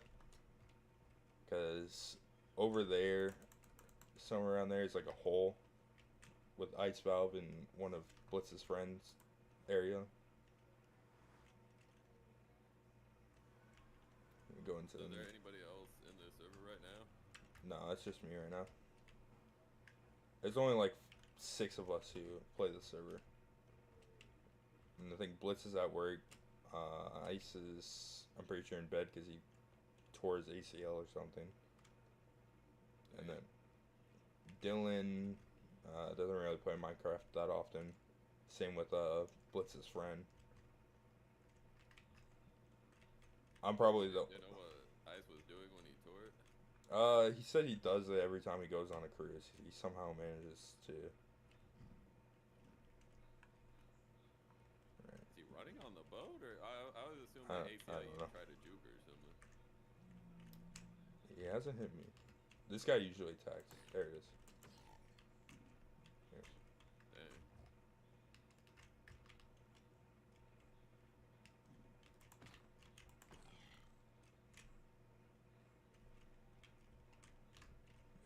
That's a bastion. There's like a whole entire nether fortress and everything around here. The base. You watched the Minecraft movie yet or no? Nah, is that a character? No, it's the place. Huh. That Yeah, that big black cobbled area there is called the bastion. Oh, the Bastion. I thought you were calling it Sebastian. No, Who's Sebastian? one of these little fuckers. Hate those guys. They always try coming behind you and whacking you while you're not paying attention. And they run away as soon as you do.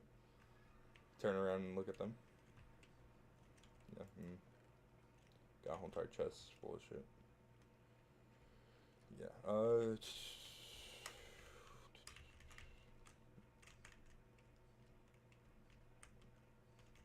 Need a Juicy John survival Minecraft players video. Watch Oh man. watch John get addicted to it. It's like I want to build a Juicy John profile picture right in this guy. Just he's playing the game for 6 hours straight, just making a big Juicy John thing. Mhm. And then I'm gonna build a giant goat statue and put a Buccaneers Tom Brady jersey on it. Do what your heart desires. Mhm. Yeah, and then Gosh. this is their entrance to their thing. I don't know what Ice is thinking. This is terrible.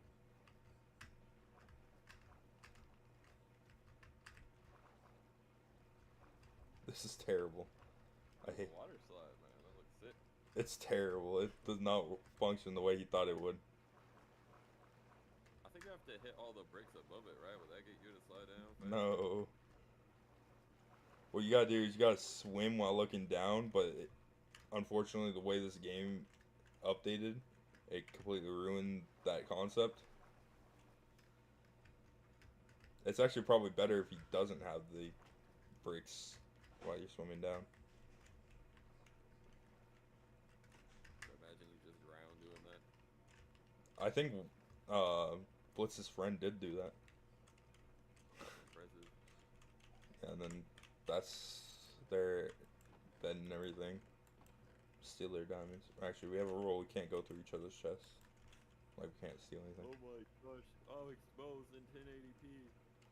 Oh, we can't steal anybody's stuff. That's what it Oh, you is. can look at it. Yeah, Okay. you can look at it, but you can't steal anything. So would I get banned from the Minecraft server if I took somebody's stuff?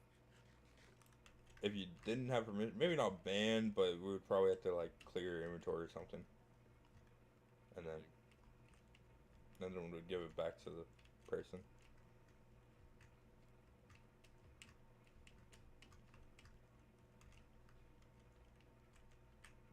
Yeah, Beautiful world. that's kind of crazy, dude.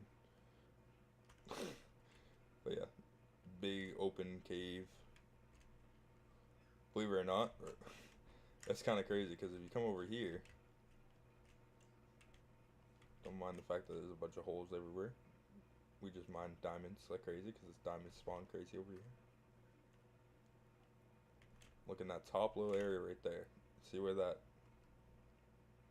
cobblestone and everything is right there? That's exactly where I started the tour. Crazy. You can go up a waterfall. It's kind of so weird how like water is like an elevator in Minecraft. Oi!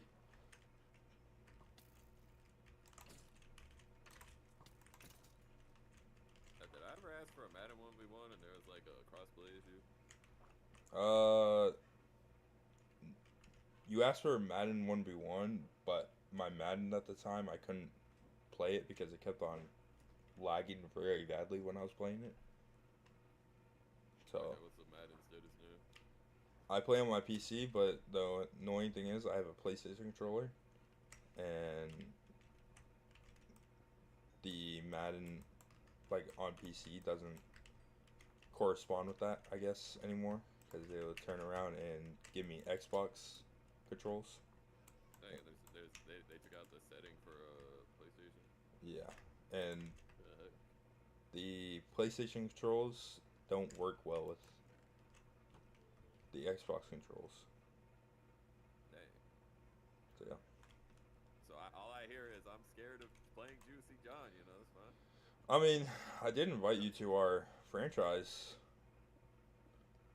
Man, I don't know, man. I probably have a bad team. I mean, there's like 7 or like 13 open teams. So you Yeah, I gen remember. Or just cover that up. What the heck? yeah. I mean, we're gonna cover all this up because this is more like I'm gonna put like a railway system through here. It's gonna go like across the place and everything. Did Brune join your league, or was that like somebody else's league? No, Brune joined my league, but then he said he couldn't get his Madden to work. So I think he's still in the server for it and everything.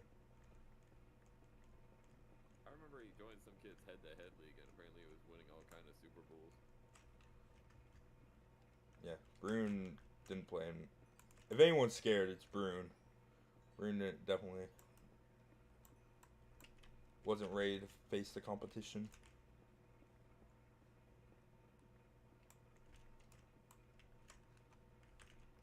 Is MNS on his way for the Week 9 game of the week? He's got a couple other games before then. I think he's doing what I'm doing, wait until the end for. He said he's going to be. He said he was going to take an hour, and that was almost 2 hours ago. How's Nice. the hour, buddy? Oh, he streamed an hour ago. MFL Texans v Cardinals. Yeah, and then he did it again for Baltimore and Minnesota right after that. Bro got that dog in him, man. We got 1-7 versus 2-5, man. He's bringing us all the action. Actually, that game was more interesting than the Texans and Cardinals. Oh, dang, man. I mentioned him saying, "How's that hour, buddy?" And now he's retyping.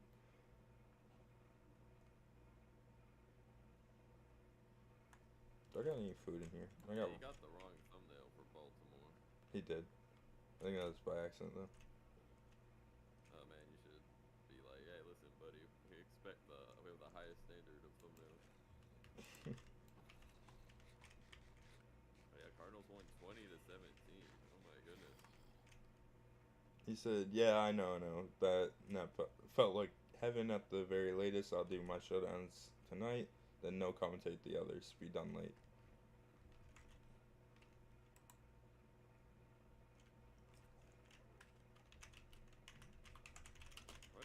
Why do the Cardinals have the Jets logo in Madden, man? What's wrong with this game? Oh, so what it is so when you're playing an online thing now, your banner is the logo for the team you're playing as. So for M&S, he has the Jets banner, and when he plays in an online game, since this is an online franchise, it counts as his banner for instead of the actual team, which we all think is pretty stupid, but that's how EA wanted it. So whenever he plays a game now, it shows the Jets banner. Whenever I play a game, it's gonna show my banner, which is the Cardinals banner. Yeah, that's AIDS. Is there a way? I guess you have to collect all 32 banners to accurately have a Yeah. scoreboard. Yeah. It's so dumb. So dumb.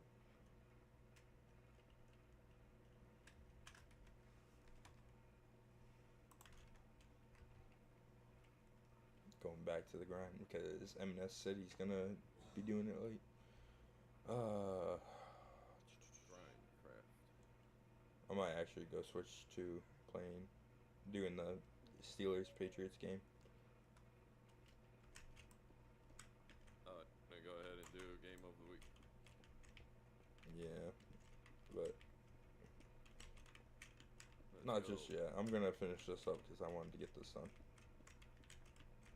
I mean, I could be the colored commentator. The colored commentator. What does that mean? Yeah. It means what it means, man. I'm the colored commentator. We're keeping it woke. Is that what you're saying? Hell yeah, man. I mean, people can't see me. How do they know I'm not bringing some diversity, equity, and inclusion to the stream? I was actually debating on getting a face cam soon. I've been talking about it for a minute, but I was actually debating on doing it soon. That would be cool. Get the wrecker cam. Oh shoot! Started streaming 3 hours ago. We up watching Minecraft. I mean, technically, we did have a Minecraft football league at one point in time. It was, The bow and arrow league. but it was pretty cool. There's like a whole entire mod pack and everything, or not mod pack, texture pack for it and everything.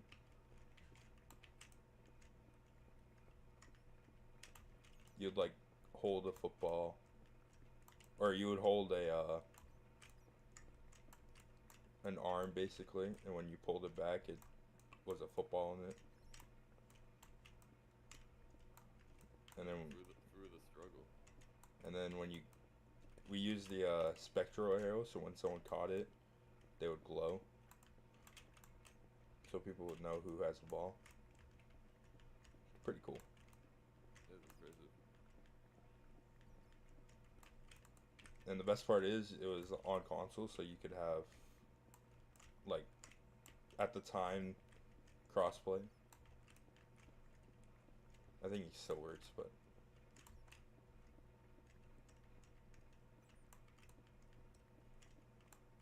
Pull up on mobile. yeah. Actually, I don't know if mobile works, because I think mobile's the only thing that doesn't work for Bedrock.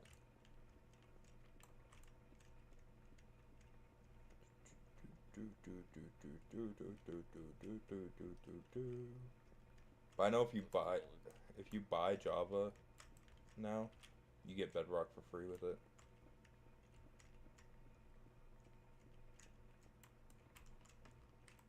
Java.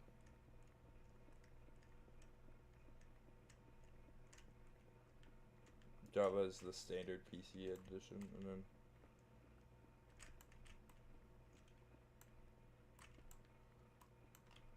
everyone calls Bedrock. Well, go ahead. Well, I saw a tweet from Peanut Butter Gamer, and he was complaining because he bought Minecraft years ago, and because of the Microsoft update, he lost access to his game, and he said that should be illegal. Wait, what? So, like, he buys the game for $20, and then Minecraft's like, hey, everyone, you need your Microsoft account or you lose your game. And then he never saw the email, so he lost the game, basically. That's on him. How's it on him, though? Bro, he bought the game, though. He bought the game, and then the game got bought out by someone else, and then they warned him, like, hey, you don't do your thing, you're gonna lose your stuff. And then they gave a legal warning. It's just his fault for not paying attention. Like, why should they be allowed to even, like, do that in the first place, though? Because they bought the rights to it. Well, I bought the rights to play it. I paid $20, man. How can you just take that away from me because I didn't check my email? Well, you don't lose the ability to play, you just lose your stuff. Like your saved worlds. He got kicked out of the game. I thought he couldn't play. Nah, he just lost all of his, like, worlds and everything. That's all he lost. Wait, really? Yeah. So I built a big, beautiful world, and Minecraft takes it away. Yeah. Can't save my world no more because I'm not with the times. I lost the whole entire world because I had to switch to a different console. My PS3, I had, like, this really big world that I wanted to continue on my PS4 at the time. This was, like, back in, like, 2015, 2016. And when I got my PS4, it wouldn't let me, it didn't let me keep that world. I had to create a whole new, Minecraft world. Let's do Minecraft. I spent, like, I think it was definitely over 1,000 hours on that world. I'm pretty sure.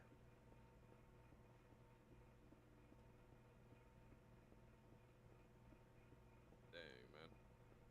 But then I did the same thing on my PlayStation 4. I spent 3 days straight working on a world. And then I didn't lose that world. I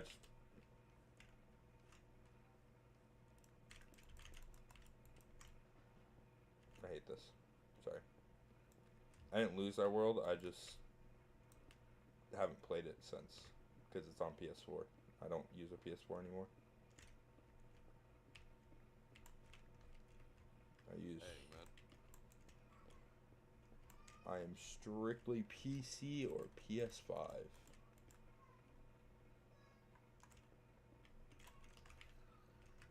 I hear zombie. Alright. I'm gonna probably call it right there. This is to bring in the tunnel. Or no? Oh, I'm talking about for Minecraft in general.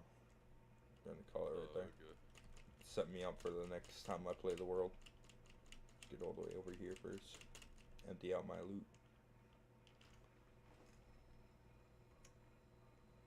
Good Run. boy. Yeah. It's weird because in the new update. Oh, you can see it. They're gonna fight now. Yeah, man, this is what I'm talking about. Let's go.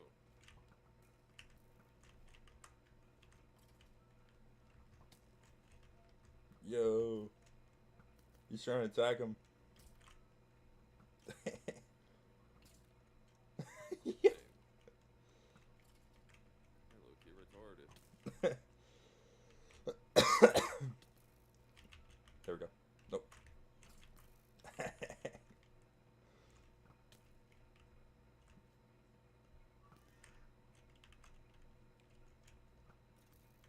Yo, he butchered him. I probably I got so many arrows in my body now.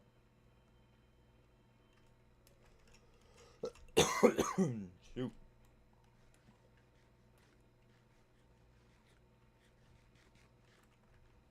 There we go. Back up to full food. I'm gonna dump everything in here. Do I have any andesite? I do.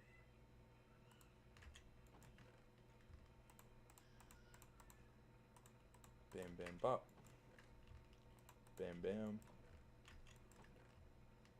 Bam.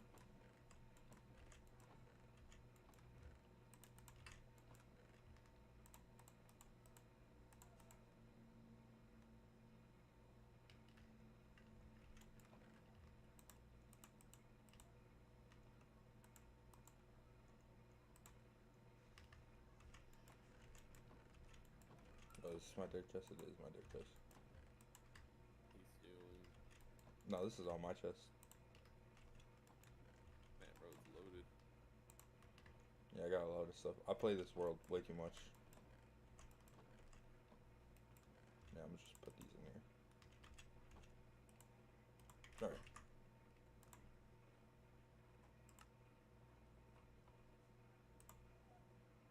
Okay. And now we open up this. Let's go, colored commentator.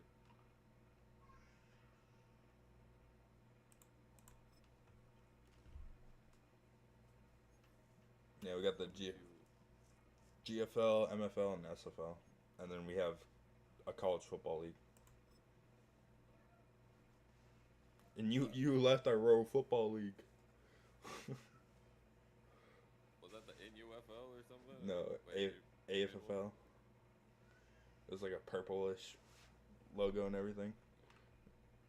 Oh, that was you guys? Yeah, that was us. Huh.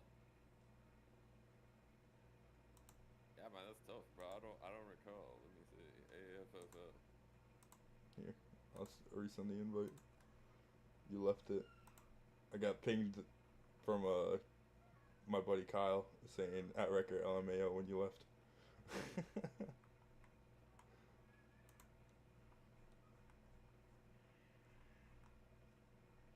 We got the I went. Roblox League. Yeah, I went and nuked basically all the inactive players. So we went from like 400 members to like 60. Oh dang. Well, I'm an inactive noob. Let the kid. You see.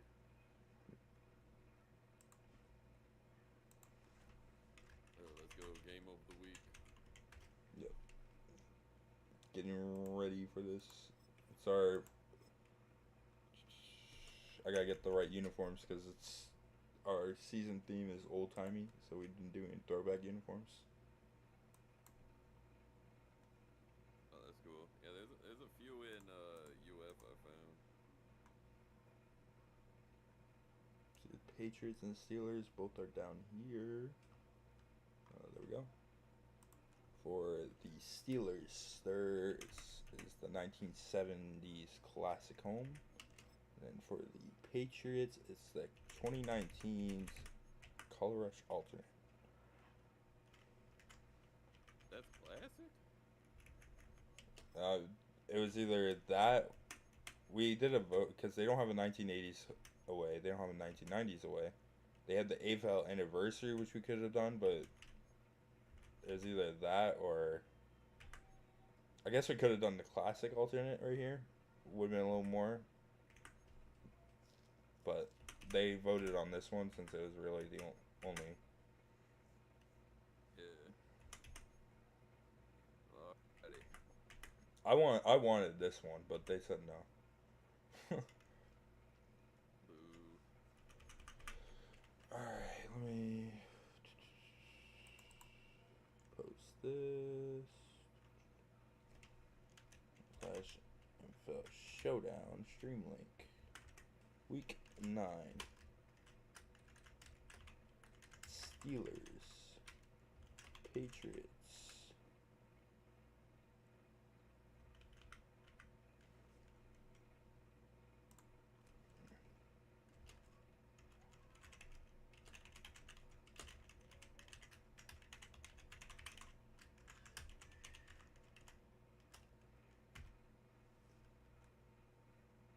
There we go. And we're kicking it off. This is literally my last game to stream this week. So, here we go. The Steelers. I don't know why they're showing their running back. He hasn't been impressive, but Patriots have Patrick Mahomes. It's going to be an interesting game with them. What the heck? When did they have Patrick Mahomes on the team? Last season, Patrick Mahomes last year got traded to the Raiders, and then the Raiders traded him to the Patriots because he sucked on the Raiders.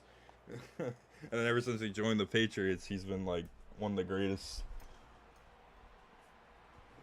They actually almost made playoffs last season. The only reason why they didn't is because they had like they were 0-5 when Mahomes joined them, and he had to win like every single game to make playoffs. And How old is Mahomes? he's like 29 in this. Yeah, he's still going to torch the league. I mean, he's OP in Madden. He's a broken player. Nah, sometimes. He's torching them right now. He's 6-2 on the Patriots right now, and the Pittsburgh Steelers are 6-0-1.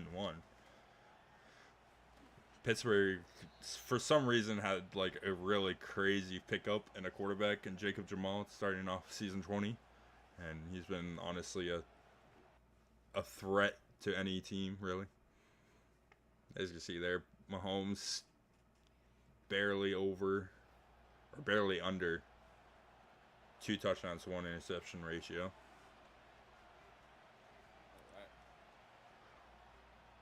There's a few players from around the league that are on this Patriots team. Most notably, it's going to be Breece Hall as their running back. Yeah.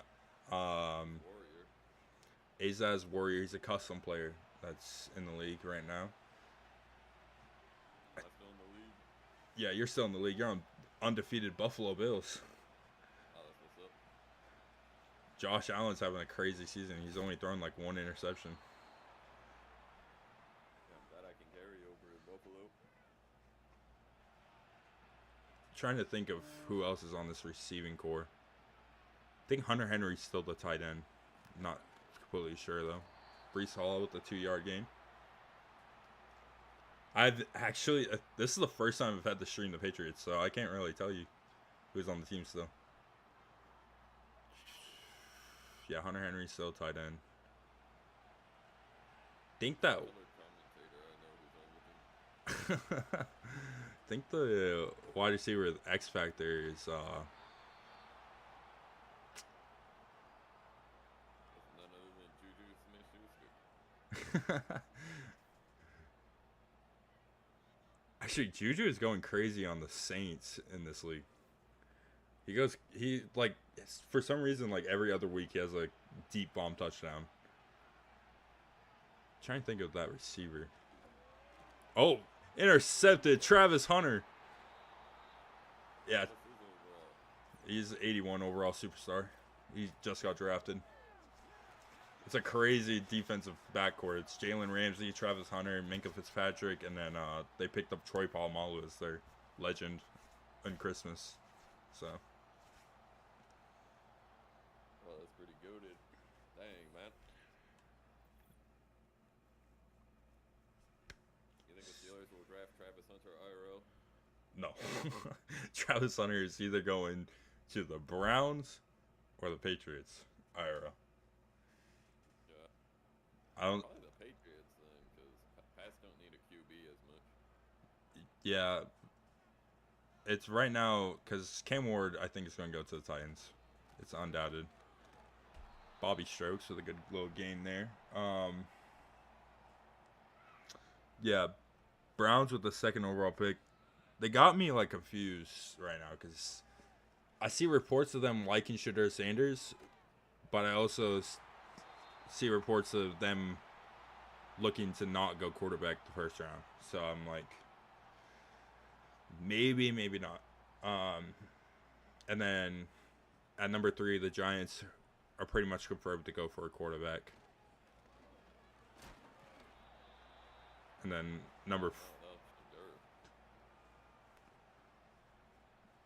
but I can also see the Browns going to Dual Carter, and then Shadur going to the Giants, and then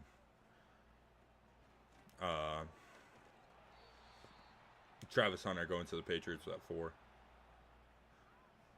Yeah, Abdul could throw some bombs for the Browns, man. He's a good QB. Abdul Carter? Oh, I'm tripping. Oh, he's that DE guy. He's the big guy. Yeah, he's the Micah Parsons build, basically. Okay. I think if the Browns don't go,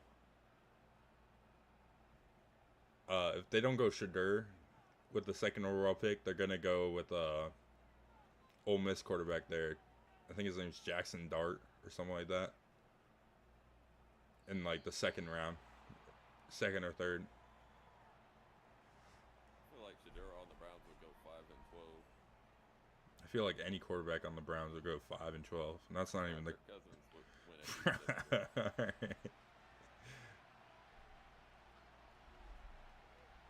Man, it's a tough drive from Juicy Jamal. It's all that I did. Oh no. Oh no. There's the new ice bucket challenge going. And my girlfriend just got nominated. She's bringing me down with her. Oh boy. What are we ice bucketing for? I don't know. I just know it's going back around. Huh. Dang, bro. Well, I don't know, man. Get a scuba suit or something, man. Have some fun. Bro, I'm going to have to do it today. I don't have. I mean, I can do it tomorrow.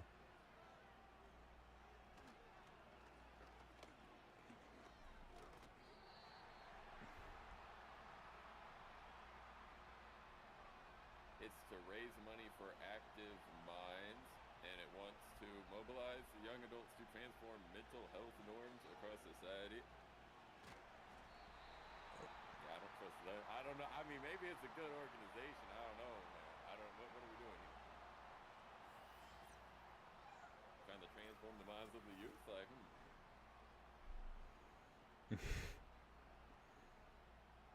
I don't know. I don't know, man. I don't know, but I told her if she's nominated and doing it, she has to come over tomorrow and make me do it because I'm probably going to forget about it. Hey, man. No, I know your way out. Just be like, they're trying to ruin the youth with all this, garbage stuff, and I'm not standing for it. I'm not doing your challenge. I'm okay with doing the challenge, just as long as I get reminded about it. Because last time I got nominated back in 2016, I did it. I went through with it. I hated it, but I did it. But I don't even remember what the reason was last time. I just remember getting nominated. nobody nominated me because I didn't have friends. So. I got nominated by my own family. My sister nominated my cousins, and my cousins nominated me. Right. Like, huh. Is there like money tied to it, or people just do it for like the awareness? I guess for the awareness. Yeah, they made me aware of something I have to look out for. You know, what are they doing with these kids, man? I don't know. Have to look into it. Anyway, Jamal does look like a Jamal. I'll tell you what. Okay. I love how we just come back and you just say that. I'm the color commentator. What do you expect? Travis Hunter? Did y'all have to make 2 Travis Hunters to get him on offense? No, we just only did corner because he's better at corner. We got the white version of Travis Hunter. It's okay. Tony Mendoza. Oh, well. Jacob Jamal just threw it in. Dang,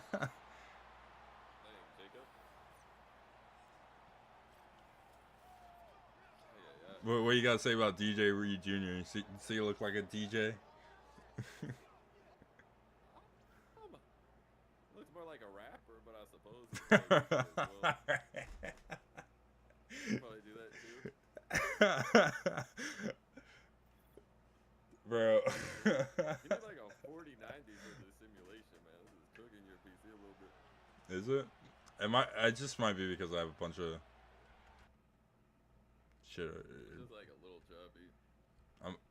Is it choppy for the Discord or is it for the actual stream itself? Because on the stream itself, for me, it seems fine. I'll check that. Yeah, it might just be Discord. I know my Discord might be a little choppy on it because that tends to happen.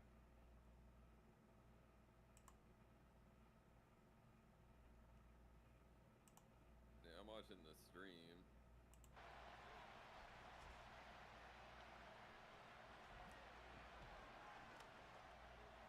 Oh my, another. Ooh. Oh, it's Patrick Queen. And he's going to go all the way down the left sideline. 10, 5, touchdown. Oh, what a play by Patrick Queen. PQ, you know, with the pick. PQ6. PQ6 got 6. PQ, man. That's what he do. What a lurk. Gonna... lurk on Patrick Mahomes on the Patriots. What's kind of funny is when Patrick Mahomes got traded to the Patriots, his number automatically became 18. And our running joke was the current GOAT is playing for the former GOAT's team with the GOAT before that's number, as in Peyton Manning. Oh, yeah. that was our... I mean, to be fair, there was like a long conversation about like between the like all the medias on if Peyton Manning is actually not the GOAT to Tom Brady, and then Tom Brady went and won a ring in Tampa Bay, so they're like, yeah, Tom Brady's ultimately the GOAT. Now, I picked Johnny Unitas as the GOAT in my video. Bro, what? 3 championships, man. That's 3 times as many as Peyton. Okay, I'll take that. Okay, yeah, you're right. I'll give you that.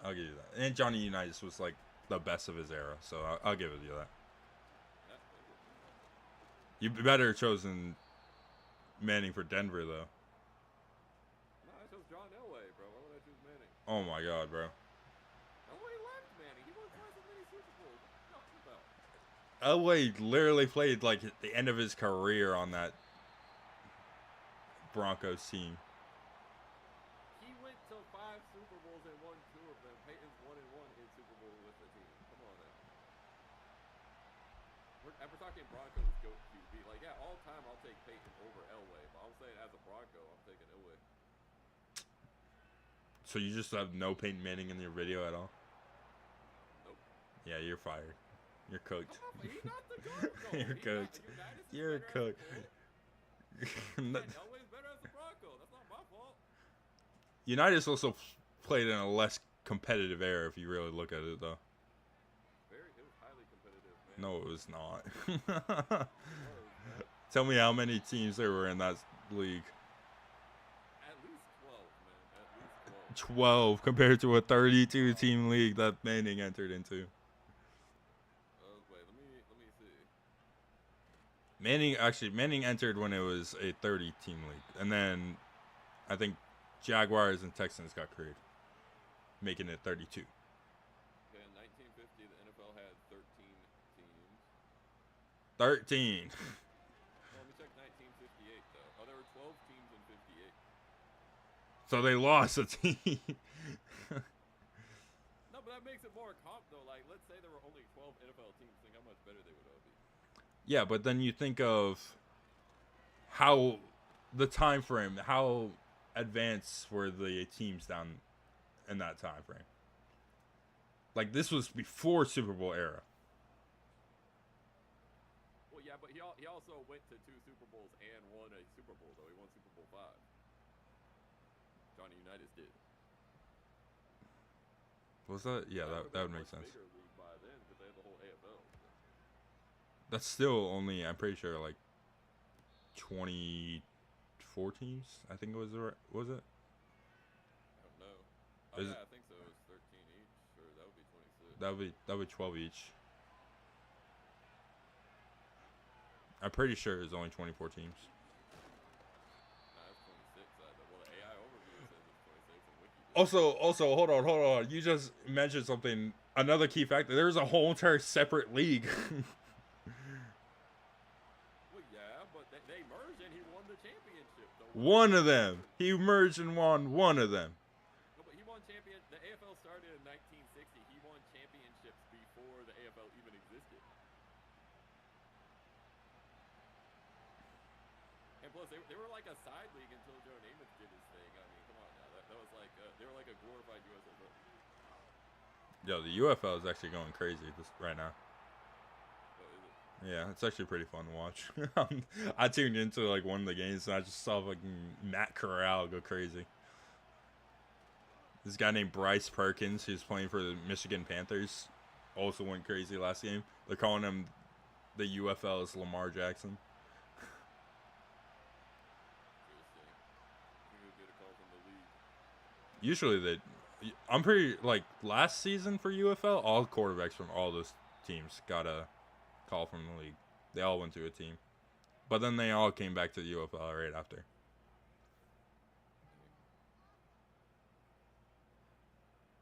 They also, a lot of NFL players that are like backups throughout the season drop down to play in the UFL. Like for the springtime, and then they come back to the NFL right after. No, that's good for getting reps. I guess you're risking injury, But yeah, if you're a backup, it doesn't really matter that much. well, if I get hurt and I lose my backup millions, I mean, shoot. I guess, but if the team allows it, like, I think, what's his name there? He was like a star linebacker for the Raiders. Dropped down to play in the USFL 2 years ago. Played a season there and then came back to the NFL right after. Who am I thinking? Not Crosby. Scooby Wright. I've never heard of him. You never heard of Scooby Wright? He's got like, oh man, probably like the best backup linebacker I've ever seen. Well, that's probably why I haven't heard of him if he's the best of the backups. I'm sorry. I mean, he was a starter for the Raiders, but then obviously the Raiders went and got Crosby, so. I'm just putting a nice drive together before the half. Can they score? The only points the Steelers have are from that pick six, so.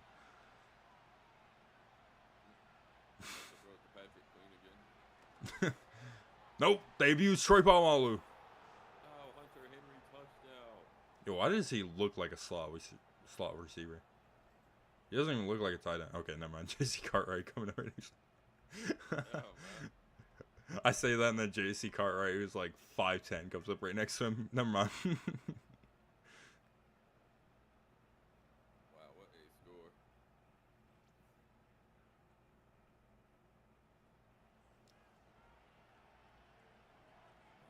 It's a good game here. I love how the Patriots owner tends to ask for his games to be streamed, and when they do get streamed, he doesn't come into the chat. Love that. That happens all the time. Like they'll turn around and be like, "Oh, can I get my game streamed?" And like one person will show up. It's like, are you serious? Please do it. That's why I want to. That's why I want the MFL to grow, because I want like interactions in the chats and everything during games. We got the people, but most of us are like older, so Jamal overrated. GG. Oh, you're saying we need some children viewers to get rid of the vision? Yeah, we need children viewers so we can get rid of the old adults. Oh man. Yeah, we could also get some labor for them to do. I mean, if they want to stream, I mean, that's really the only labor they can do. Operations has to be streamers, so. I don't know, man. If I tuned into an MFL stream and bro's like in 2nd grade. Oh, dang, look at the Vikings getting cooked. Yeah. I don't know, like half of these scores don't even actually exist. Really? It just makes them up? Yeah, because tries to like simulate basically. These are basically scores you'll see if we did simulate the games. Like the Raiders would beat the Bears 49-28. So weird how it just jumps the gun on that. But some of these scores, like Chiefs Bengals correct, Colts Titans correct, Ravens Vikings correct, Falcons Dolphins correct, Chargers Jaguars correct. The Eagles Giants was correct. Packers Cowboys was correct, and Texans and Cardinals was correct. The rest of them are all MNF streams that need to be done. Oh, man. Did the Colts guy take Johnny Unitas as his all-time guy? No, he took Peyton Manning. That's rigged. I mean, let's be fair here, John. Who would you take in an era where passing is like the most important thing?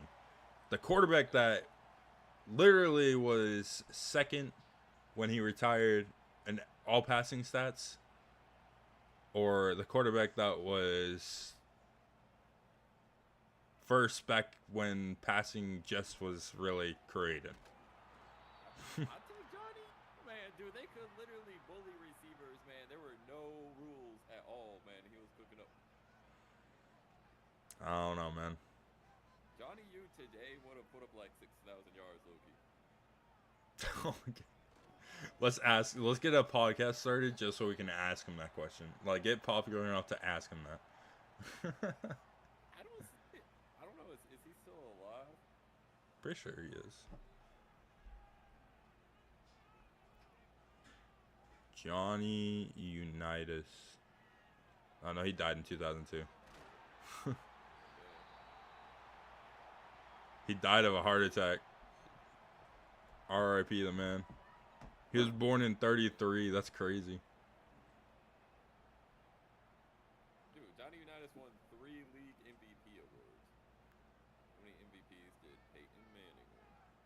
I know it's at least 3. Oh, he won 5. That's pretty good. Yeah. But still, championships are more important if we're talking. But records also are important. I mean, For GOAT status? For GOAT status? plenty of records. Not anymore. Well, he can't help that. He played when he played.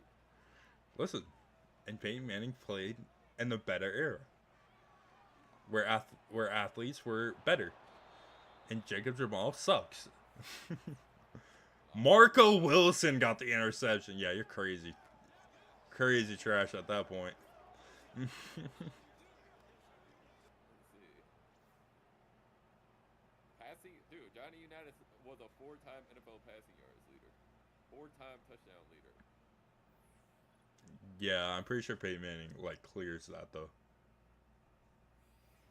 Peyton Manning literally averaged like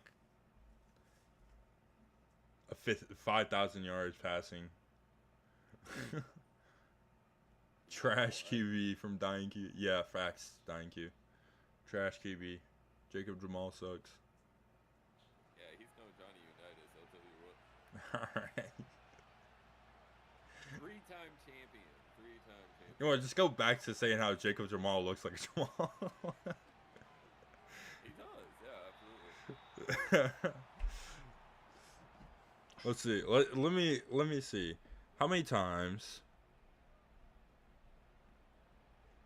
But plus, we're talking Colts go. Like, yeah, all time, I would probably lean towards Peyton with what he did in Denver. But if we're talking as a Colt, you know, that skews it, I think, more in Johnny U's favor. How many times did Peyton Manning lead the league in passing yards? He led 5 times during his career. It was a more passing league. Johnny U played in the running before the running era. He played in the walking era, man. Come on. What? What? Lead the league in passing touchdowns. Peyton Manning led the league in passing touchdowns 4 times, and his most iconic season was when he threw 55 touchdowns in 2013. Johnny Unitas wouldn't do that. Johnny Unitas, was that on the Broncos? That was on the Broncos. Yeah, so that doesn't even count as far as the Colts go debate. Johnny Unitas is the only player to lead the league 4 times consecutively, doing so from 1957 through 1960. But Johnny Unitas also played in 1957 and 1960 when the athletes were less. I'll say I won't. You're. There's a reason why most, I would say, Smiths don't play in the league anymore. Look, man, for his competition, man, he was a baller, man. There's a reason why John Smiths, you don't see them often in the league anymore. But he evens out though. Like, okay. No, don't. No, Johnny Unitas did not have no Reggie Wade and Marvin Harrison to throw the ball to. Imagine if he did. Johnny Unitas also played against players like let me think of Carl Nassib. Why'd you bring up him? His wrists were a little light in the league or something? Had a little bit of a tan and got sunburned. Let's just say that. It evens out though. Like he has worse receivers against worse DBs. You know, it evens out. Yeah, and Peyton Manning had better receivers against better DBs. Yeah, and he only won 1 championship, and Johnny won 3. I mean, there we go. But you also gotta think, Peyton Manning had to play against Tom Brady. Johnny, you had to play against freaking Joe Namath. You had to play against probably Roger Staubach. You had to play against freaking Peyton Manning had to play against Brett Favre, Aaron Rodgers, Tom Brady, Drew Brees. Let me think of who else. Eli Manning. He had to play. What's Phillip Rivers? That's 6 quarterbacks off the top of my head, and that's not even touching the barrel amount of quarterbacks he had to go against and win against. Kurt Warner. Who else? That's literally half of the league for Johnny. I guarantee you, Johnny Unitas had those level of Russ. Thank you, Russ. Get to go against Russ. Let me think. Carson Palmer. Who else? I look at, Manning rings and I only see one. I look at the competition I see, and it's almost 10 times the amount of competition Unitas had to play against. His receivers receivers are probably 30 times better than Johnny Unitas' receivers. They also have, you know, 100 times easier the defenses to go against. I don't know that. I mean, the rules were tough, man. The rules were tough. You could like hold the receivers all you wanted. Yeah, but 10 times easier because they're not as athletic. I don't know about that. You're telling me a receiver back in the day is going to make the same catch OBJ made? I mean, probably not. Well, with Stickum, maybe. With Stickum. You're telling me... He had to play Bobby Lane, Otto Graham. I mean, come on now. You said Otto Graham, bro. He went to 10 straight championships. He Well, we're in a side league, but still. 10 straight NFL championships.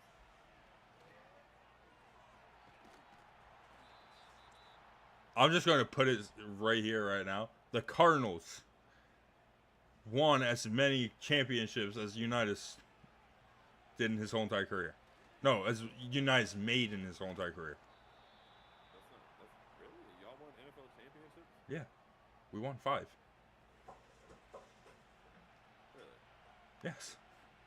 Y'all the Chicago Cardinals or y'all? The Chicago Cardinals, and I believe there's like a brief period of time where it named something else. It was like some random town in Illinois. It says the Cardinals have only won 2 NFL championships when they were in Chicago. Is this fake news? Like I said, there is another place. Hold on. How many NFL championships have the Cardinals? Dude, Johnny, you has more Super Bowls than your whole franchise. Don't want to hear it, man. The freaking goat. Yeah, I could have sworn we had 5. Am I missing something? I don't know.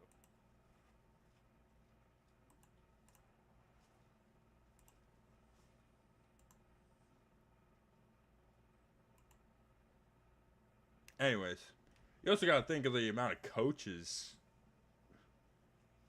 Peyton Manning had to go against, and the amount of defensive players. Dude, I don't know. He never faced a linebacker like Ray Nitschke, I'll tell you what. Ray Lewis. Unitas never had to play a Ray Lewis. I suppose, but like Ray Lewis couldn't like, you know, Do what? super assault you on the field. Yes, he could. I guess kind of could. But still,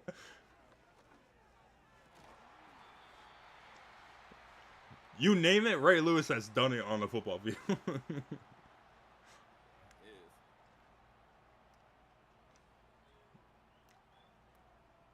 He also had to go against like Deion Sanders for a little bit of time, I'm pretty sure.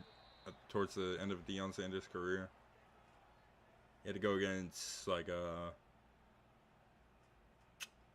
Darrell Revis.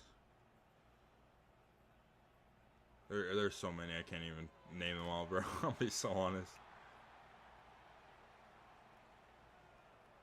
He had to go against John Lynch, Warren Sapp, the Tampa Bay defense that we were just talking about earlier,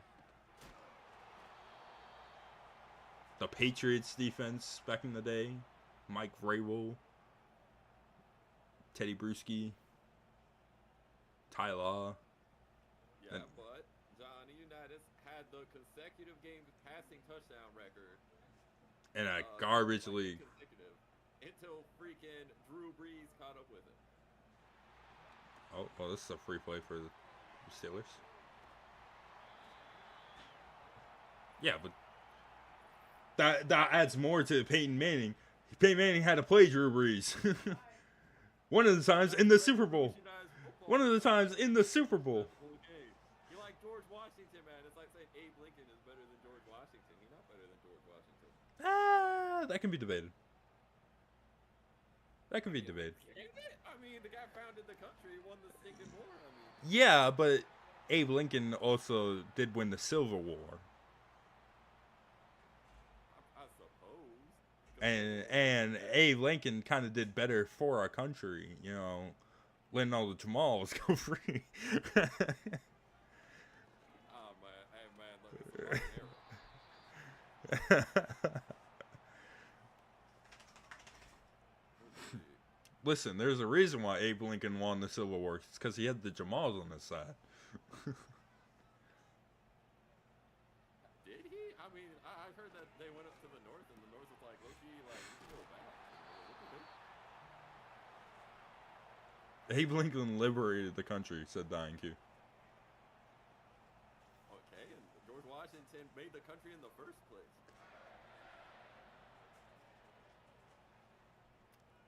I mean, yes and no. You can kind of give that up to the farmers He was a and everything. general, bro. He was out on the battlefield in the woods in the cold with it, bro. He was leading that stuff.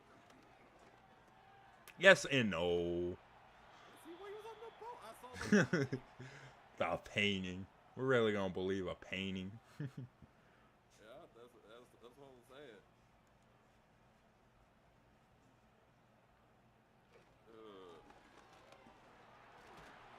Let's see. First and goal for Bobby Strokes now. For who? Bobby Strokes. That's his name. Bobby Strokes. Is he like kayaking or something? What's going on? I don't know. I mean, he is from Penn State, so could be just, you know, going through the rivers. We took the country by force.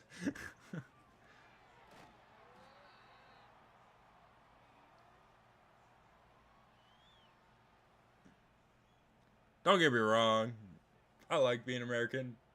But I feel like if we were still under Great Britain territory, we might be a little bit better as a country. No, man. Oh, you subscribe for freedom, man. What? Hell no, bro. We might just be a tad bit better. In what? Because you gotta think, like, we would still have our, like, technology and stuff. We'd still, like, you know, I feel like we would. They tax all of it, man. What are we talking about? Oh, bro. We get taxes regardless, sir. Yeah, at least we're taxing ourselves, kind of. Technically, we would be taxing ourselves either way if we were still in the Great Britain territory. Look, we'd have no freedom of speech, we'd have no firearms, and we'd have gulag healthcare. I'm good. They don't have to pay for their health care. We have to pay for our own. Yeah, because they don't get any healthcare. Yes, they do. Not really. They just wait in line all day. Oh, so isn't it Tony Mendoza that just caught the ball? Yeah, that's White Travis Hunter right there. They have no freedom of speech at all. Can't speak your mind. They speak their mind all the time. What do you mean? No, they don't. They go to jail. If I criticize, you know, illegal immigrants over there, I'm getting locked up. You know, they're gonna lock me up. Straight up. If you. I don't think I've ever heard a story about that. I have seen so many headlines. Maybe it's because I live on Twitter, but I've seen so many, bro. I live on. It's like a little too much. I live on. Is that what I need to do for MFL? I just need to start promoting on Twitter.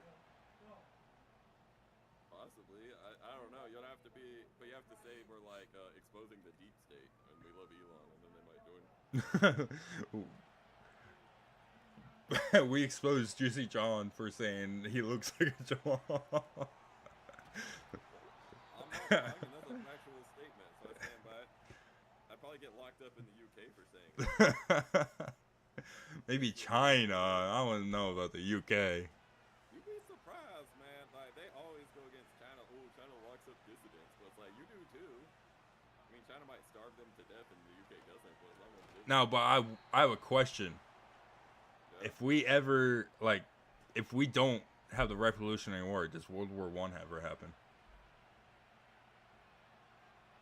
Probably. I mean, we joined that late, so I assume it would have happened regardless. But maybe at that time, maybe they would have turned around. Oh, we got all this land over in the West. We can go take more land in the East. I don't know. Maybe. Yeah, I don't know, though. I feel like they would. That would happen though. That's because they assassinated some dude and everyone was like on edge. Talking about what was it, Archduke Fernandez or whatever his name was. And man, they took him out.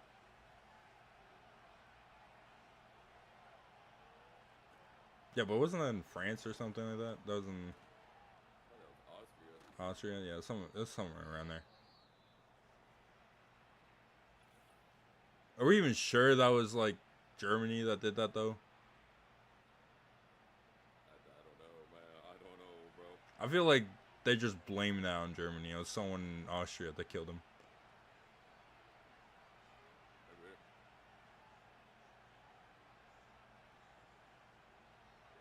No, it's Patrick Mahomes. He's unstoppable. Oh my, Man, bro, what? what the heck? The flick of the wrist, man. My word.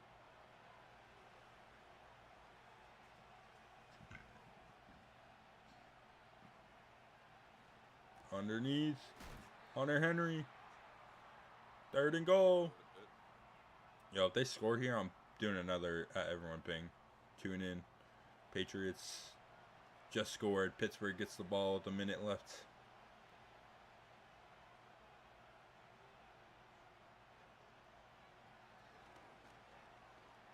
Oh, okay. There it is. There it is. There it is. Let's go. Oh my gosh. We're tuned in now, guys. We're tuned in now.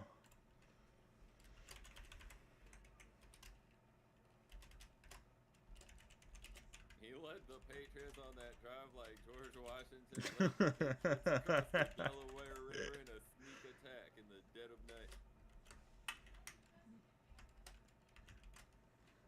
07 remaining.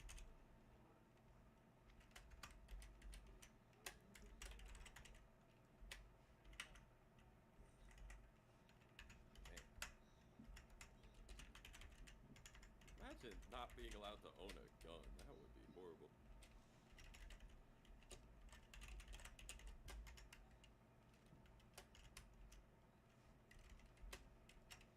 Commentating with Juicy John.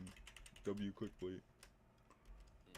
The colored commentator watching Like- Juicy Jamal. Juicy Jamal. That's crazy. Yeah. Jacob Jamal. There is underneath Mendoza. He caught that pass like Abe Lincoln caught a W in the Civil War. Yeah, I guess you can say that. Jacob Jamal over the middle. Oh my. George Pickens. Gonna start throwing up gangster signs. Another George. Oh. Mendoza dropped that pass. Just like Unitas dropped the being the greatest quarterback to Tom Brady because era change.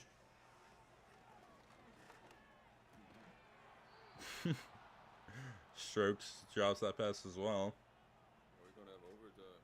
Probably. It's 29 seconds, 3rd and 10. People tuning in to the stream now. 4th and 10.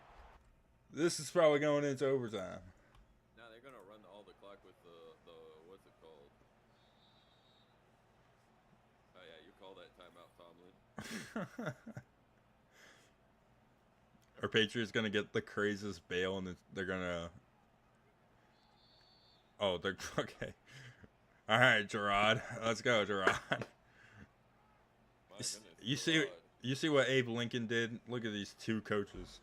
Yeah, man, that was all Abe. I'll start with Abe. Oh,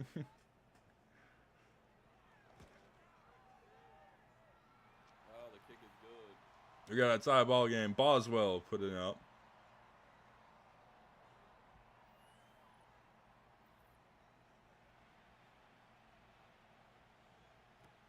"13 seconds. They have one timeout, so they could probably run like a quick play if they can. Oh my. Oh, my God. Oh, Dude. sit down, boy. The dude didn't even like had any motion. He just boom.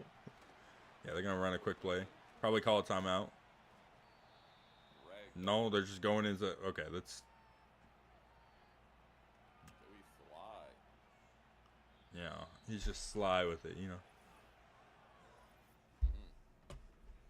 Seems like a smart guy. Seems like Probably agrees with Johnny Unitas being the goal to go. okay. He understands. No, I feel like he would turn around and say he would Peyton Manning would have brought more championships if he played in that era.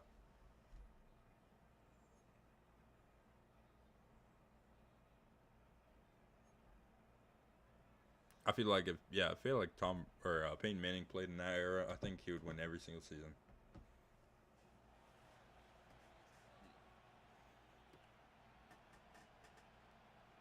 I don't know. I don't know.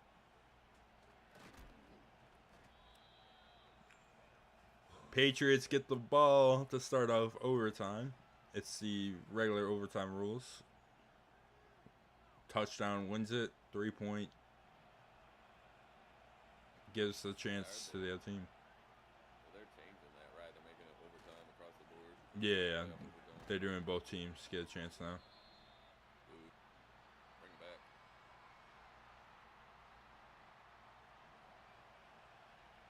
I don't know. I like the idea. I think if they're gonna do it for every game, they need to make play or overtime and playoffs a little different then. They could probably just copy college, honestly. Yeah, I was thinking like a more complex version of college, or not complex, but a longer version of college. Field. Yeah, longer field. Yeah. Because I mean they're pros, you know. They gotta play like pros. They can't be. Oh my! Oh my! Bro. I thought he was gone, and then Minka Fitzpatrick comes in, and rams him. That was a glitchy play.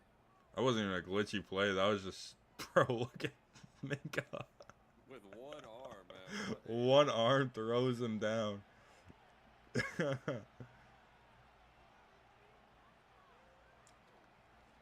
Brees Hall. The good carry. Oh my. That one was a little glitchy. That looked like Troy Polamalu like head first into Minka Fitzpatrick, and Minka just didn't move. Goodness, man. Oh, Oh. offside. Call him. Bring it back. Oh, false start. What the heck? Oh, you gonna accept my challenge to the 11v11 and NFL UF? Yeah, potentially. I guess I'll have to. Is the league still setting those up? I was just thinking, you know, we'll get like 2 teams in like the Discord and everything, and we'll play against each other. You'll probably like Yeah. have to mute your voice chat, depending on who you get. I need like 10 people to just block all day. It'll be interesting. Could be a Well, free win though. What's up? Free win. Hold on. I'll bring that hacker guy back if I start losing. Oh man, yeah, I deleted that video. I was like, nah, I can't even upload this. It's too glitchy. Nah, yeah. Dude, I don't know if he got banned, but AFL banned him, I think. I know he got suspended from AFL a lot of time. I think he did get banned from AFL. He got suspended from ACFL. Bruh. What a guy. I mean, I don't even see what's the point in hacking in a game like that. Like, I can understand if it's like a game like Minecraft, and you're in a world with just your friends or even by yourself, and you're hacking to have a little fun. But like in a game where you're always going to be playing against people that like you don't know. I don't know. I feel like that's just it's dumb. Especially when it's not even a league game. Like, this is a YouTube game. I mean, I don't understand. I don't like hacking in leagues, but I see like people they want to win. It's a competitive thing, right? yeah. So, I see that. I see that. I see what you're talking about. I also think hacking in leagues is dumb as well. Oh yeah, no, they're stupid and annoying. They ruin it. Speaking of hackers in the league, how is that dude holding on to that ball? I don't know, man. We'll have to PC check Cartwright. I guess so. He catches it, or yeah, I feel like that hit would pop it out with him holding it out like that.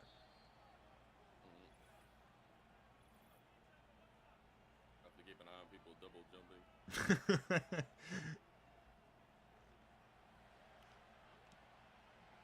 I still gotta work on that Roblox game with the double jump for the football thing. I still gotta work on that. A touchdown here wins it. Yeah, it's also running a lot of clock doing this too, so. Steelers gotta take some time out. Getting the stop there is good. If they don't get it here, then yeah, take a timeout. Because they only get 2 timeouts. No. Well, I think it does, but you only get 2 timeouts. Oh, Oh, the go Mahomes. he gets the job done. Wait, Steelers just lose their first game of the season to Romeo Dobbs on a touchdown. Oh my gosh, Romeo Dobbs. Oh.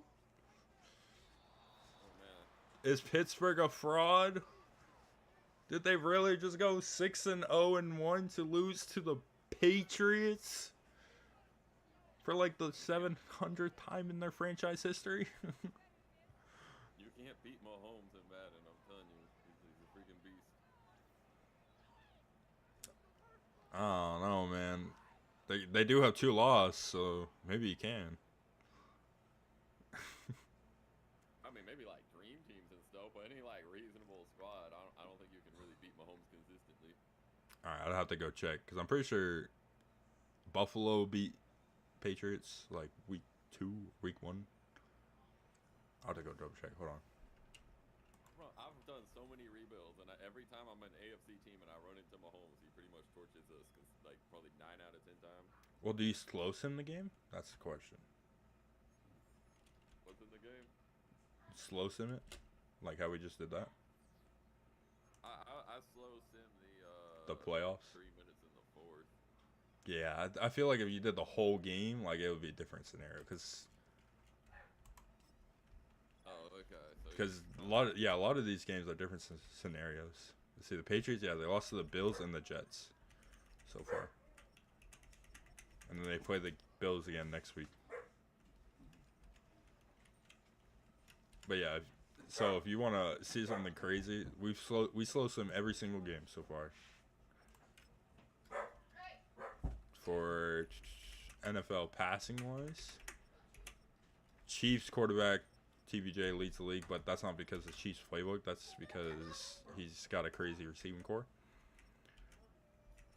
But I think he also leads in touchdowns. But Peyton Manning also leads in touchdowns. Daniel Walton, Tim Boyle, Josh Allen, and the most interceptions is by Mahomes, Walton, Herter, Stroud, Jaden Daniels, TBJ, Hurts. I think Josh Allen has the least 1 from a starter. Oh, Caleb Williams only has 1. Didn't even realize that. Peyton Manning second with 2. He's a backup now. He's a backup as well. He also has 2. That's kind of crazy. But then rushing wise, so you see how Jahmyr Gibbs has 674 yards and 10 touchdowns, right? You would think that leads the league. Yeah. A quarterback leads the league in rushing touchdowns with 13. No, he averages 8.4 yards per carry. Wow. Doesn't look like a scrambler. I don't know, man. I like to run the ball. That's my quarterback. Yeah. Where's Shonen? Shonen. He got traded to the Giants. He was decent in that Super Bowl. Was that last season's Super Bowl? Yeah.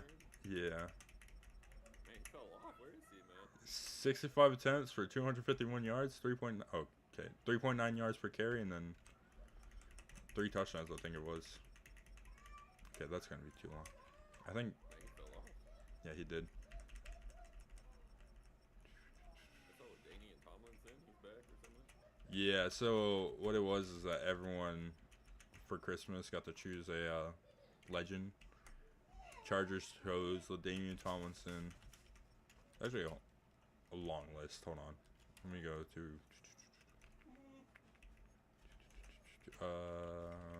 what is it? NFL rosters. That worked. Steelers obviously brought Troy Polamalu. Texans got Andre Johnson. It was. That's who it was. They all started at 85 overall superstar dip. So anything. I know Andre Johnson. He looked kind of different. It does. But, anyways, they all started at 85 overall superstar depth. So anything after that is all like how they developed. Randy Moss came back. Frank Tarkenton for the Vikings. Or Frank Tarkenton. My video, yeah, he's a Vikings GOAT QB. Orlando Pace for the Bears. Anthony Mononzo, I can't say his name, for the Bengals.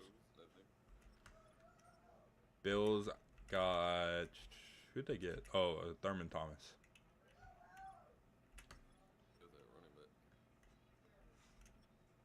They got Denver got Shannon Sharp.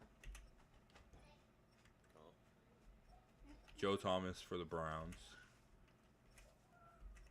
There was like only one team that didn't have an option for a different Hall of Famer, and that's the Jaguars.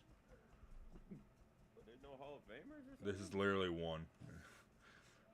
Warren Sapp for the Buccaneers. Was it Bo Selly for the Jaguars? Yeah, Boselli. Pat Tillman for the Cardinals. Well, Maurice Jones-Drew ain't a Hall of Famer. He wasn't good enough. No, I think because his career was really short. Then yeah, Damian Thompson. No Hall of Famer that even spent a year in Jacksonville. Yeah, Damian Thompson for the Chargers. Derek Thomas for the Chiefs. Peyton Manning for the Colts. Commanders, they picked up Darrell Green. For the Cowboys, they picked up Deion Sanders, that's right. Dolphins picked up, who did the Dolphins pick up? Larry Little, that's who it was. Larry Little. Their quarterback's actually Anthony Richardson. Wow. So I guess they chose not. They actually had Jackson Ryuko, who's now the Cardinals quarterback, when they picked it. So. Does the salary cap affect this? Yeah. So for the Legends, they have 0. Like you can see right over here on their savings, they have a 0 cap hit. So they're literally just gifted to players with no cost. Then, yeah, Jefferson's on Atlanta. That looks good. Do they have a good record? 4-4. That's strange. Huh, are they like top heavy or something? I think it's just CJ Stroud. He just joined the team. Same with Joe Mixon. They were in a package deal, and he won like 2. He lost his first. No, he won his first game, lost the game, won another game, and then just got blown out by the Lions because he threw 6 interceptions. So I think it's just. Like their IRL game, the Lions threw 5 picks, but then they actually won, which is ridiculous. Yeah. I'm pretty sure it's just a quarterback issue they've been having because their team's pretty good throughout. Who? Johnny Unitas, man. Legend Johnny U. Okay. All right. Who did they pick for their Hall of Famer? I forget. Was it Chris Stolman? I think it was. Yeah, it was Chris Stolman. Huh, never heard of him. He was a D-line. Of course, you haven't heard him. Oh, my bad. I didn't know the position. My bad. Jerry Rice for the 49ers. I feel like that one was going to be obvious. Low taper fade, yeah. What? Yeah, so Jerry Rice has a low taper fade. Look at his haircut, man. Is he actually? Looks like it. Oh, yeah, sort of. We could We have to do the 360, man. LT. Yeah, LT for the giant. Hold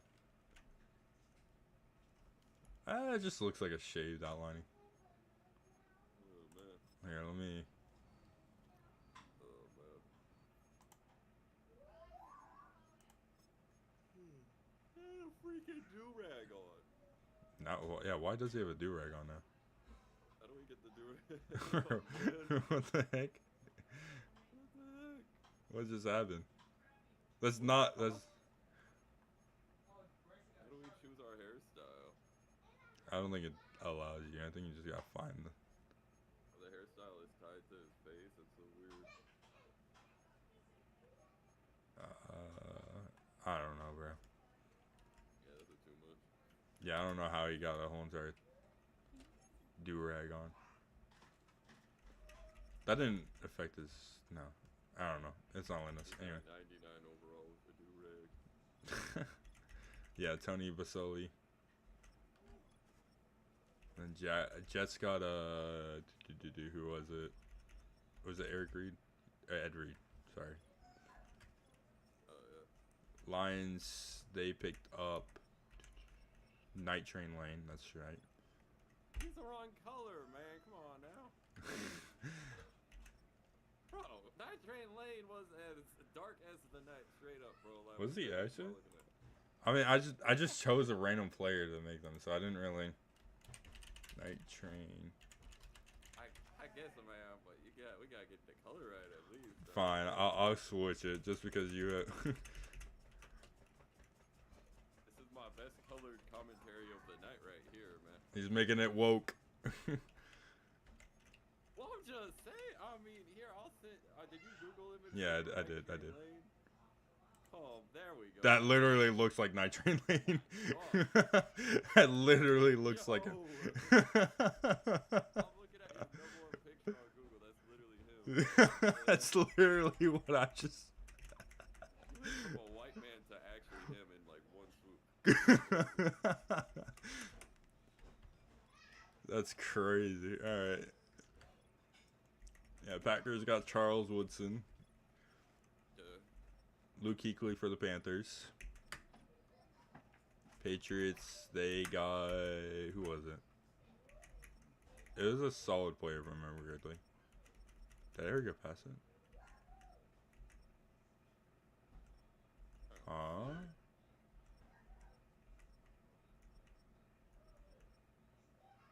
I know they had a player, I just can't remember.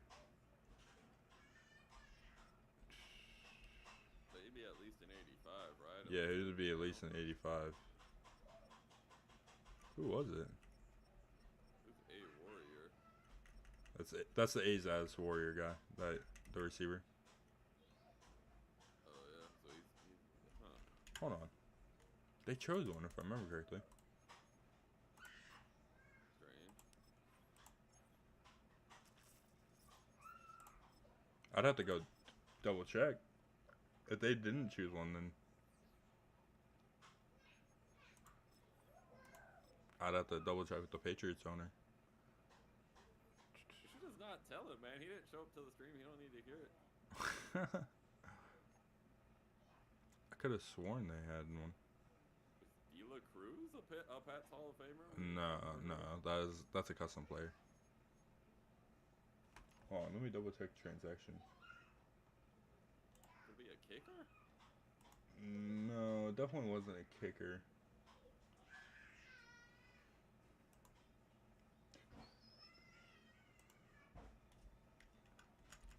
Hold on, let me look at Discord.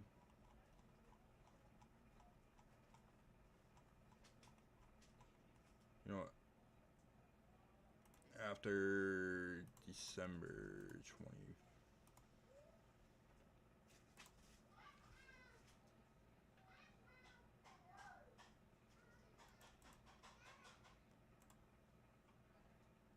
Let me copy transactions. Mm.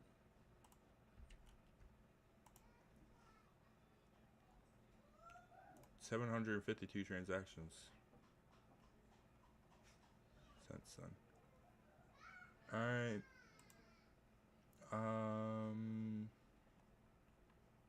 No way they actually didn't. Washington earn out the on green.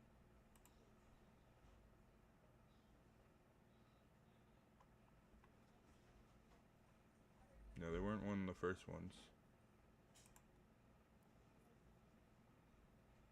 They didn't choose one. These guys are a bonehead. Oh no, Darrell Revis. They did choose him. Where is he at?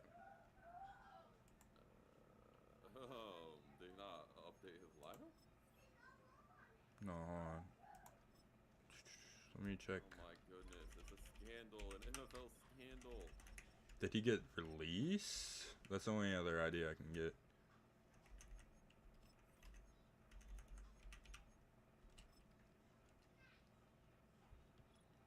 He would be here. No way, bro. You know, this isn't the first time a player's just up and disappeared from a team. Joe Madden. Yeah, he's not here. And I don't think Darrell Revis would be on any other team without us knowing. Is there like a list of every corner, or would you have to go team by team? I can just go to NFL. CB. Probably would be faster, honestly, to go see. There, okay, so I'm gonna just go down to 85. They should have a list or like a search button. Yeah, no, there's no Darrell Revis. Even I'm gonna check like 83. Yeah, no Darrell Revis. He upped and disappeared. All right, looks like. Buttercup. I mean, they're 7-2 without him. Showed up to the stream, you would have noticed, Patriots owner. You were like, hey, where's Darrell out there?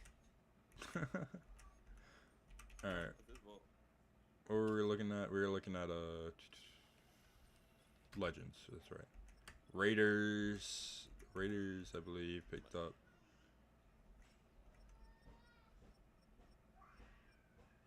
I think it was a lineman, was it?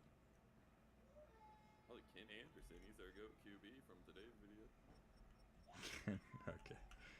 Won the Super Bowl, man. He's a good QB. Crosby, Carter. Ted Hendrick, that's what it was. Ted Hendrick. I don't know. I mean, as the Raiders, who really knows? Deacon Jones for the Rams. For the Ravens, they got, I believe, Ray Lewis, yeah. Saints, Willie Roaf. Ooh. Willie Roaf. I think he was an old time player, like back when the Saints first got created, basically. Must be a noob. Seahawks, they had got, who was their player? No, it wouldn't be. Why am I drawing a blank? All these players are right in front of me. What? Did they also not pick a player? Hold up. What, Uche ain't Hall of Fame Seahawk? No, that's a created player.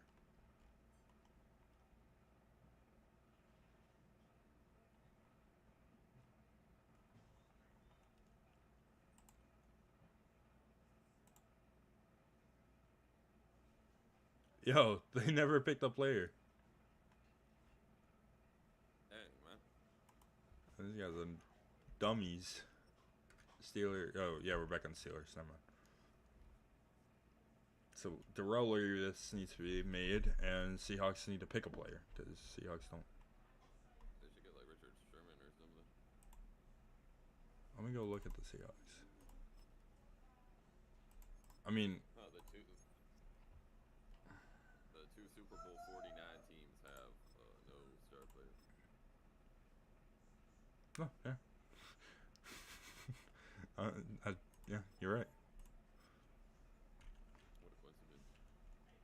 They don't need a running back, so they don't need actually, I don't even think he's in the Hall of Fame yet. Oh, yeah. Is Marshawn Lynch a Hall of Famer? I don't think so. Not yet. Or like, will he be? Do you think? Probably, yeah. I mean, he was arguably the most dominant running back of his era. Adrian Peterson's the only other one that could be considered. I'd take AP any day over Marshawn.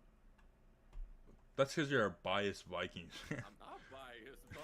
AP was a beast, bro. He was a beast, but so was Lynch. Nah, he was no. Literally, but how many? You know, I'm gonna use your own argument against you. How many rings did AP win? No, rings counts more for quarterbacks. We're talking running backs. How does that not count towards a running back? He helped. He helped his team. He helped his team. The QB touches the ball every play. The running back doesn't. And when it mattered most, they didn't trust him to score. Okay, you also do realize when it mattered most and they didn't trust him to score, they still didn't score. So maybe they should have just trusted him to score. I mean, they should have, but they didn't for a reason because it wasn't good enough as AP. If it was AP, they're handing that off at the goal line. No, I think they're doing the same thing because that's just Russell Wilson making the play. And that's just Russell Wilson being a dumb quarterback. So yeah, who would? I guess I'd have to see the Hall of Fame list, but I'd probably take Cam Chancellor if I were them. But is he even in the Hall of Fame yet? I don't think so. Let me. Sherman in yet? He hasn't been retired. No, he's not. Pro Football Hall of Fame. Look at Seattle Seahawks. I don't want tickets to a rock concert. Thank you, though. I think the right end on this team. His right end's trash.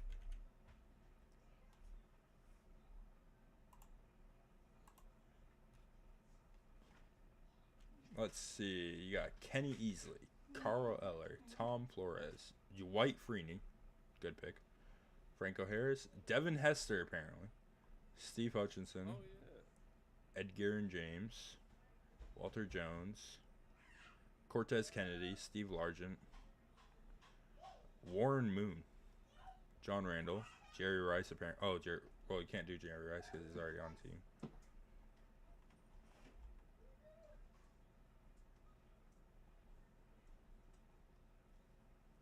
Yeah, That's a good list. pretty solid. Yeah. That makes me wonder who hasn't picked a player then. Was it really just Seattle? Seattle and the Patriots needed theirs created. Yeah. Alright, well, I'll write that down.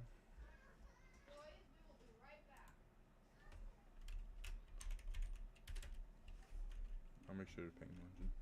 I don't know why he... Dude, this... Like, almost 4 months after Christmas and he still never picked one. That's crazy.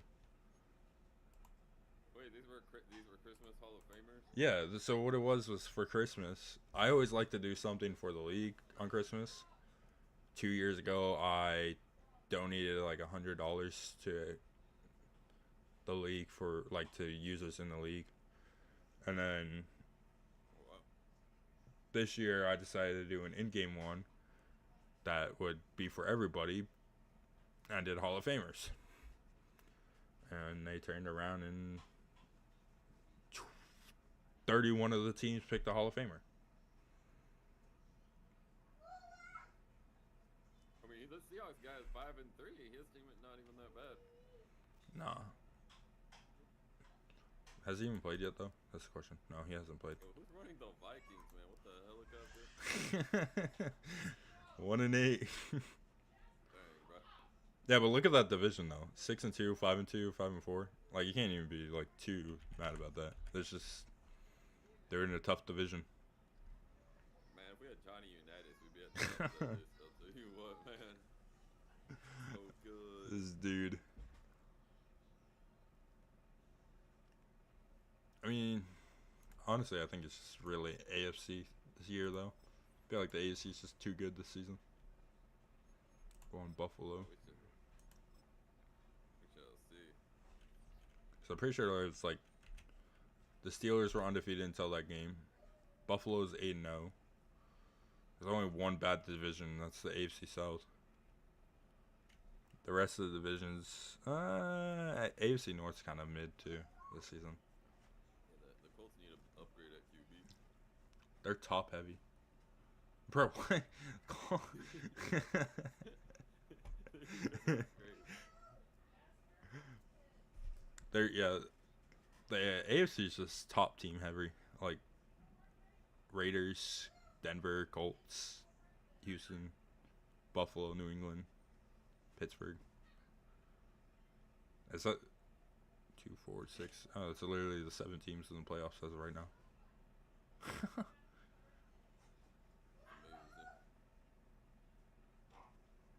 But like Chiefs aren't even that bad. They just beat Cincinnati, believe it or not, actually. Now that I think about it. And then yeah, Raiders and Buffalo competing for first. Pittsburgh would have been in that if they won, but they lost to the Patriots. Those noobs. How you gonna let Patrick Mahomes do that to you? Who's the Raiders played? Hold on. Why are the Raiders? Oh, not that player who they play. Let's see. Chiefs, Eagles, Denver, Colts, Giants. They've lost to Denver in the rematch. Jaguars, Cowboys, and then they have Bears this week. Titans the following week. So Chargers. They have a pretty easy stretch of games until like week 14. Then they run into playoff teams. Dolphins arguably probably going to be a playoff team by that time. Dolphins been up for rise.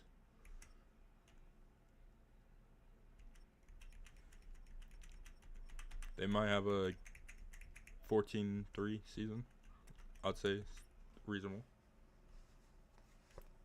That's pretty good. Bills bye week right now, but then they come back play the Patriots. They won the first matchup. They might lose the second match. Oh no, this is home, so maybe they'll win this matchup too. Colts should be a win, but could be a loss too. Panthers, Steelers could be a loss. Should be a win, could be a loss. Win. Could be a loss if they turn it around.